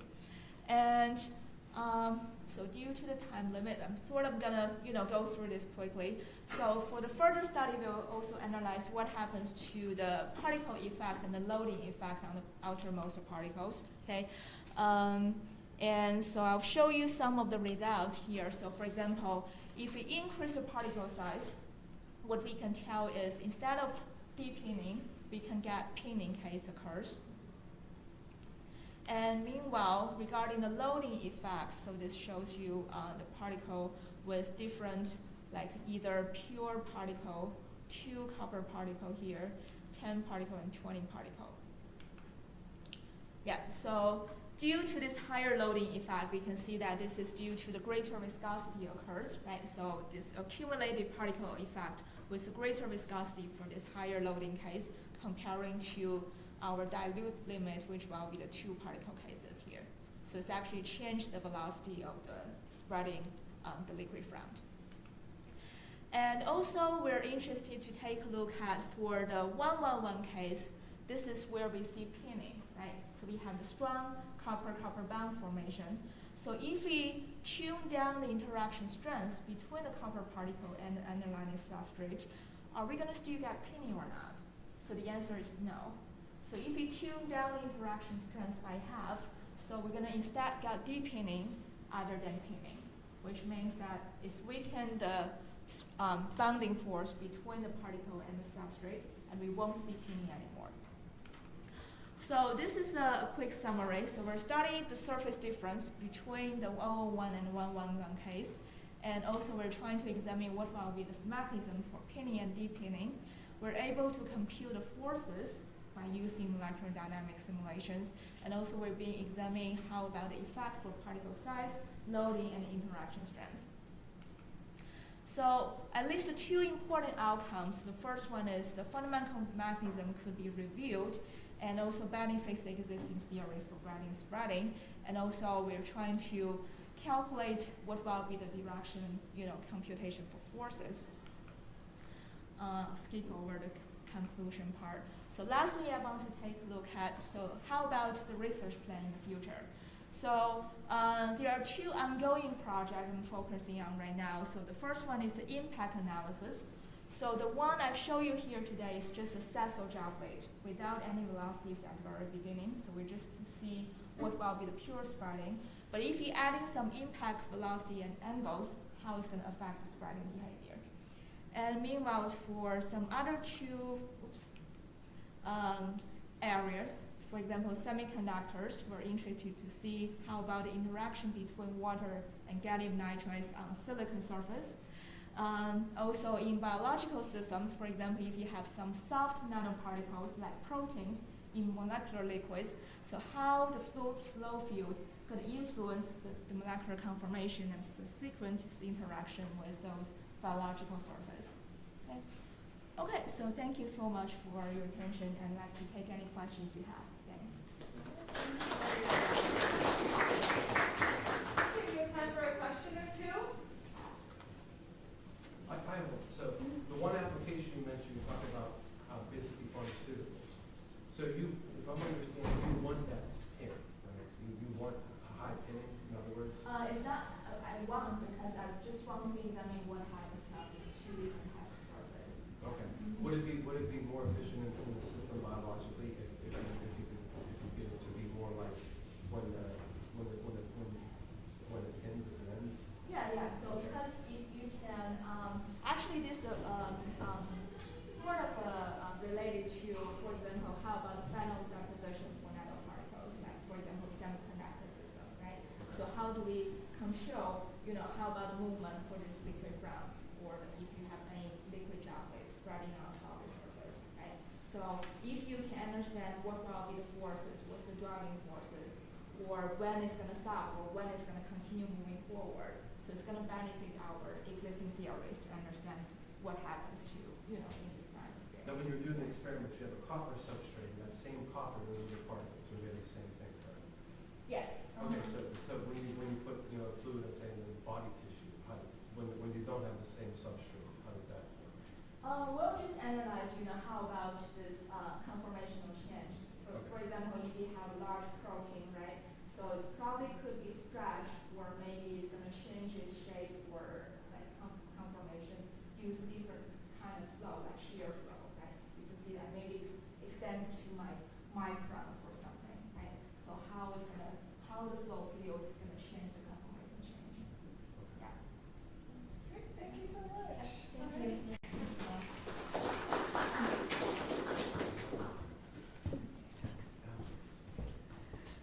Okay, our fourth presentation and our last in this session is Christian Johnson from Gannon University Department of Biomedical Engineering. And today he's going to be talking about reinforcement of polyurethane foams with recycled brewer spent grain fillers, a sustainable approach for aerospace acoustic installation applications. So welcome.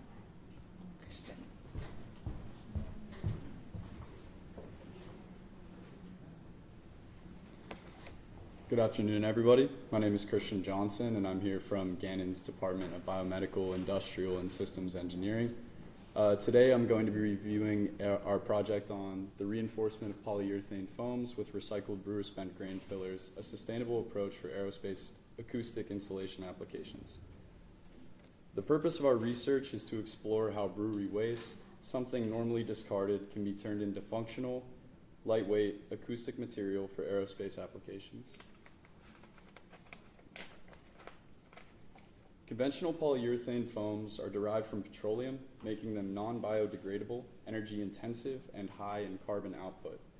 Each year, the aerospace industry seeks new materials that can reduce weight, carbon output, and reliance on fossil feedstocks.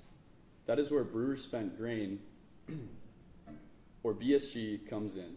It is produced in massive quantities, and most of it ends up as waste or animal feedstock. Our goal was to repurpose that waste into something with genuine engineering value.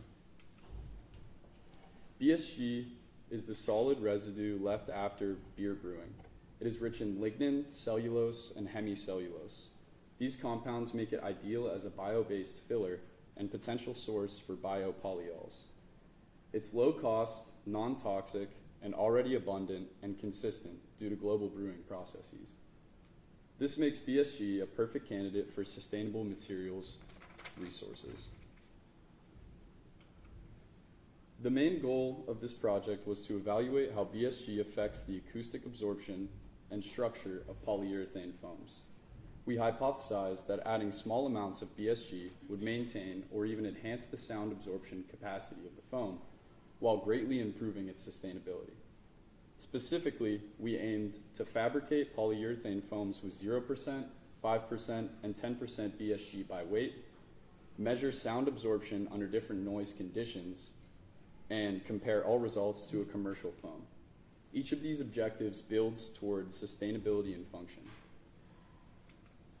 This process followed a simple but reproducible process. Collect and dry the brewer-spent grains, mill and sieve to below 250 microns, and blend into a two-part polyurethane system. We then cured and sectioned the foams for testing. We maintained a precise isocyanate to hydroxyl ratio to ensure consistent polymerization across all filler levels. This specific ratio was 1.05 to 1 NCO to hydroxide to ensure proper cross-linking.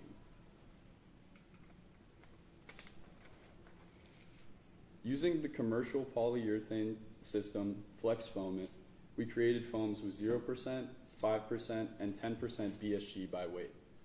We observed that the 10% sample had a slightly higher viscosity and longer cream time, but all samples cured and remained completely stable. The foams were cured for 24 hours in the mold that you see before being removed for acoustic testing. To measure sound absorption, we designed a dual chamber acoustic box. The inner box housed an iPhone, which was our sound source, while the outer box contained a microphone port. The inner box was lined with each foam formulation that we tested, while the outer box was just to keep outside noise from getting in, and there was a microphone port. We tested each foam sample under white, pink, and brown noise between 20 Hertz and 20 kilohertz using a Quest 2100 sound level meter.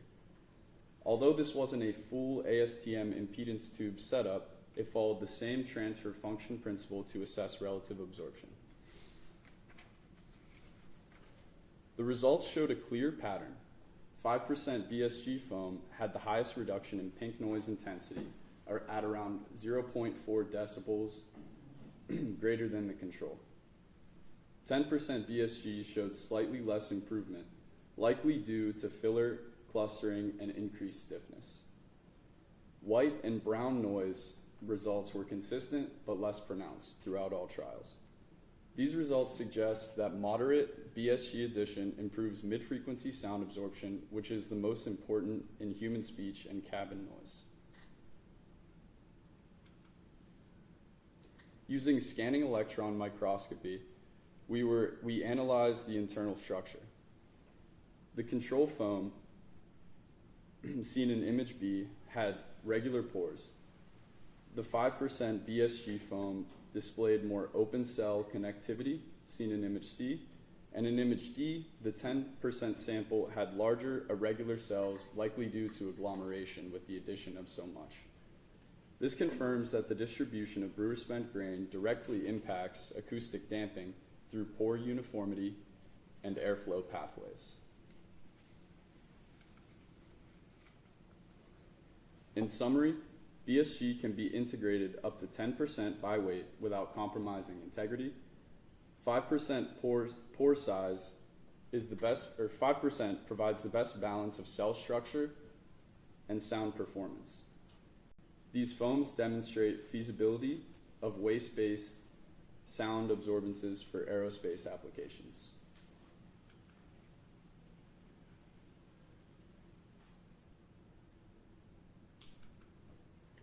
After submission to the International Mechanical Engineering Congress and Exposition, reviewers noted 2 key areas for improvement.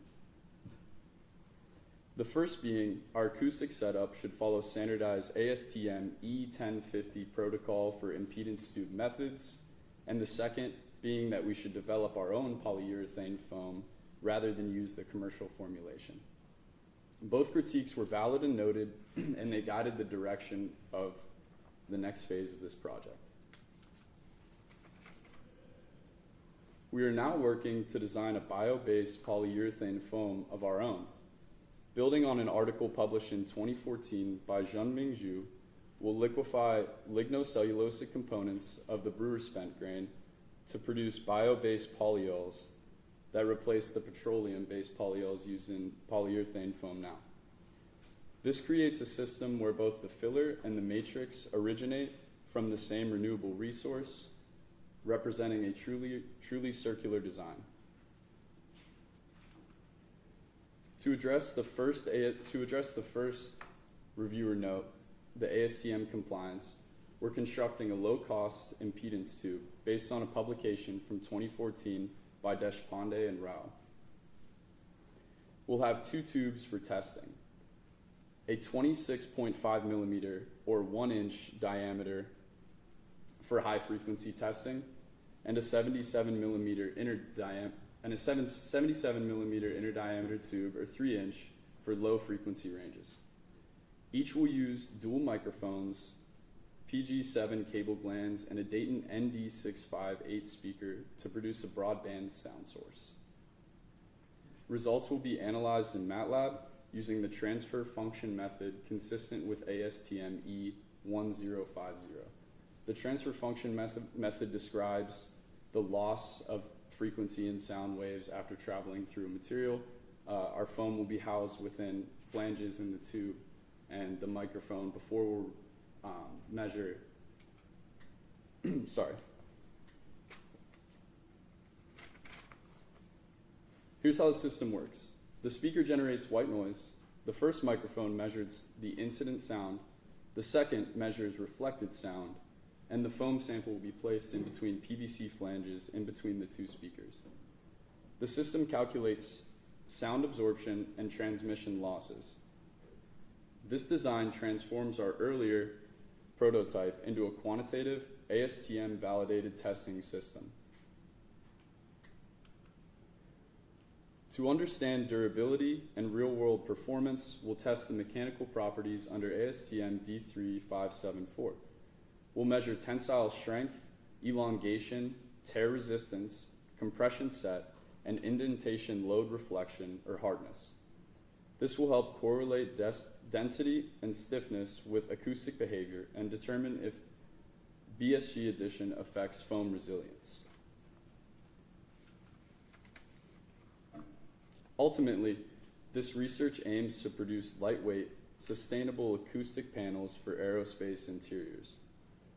These materials could reduce cabin noise, fuel consumption, and carbon footprint while supporting circular material design. It is a step toward making environmental performance a standard part of aerospace engineering.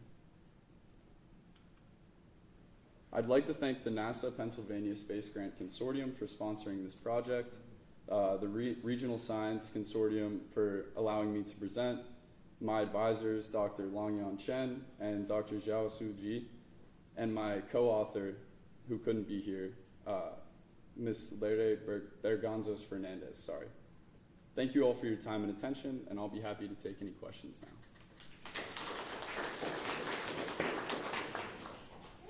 We have time for some questions. Yeah. Where did you source your BSG from? Local breweries. I can't remember the exact one specifically. Yes, he. Lavery. Oh, that's Lavery. cool.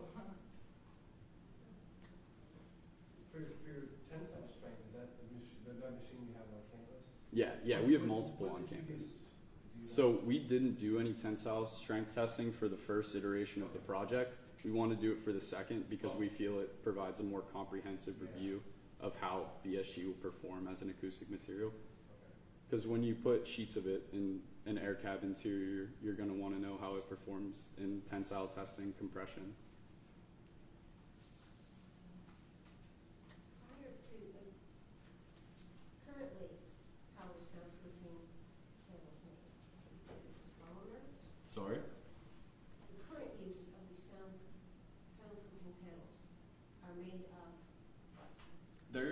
They use polyurethane foams, but they use polyols from petroleum. okay, So it's like a polymer material derived from petroleum that they use in the current polyurethane foams. that's right, it's on the other slide, yes. Yeah, which is not exactly environmentally friendly. The goal is to find something more sustainable. Yes, the goal is to find something more sustainable, and breweries around the world produce around 36 million tons of brewer spent grain annually, and its only real use is for animal feedstock. So it would kind of solve those two problems at once. Oh, have you read anything about like the longevity of it? Because I think that would be, because plastics can live, not live, but stay in the system for a while. But I would imagine that. So, is there any concern about like this will only last 50 years, or? Not necessarily. When you derive the lignin from the brewer spent grain and use that as an additive, it doesn't really have a set longevity. Breakdown. Yeah. So when you're saying aerospace engineer, or aerospace application, would commercial planes, would that be the main goal, or is it what type of plane, I guess? Any type of aircraft. Okay, so anything that needs that kind of.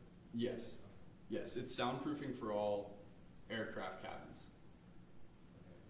Is there any other questions?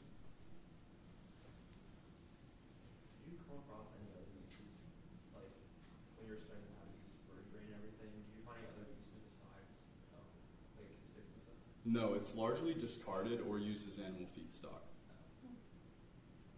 There are articles that have used brewer spent grain for similar applications, but this is a very new field, and brewer spent grain as a whole does not have many uses. There's other research being done at Gannon for using it as a addition to 3D printing filament, things of that nature.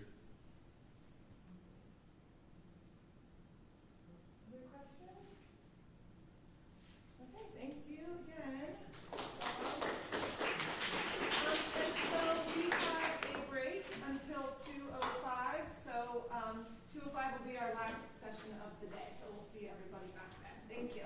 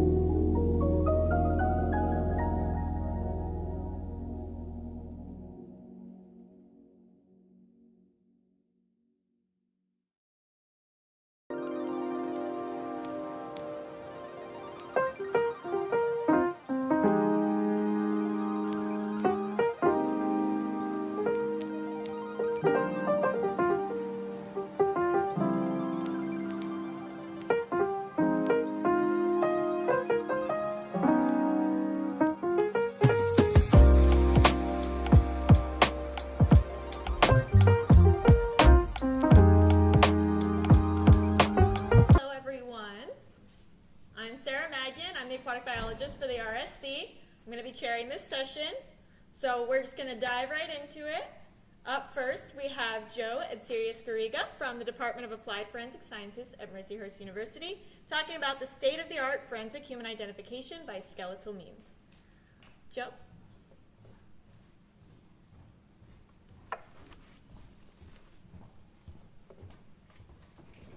Thank you.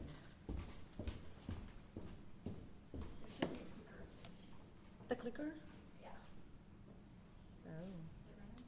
Yeah. Here, I'll try to fix that. Okay. Oh. Okay, that will be perfect. Okay, so thank you very much. One more year. Thank you for the RSC, for this initiative. It's really good to have faculty, to have students at the same time in the same event. And I'm Dr. Joe Atzarias, as Sarah mentioned. I'm a forensic odontologist and a forensic anthropologist, originally from Spain, but nobody can guess by my accent. And I'm gonna talk today about the state of art in human identification, which is honestly the leitmotif of my career. So identifying the unknown. In our team at Mercyhurst, what we do is a lot of forensic casework. So we are called none less than 100 times. Sometimes they are like human, non-human, and some of the times we have to do the whole shebang. And most of the times that implies identifying the individual and with all the faces that we will see. So sometimes in the casework we find out that science do not have the answer for everything, and it's normally the first steps for one of the research projects that we conduct.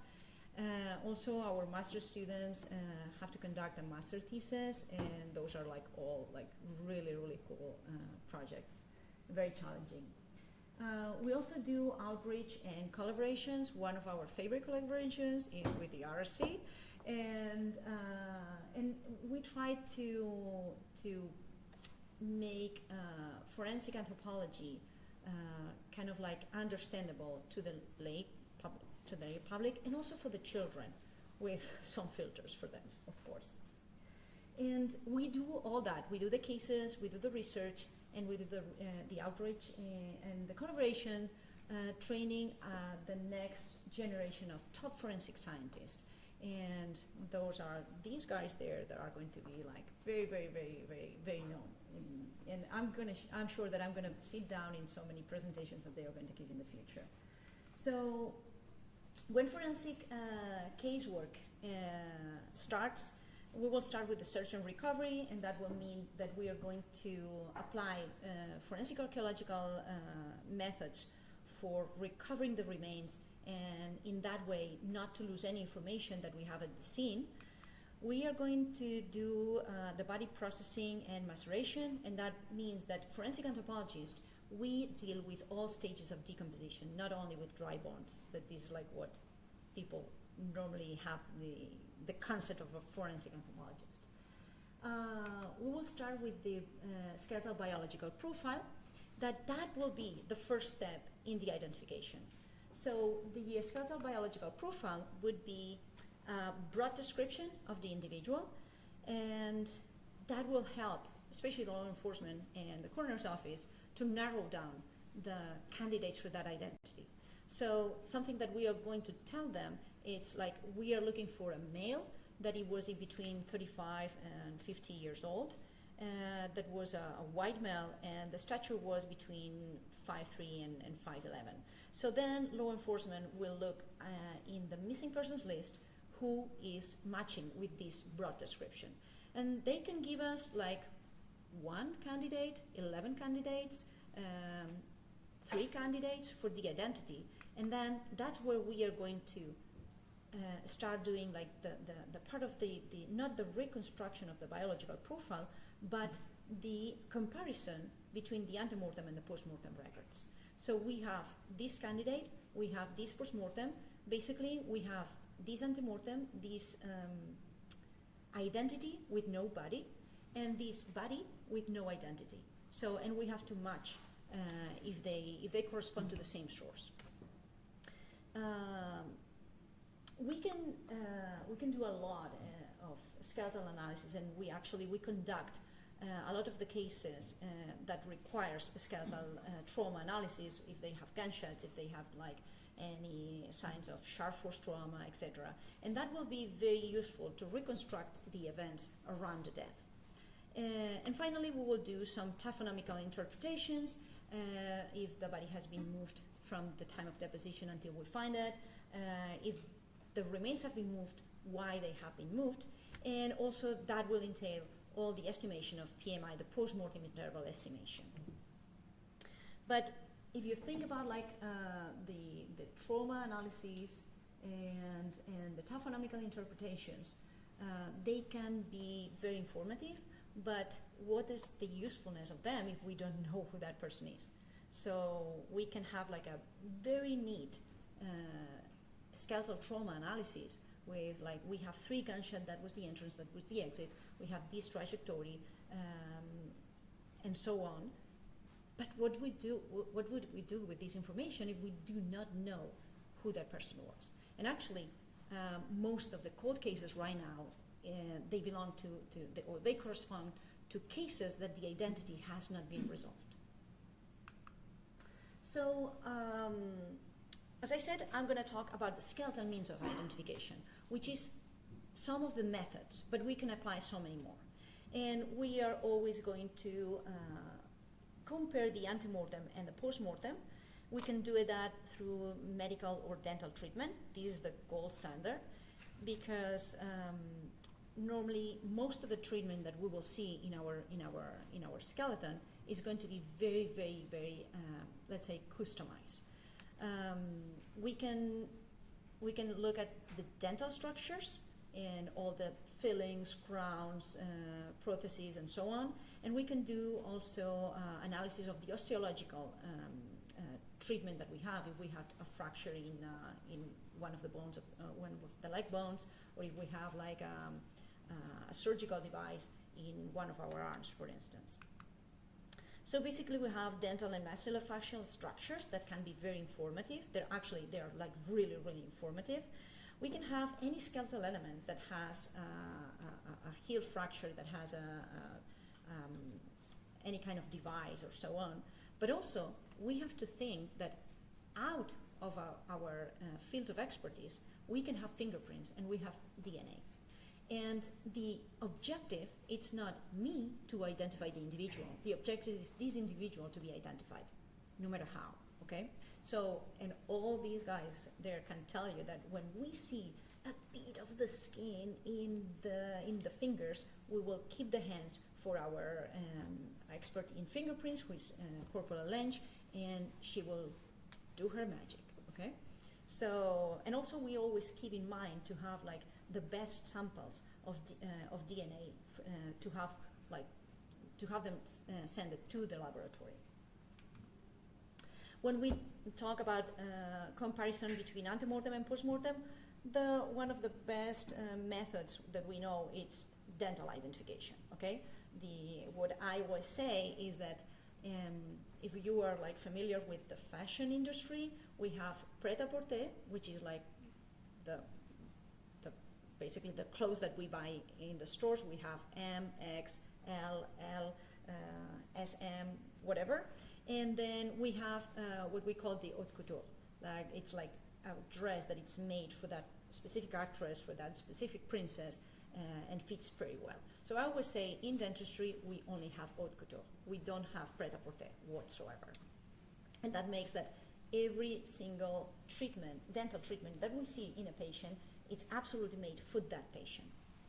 And let's see, because in Mercyhurst, what we have, we are very realistic, very practical, very like casework based, right? So let's see the different types of options that we could have. So we can have teeth and we can have dental treatment. So this would be like very straightforward, because we are going to see basically what's the shape of my dental treatment, what is the material that I see in my dental treatment, and we are going to see like what are the similarities So the consistencies and the inconsistencies there, and you can see that everything looks like really good. So that will be an example of like very straightforward dental identification. Sometimes cases can be more tricky, and we have also some dental softwares that can help us in the identification.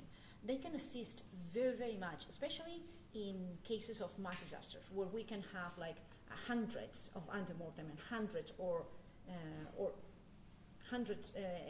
300 antemortem, and then we will have like 65 or 100 postmortem. So that will be a very good way to manage all this amount of data. But at the end of the process, we always need the expert to review the each case. So they expedite the process, but they do not substitute the expert. So we can have teeth, but we can have no dental treatment. And so it's like, ugh. So in these cases, what we have to rely, it's on variation, dental and maxillofacial variation.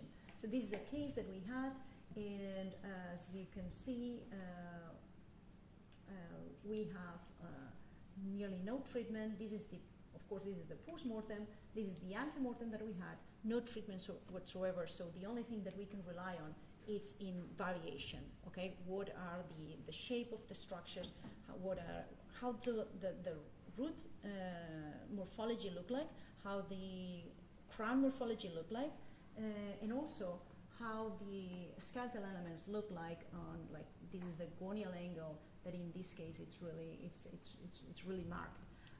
Also the internal structure. What's the trabecular pattern? And something that I have seen like very, very useful, it's the interface between the cortical and the trabecular. So this has like an interface that is very individualistic, and we can see some shapes in the trabecular pattern that are like highly, highly individualistic. So let's introduce a bit of more rock and roll. Okay, we have teeth, but in the antemortems they don't show them, and that will be this case. We have this case, we have this antemortem, and I look at the radiograph that we took on this cranium, and I said, well, we have fillings, we have some missing teeth. That will be a really straightforward case for dental identification. And they said, doctor, we have a CT scan. Pwah, perfect. And this is the CT scan that we got, okay? So we have everything above the teeth. And I was like, oh, okay, okay, so let's see. I still have the cranium, right?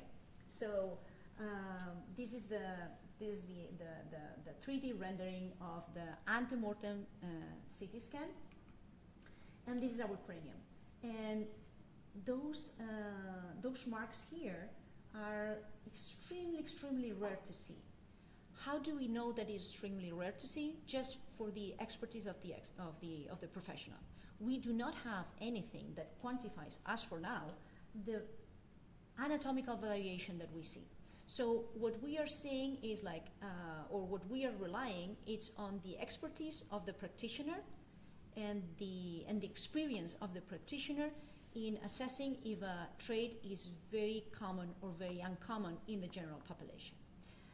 What I am start working now, it's just start working in just the drafts.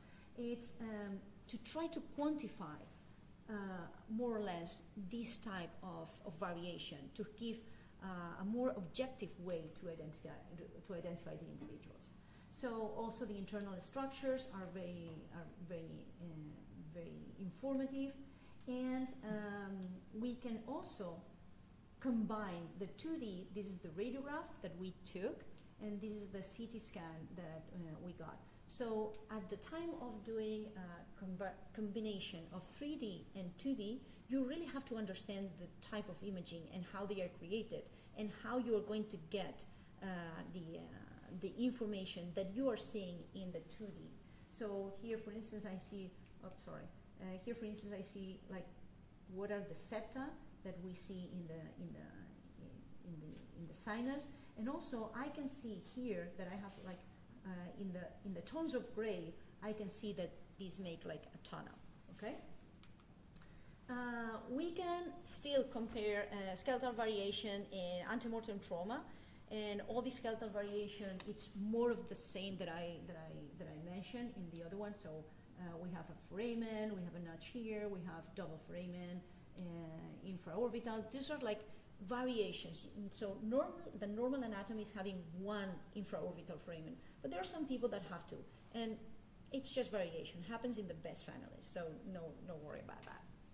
It doesn't have to do with any pathology. It doesn't have to do with any link to any type of like population affinity or sex or whatever. So it's just individualistic variation, and we can rely on that.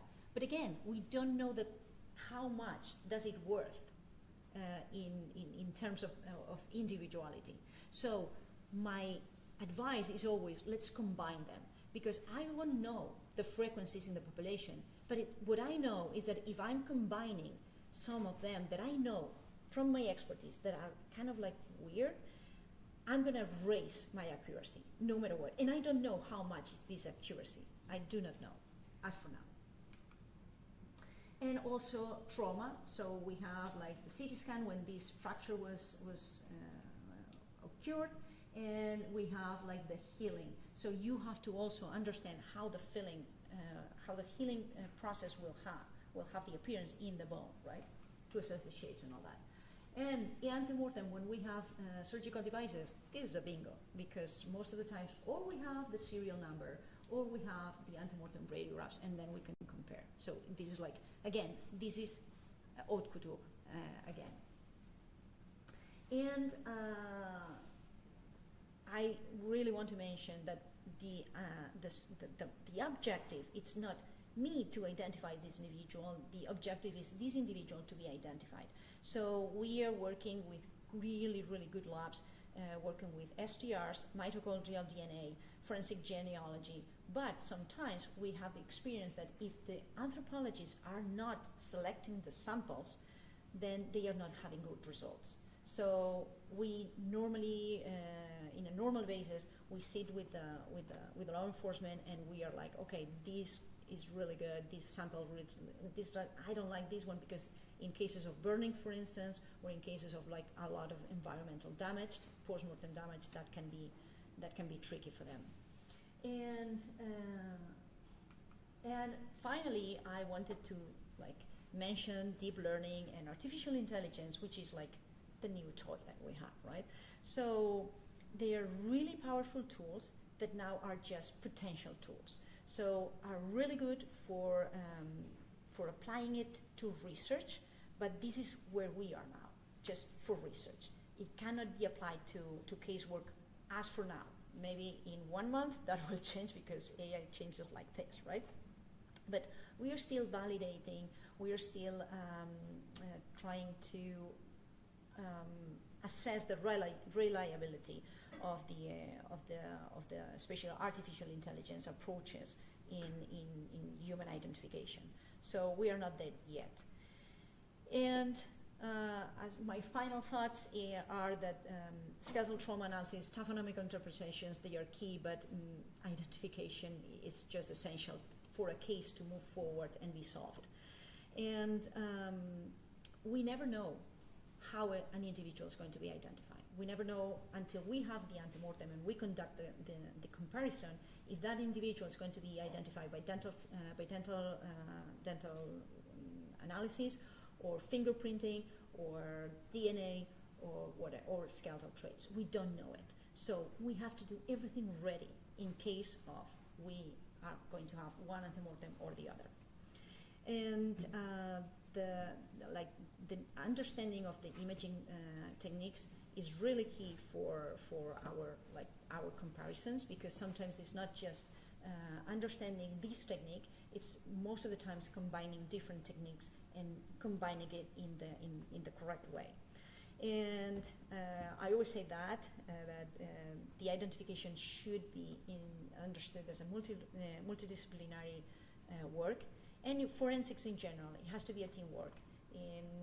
Most of the times when I'm talking to young generations, I say, if you like to work on your own, you're not going to be successful. So I also want to acknowledge, because I'm here talking, presenting all these cases, but we do all these cases with all our teams. So these images that I presented here won't be possible if I would be like working by my own. So I thank you very much and hope you have understood a bit more what we do and actually what we are passionate for. Thank you.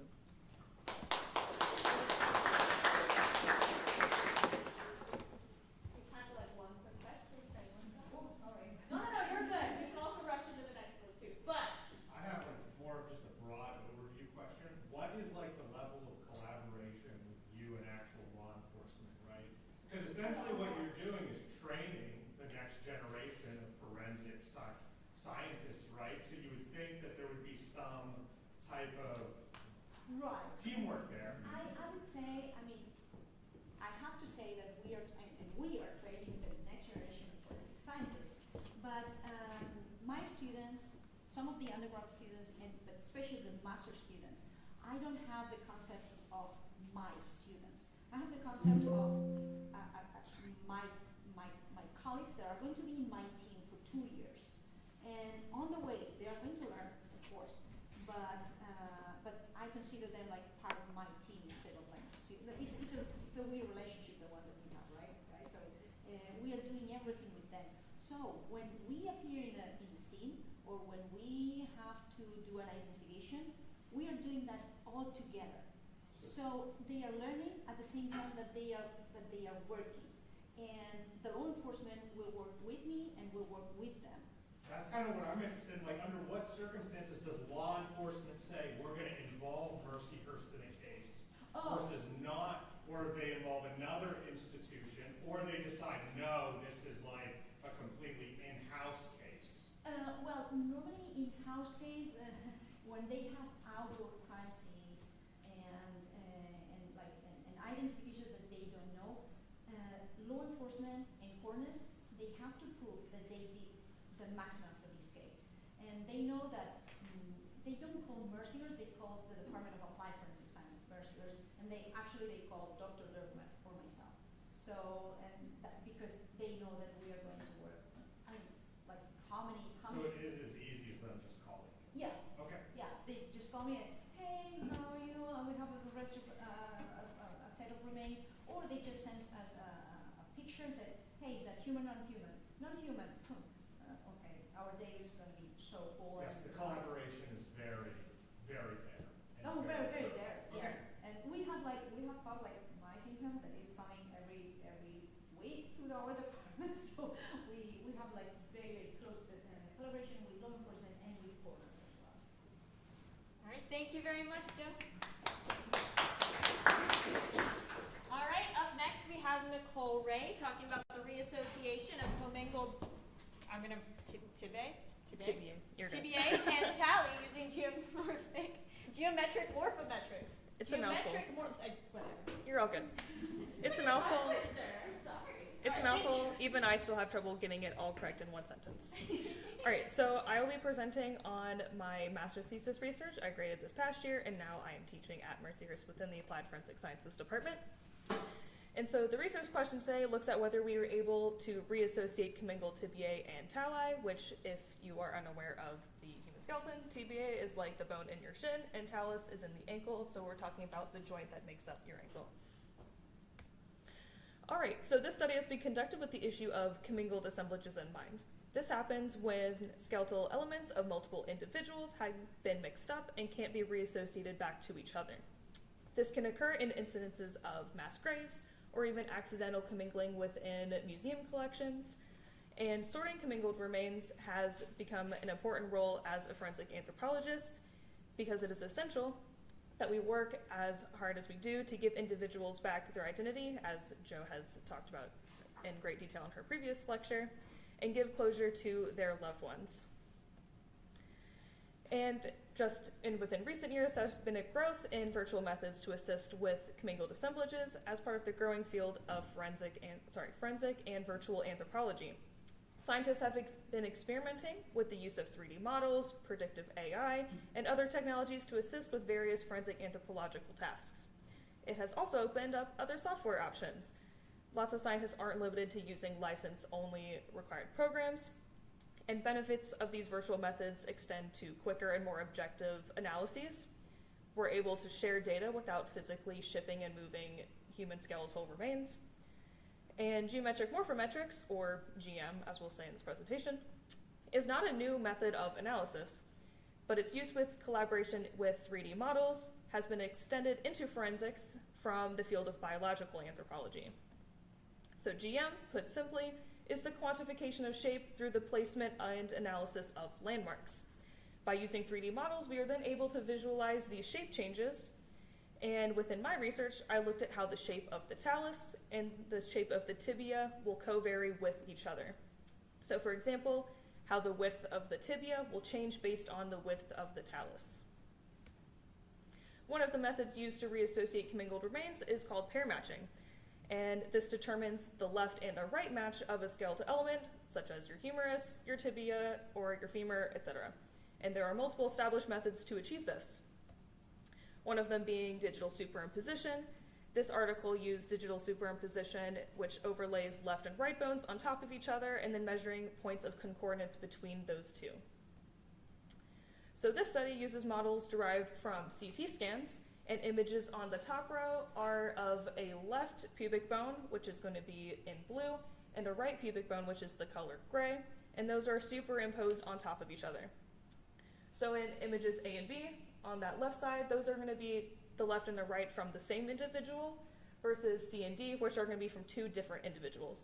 And so you can see from these two columns that the points of concordance, which are the green color, is a lot more for the individual that has the left and the right same individual versus two different individuals from left and right. Another virtual method is mesh-to-mesh value comparison.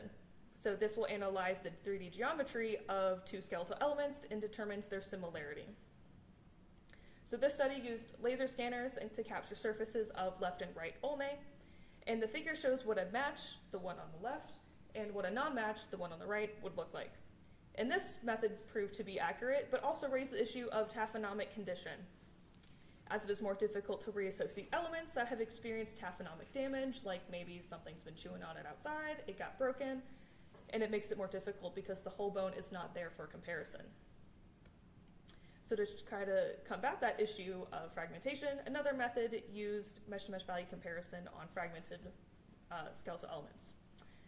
In this article, they used temporomandibular fragments, so your mandibular condyle, and then the temporomandibular fossa of your cranium. And by using these fragmentary remains, they were able to make headway into the issue of taphonomic condition from the previous study that I mentioned. They also then attempted to reassociate the temporomandibular joint, so taking the condyle and trying to put it back to the correct fossa. But they were not accurately able to do this, but they were able to correctly pair match two condyles and two fossae together.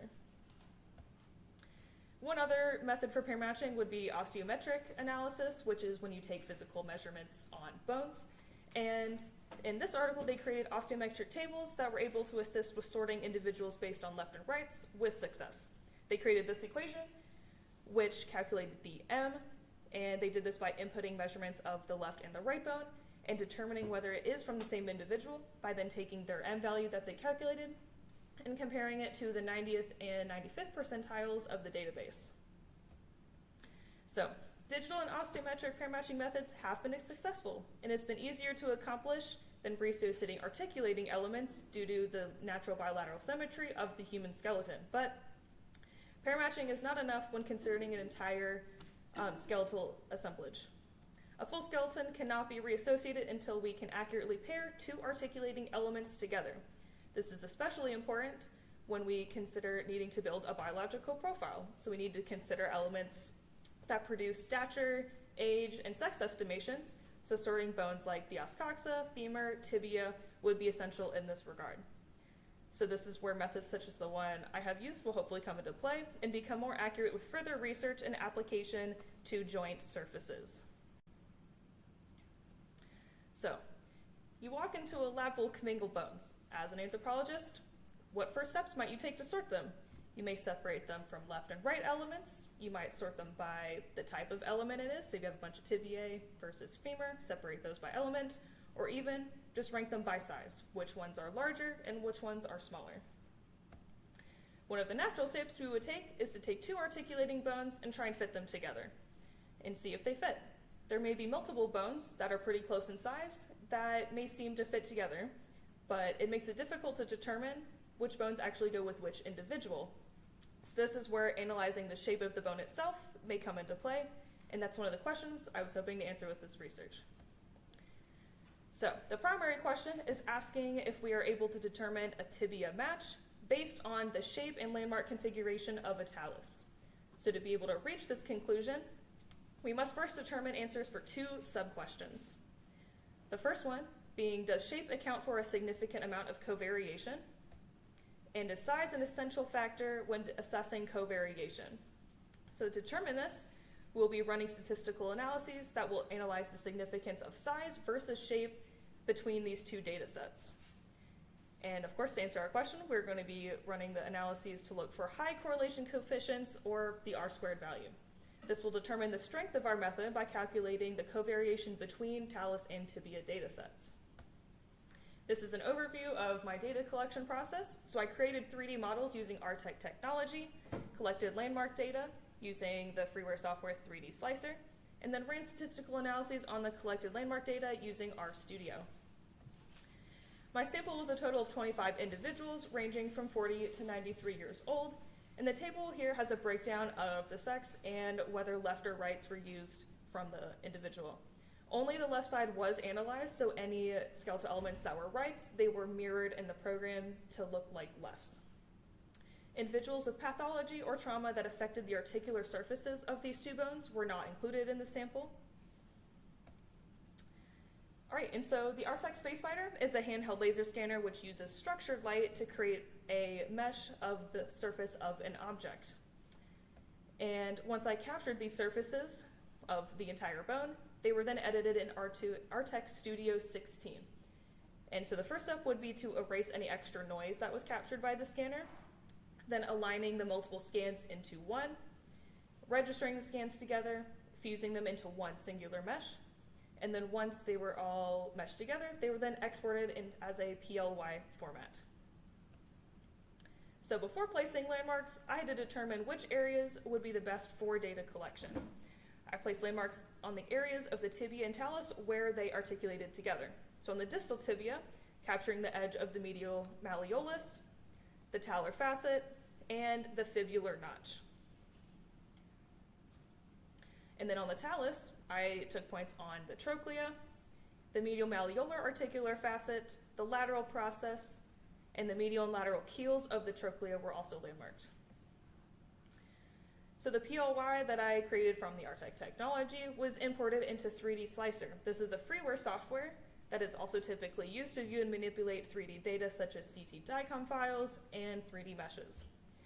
So this was used to collect my observed data using a landmark protocol that I came up with.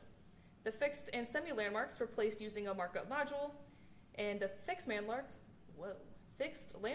which are going to be in this pinkish color up here, these are defined points that are present and can be easily identified across all skeletal elements.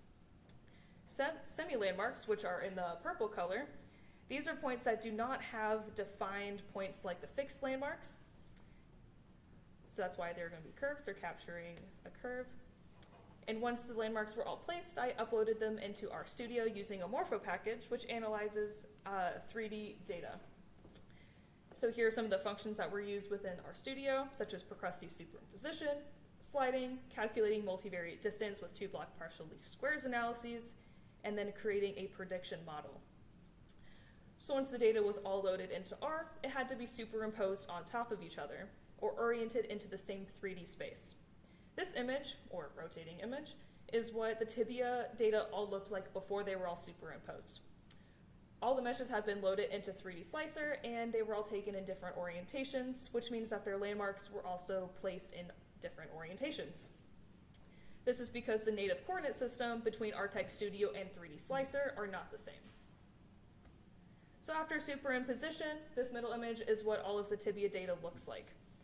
All of the points are sort of on top of each other, and all the slight variations are going to be because of the different tibia shape. Oh my god. Okay. Final process, they were all put on top of each other, and then the meshes were all also put there.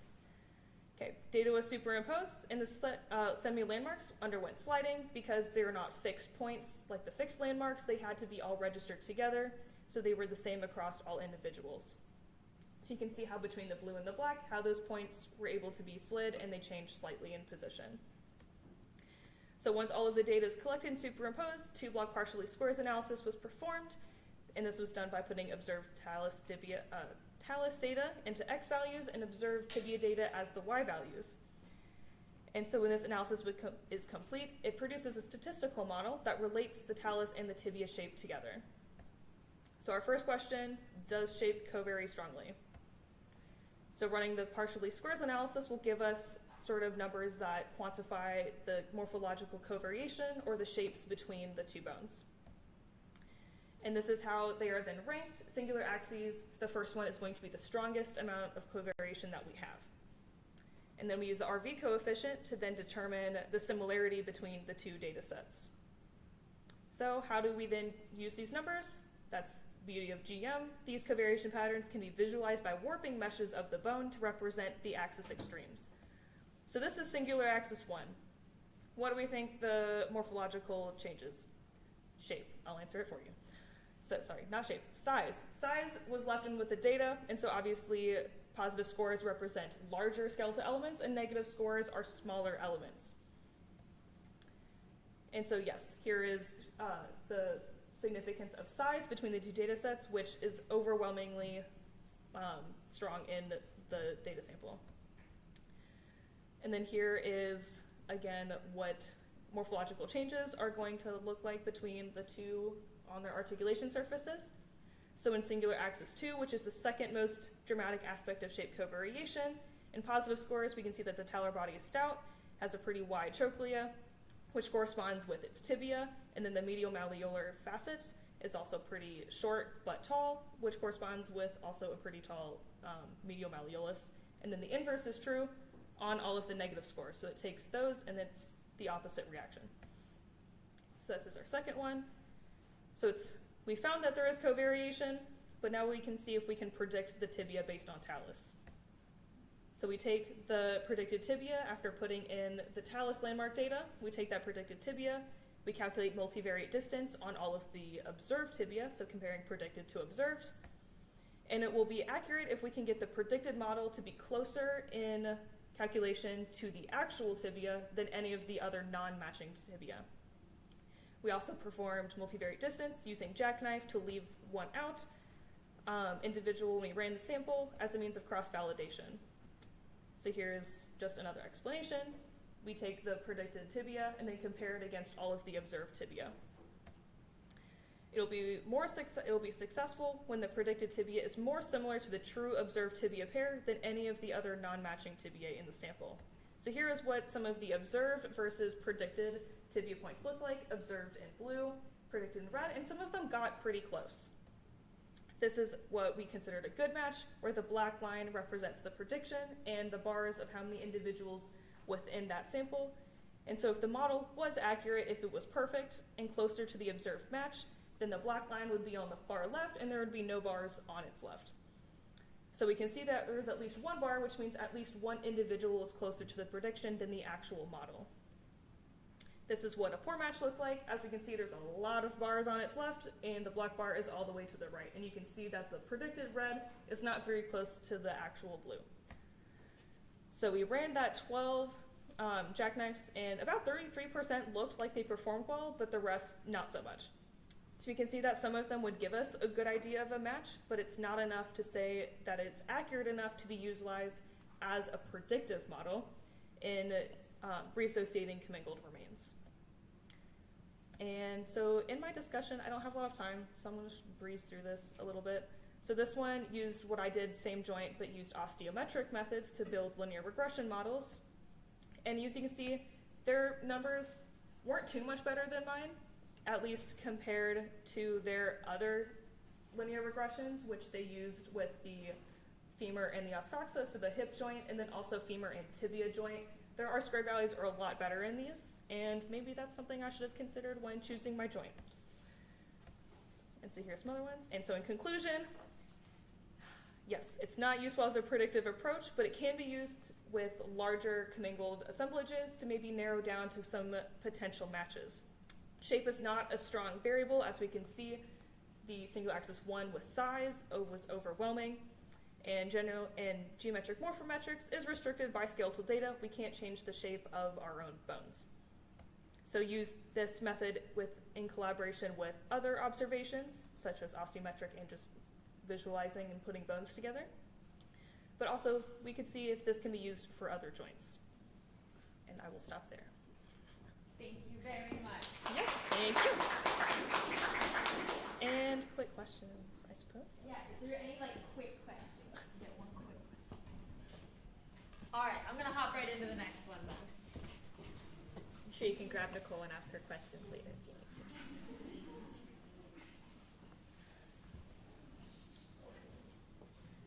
need to. Sorry it does that every time. All right, and up next we have Kendall Robinson-Jones and Rhiannon Toy presenting on the effects of biological factors on femoral fractures. Hello, I'm Kendall Robinson-Jones. This is Rhiannon, and we are presenting on the effects of biological factors on femoral fractures. All right, so before we jump right in, I just want to go over some definitions, because when it comes to skeletal trauma analysis, it's very important to know when this damage occurred. So in terms of antemortem trauma, this happens before death. So you will see in the bones signs of healing and remodeling, which is very useful for personal identification. And then perimortem trauma happens around the time of death when the bone is still fresh and flexible. So you'll see smoother edges on the fractures and also maybe some bending.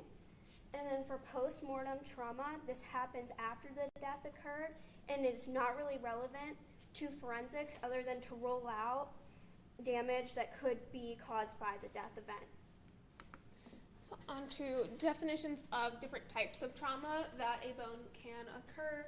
First, we have blunt force trauma, which can be from a fist, a hammer, anything from a blunt object. Really, it could also be a fall. The ground would be considered a blunt object. It can be sharp force trauma, which would be anything from any impact sharp or pointed object. This can be a knife, an axe, any saw, sort of blade, anything like that. There's also projectile trauma, which can be high velocity impacts from bullets, shrapnels, from explosions, car accidents, building collapses, things of that nature. And then there's also thermal trauma, which can come from heat exposure. So a little introduction. The bone we're focusing on is the femur because it's the strongest, longest bone in the human body, which is really cool. And it's vital for mobility and support. It bears the most weight in your body. Therefore, it needs to be the strongest. And fractures result from high impact trauma, as Kendall discussed, things like car crashes or even sports injuries.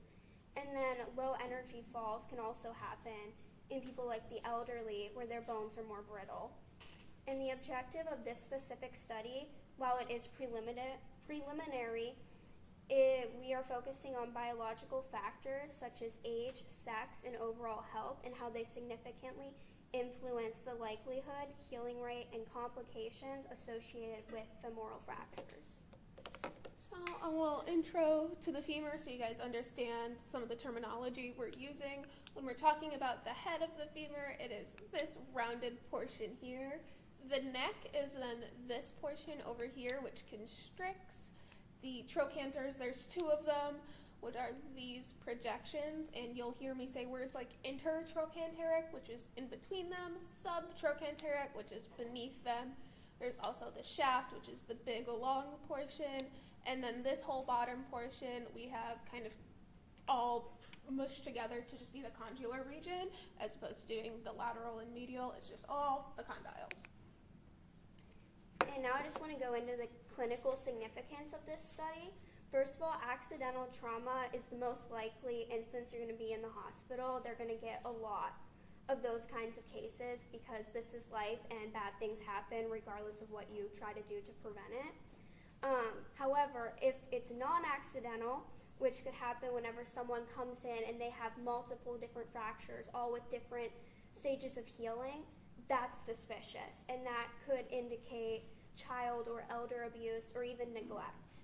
And honestly, someone needs to step in and prevent that from continuing.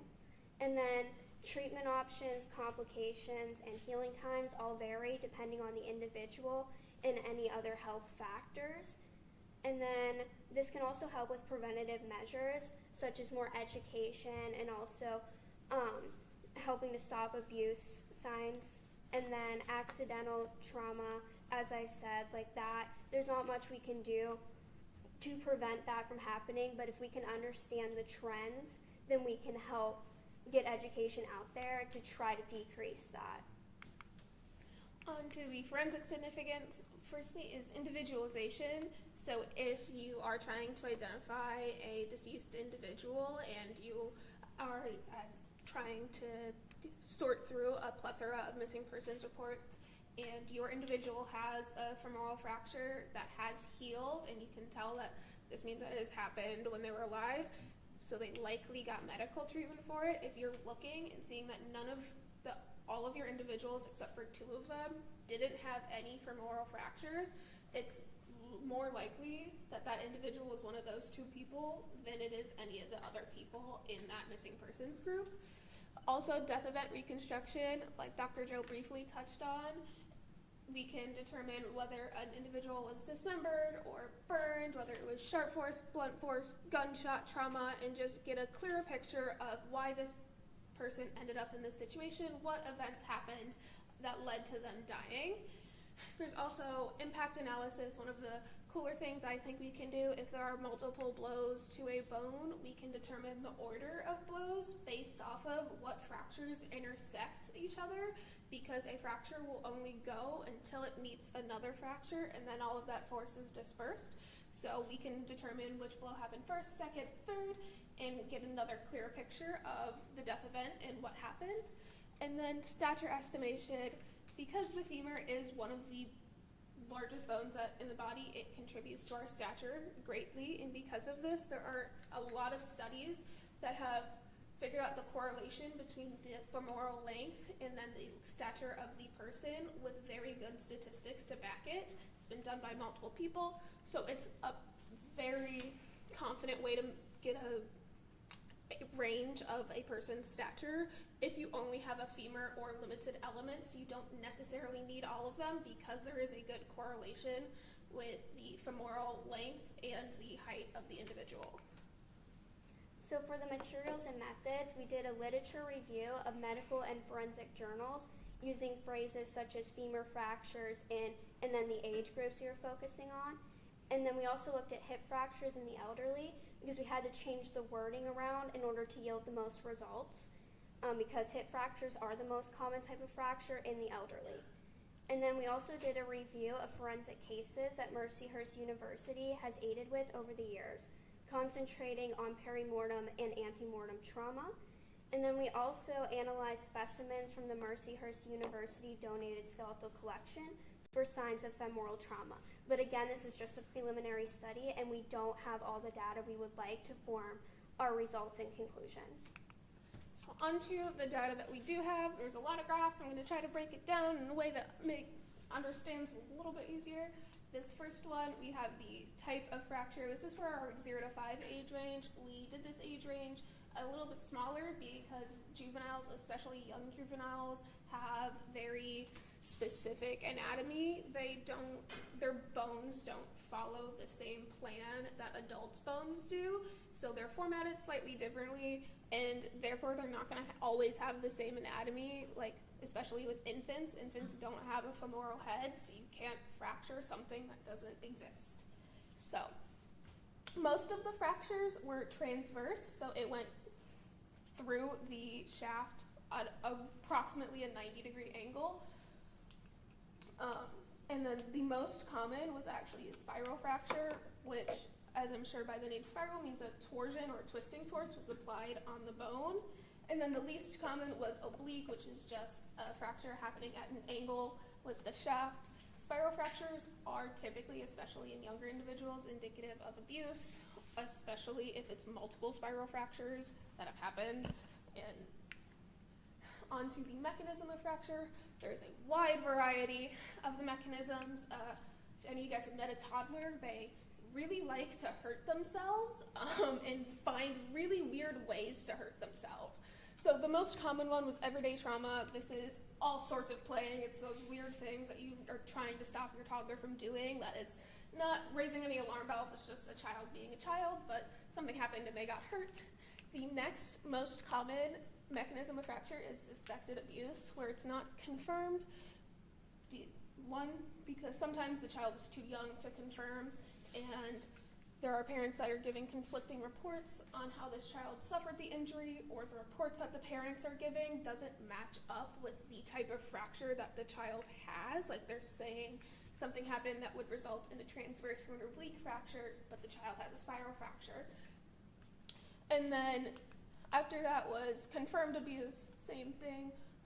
There's road accidents, a child wanders onto a street, gets hit by a car, heavy object or a person falling on the child, like a dresser, a desk, an adult falling on the child, a fall of greater than 1.5 meters, and then we have so far found 2 cases of infants' femurs being fractured during a cesarean delivery, just as a birth injury, which is something I didn't know was possible until I started researching this, and I found one case that happened in India and one that was in Switzerland, so it's clearly something that apparently can happen.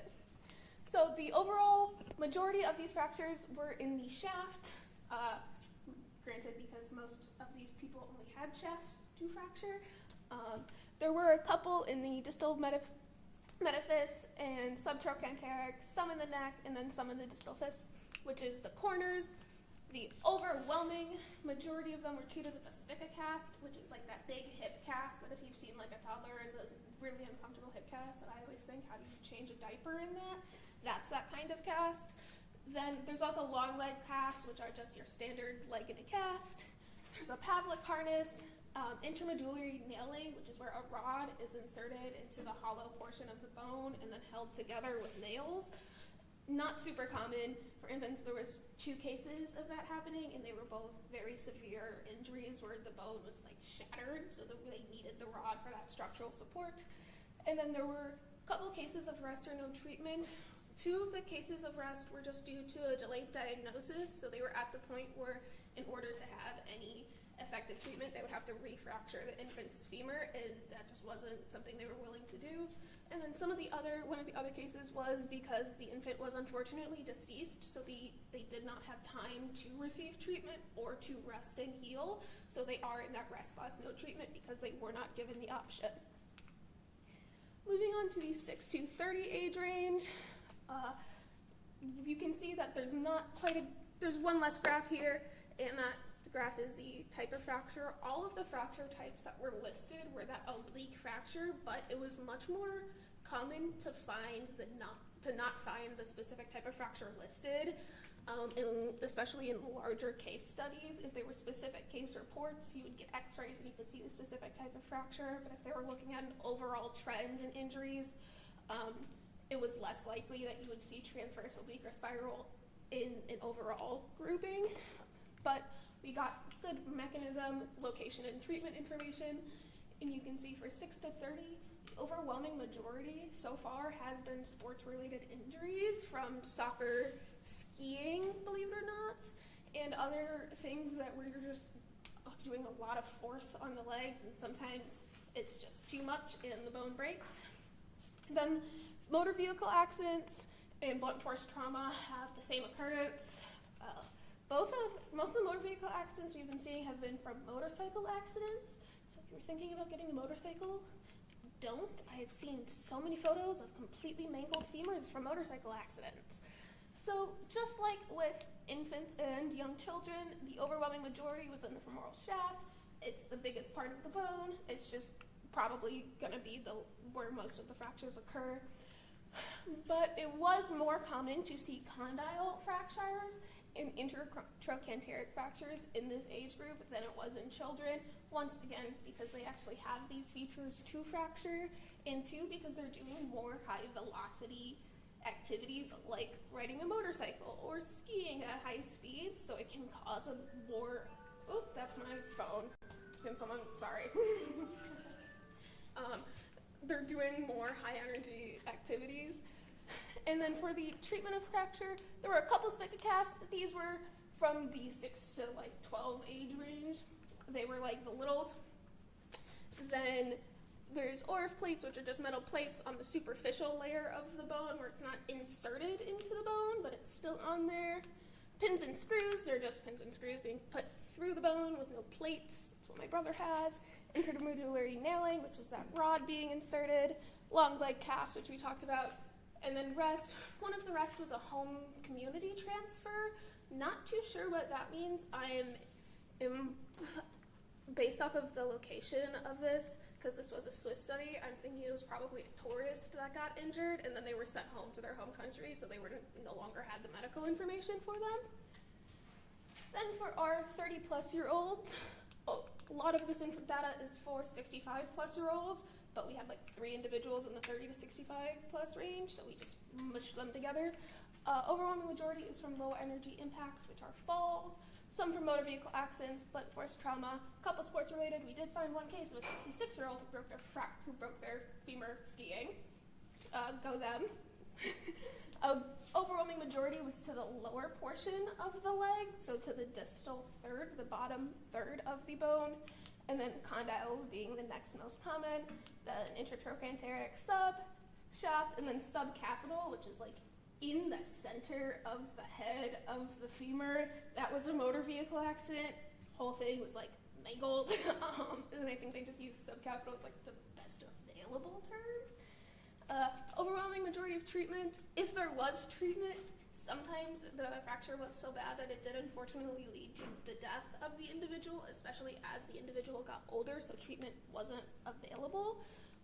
Overwhelmingly, treatment is done by screws, some rods, some plates, some bone grafts, and some rests where it's just like a little hairline fracture.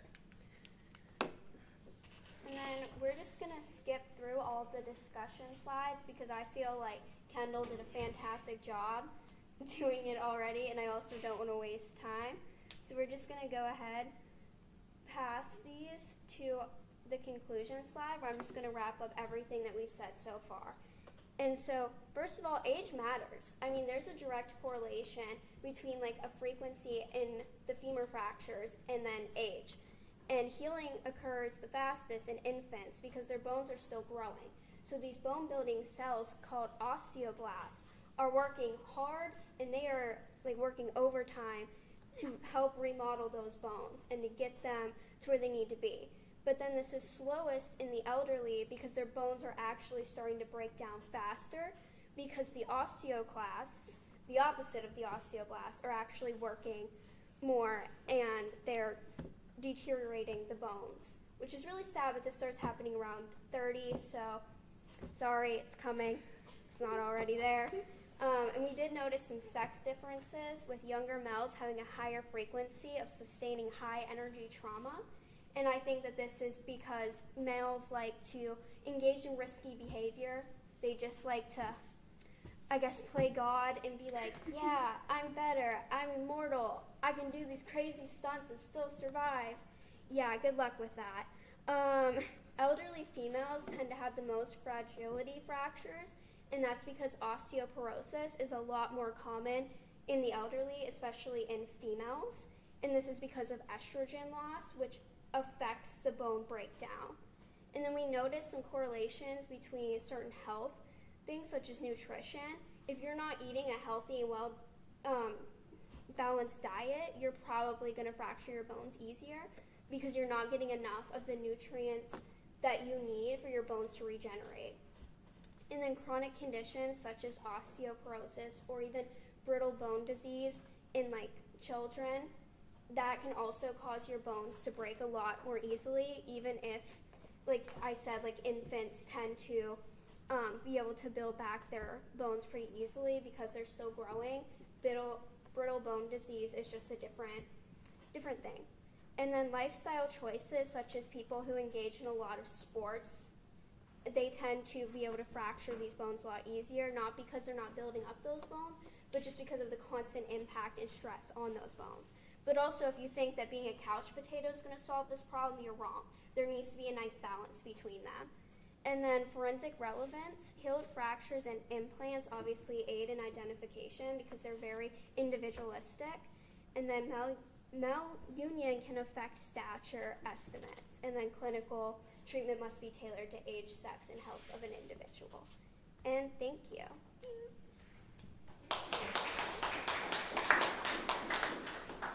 Yeah, we have our wall of references. Hop right on to the next one.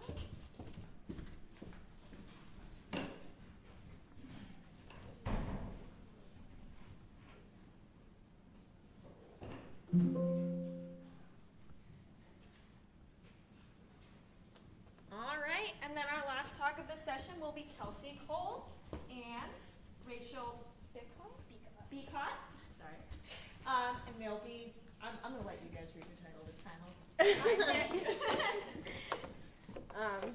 As she just said, I'm Kelsey Cole. I'm Rachel Beacott. And today we'll be discussing a preliminary study that we did that evaluates the use of the zygomatic arch extension, or the ZAE, as a cranial sex indicator.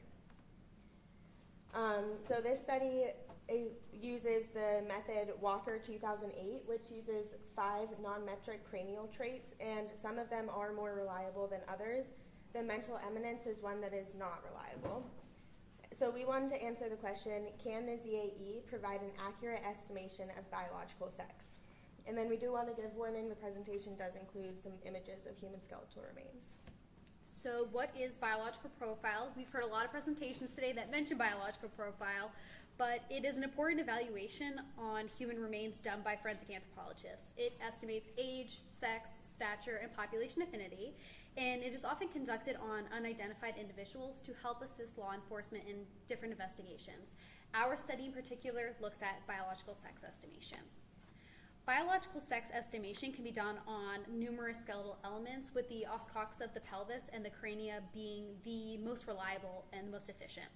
There are 2 different types of evaluations. There are metric and non-metric evaluations. Metric methods look at quantitative measurements to help estimate biological sex. In our study, we are using non-metric methods, which use visual analysis of observable traits. There are 2 different ways of doing this. There is presence and absence, so just seeing if something's there or not. And then there's also scoring it on a scale of 1 to 5. In these scales, 1 is a more gracile or less pronounced trait, and is often tends to be female. And then a 5 is more robust, more pronounced, and that tends to be male.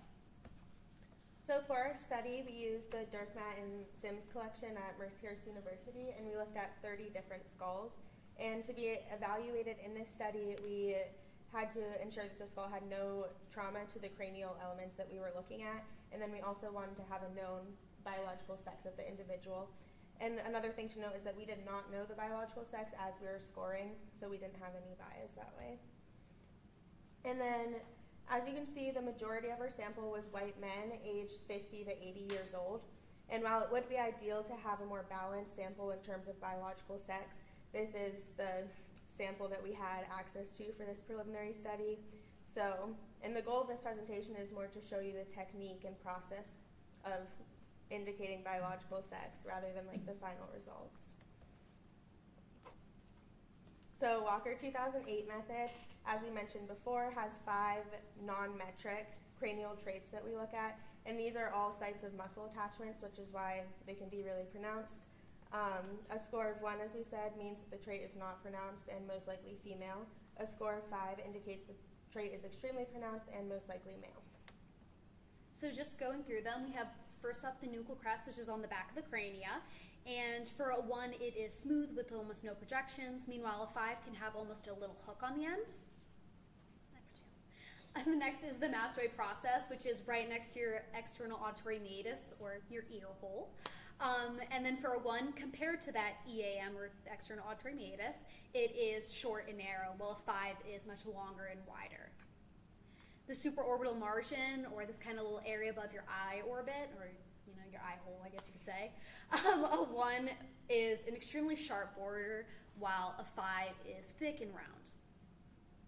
The glabella, which you can essentially approximate as the middle point of your brow ridge, for a 1 has almost no projection, meanwhile a 5 has an obvious large projection. And then last but not least, then mental eminence. A score of 1 results in little to no protuberance, meanwhile a 5 has a very distinct kind of projection, and it can almost present as a triangle. The mental eminence, like mentioned earlier, is very unreliable due to the reabsorption in older individuals. So when older individuals lose their teeth, kind of shrinks back. And this study is looking at the exploration of different cranial traits for sex estimation. So that brings us into the use of the ZAE, or the zygomatic arch extension. So this was examined by Langley et al. On a scale of 1 to 5 scoring, and then as well as Atsarias et al. That scored on a presence-absence. So the zygomatic arch extension refers to the ridge that forms from the back of the zygomatic arch, or like your cheekbone, and then it has a various ending point. And then so the score of 1 indicates that there's no ridge, it's absent, and a score of 5 indicates that the ridge goes above the mastoid process. So the inter-observer error, there were 2 observers, me and Rachel, for the 5 non-metric traits for the Walker method, and then we had 3 observers, us and our advisor, Joe, do the scoring for the ZAE, and there was no significant error between us. And then the intra-observer error, which is variation by 1 observer in different observation times, we were not able to calculate yet, but that will be an upcoming step, so we can evaluate it multiple times. So our preliminary results, Walker, like expected, is a very reliable and accurate estimation of biological sex. For our study, it was a 29 out of 30 were accurately estimated, which results in a 3.33% error. The 1 individual that was inaccurately estimated is a male of East Asian descent.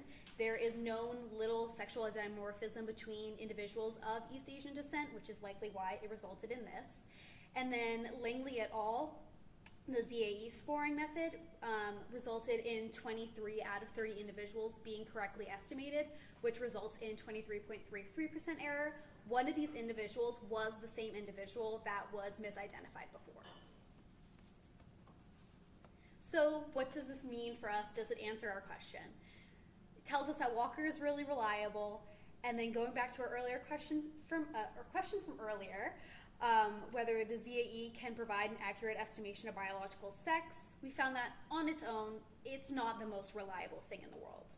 But when used in conjunction with things like Walker or other methods, it could only increase the accuracy of sex estimation.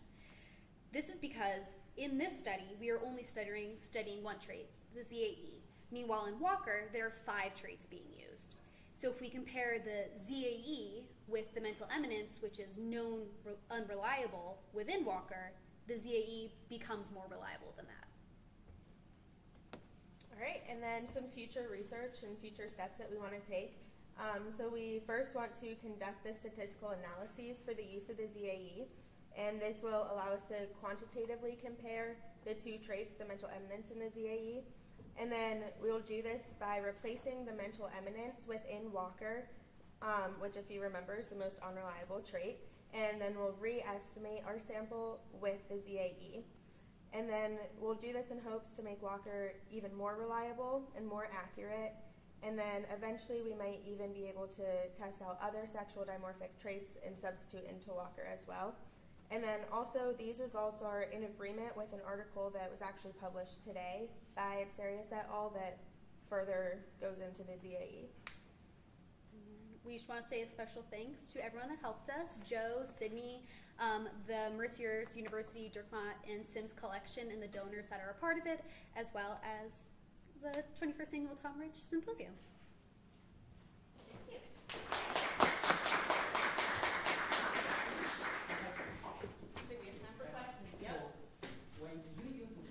You just look at 1 trait, right? So are you just looking at picture, or do you measure the, how big is this bump, or I don't know how to see this. But so how did you measure or you just like visually see the Yeah. So we just visually analyzed it. We didn't do any measurements of it. So we would like run our hands over it, see how big the ridge is, see how long it went, just various things like that. Okay. So is there some, I don't know how the research work. Do they measure like in those research paper, like the 2 centimeter or 1 centimeter?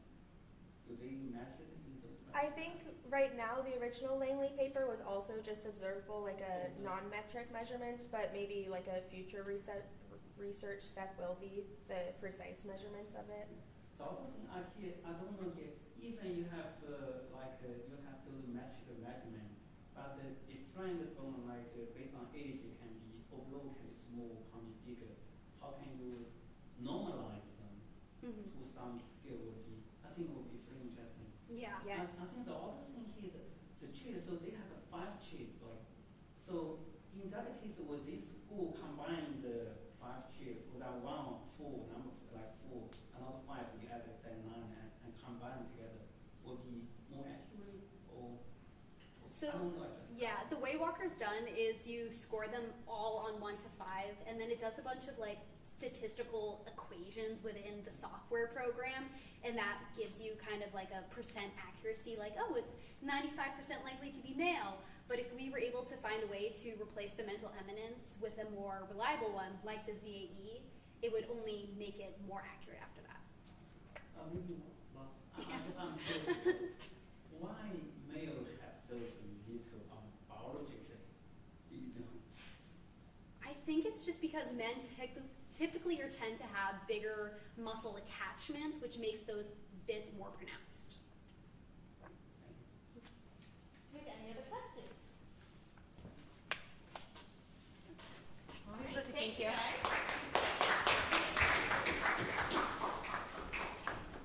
And I will say we do still have a little time, so if anyone had questions for any of the previous presenters who I didn't allow to take questions because of timing, this might be a good time to do that. If anyone has any questions for a previous presenter from this session that they would like to ask.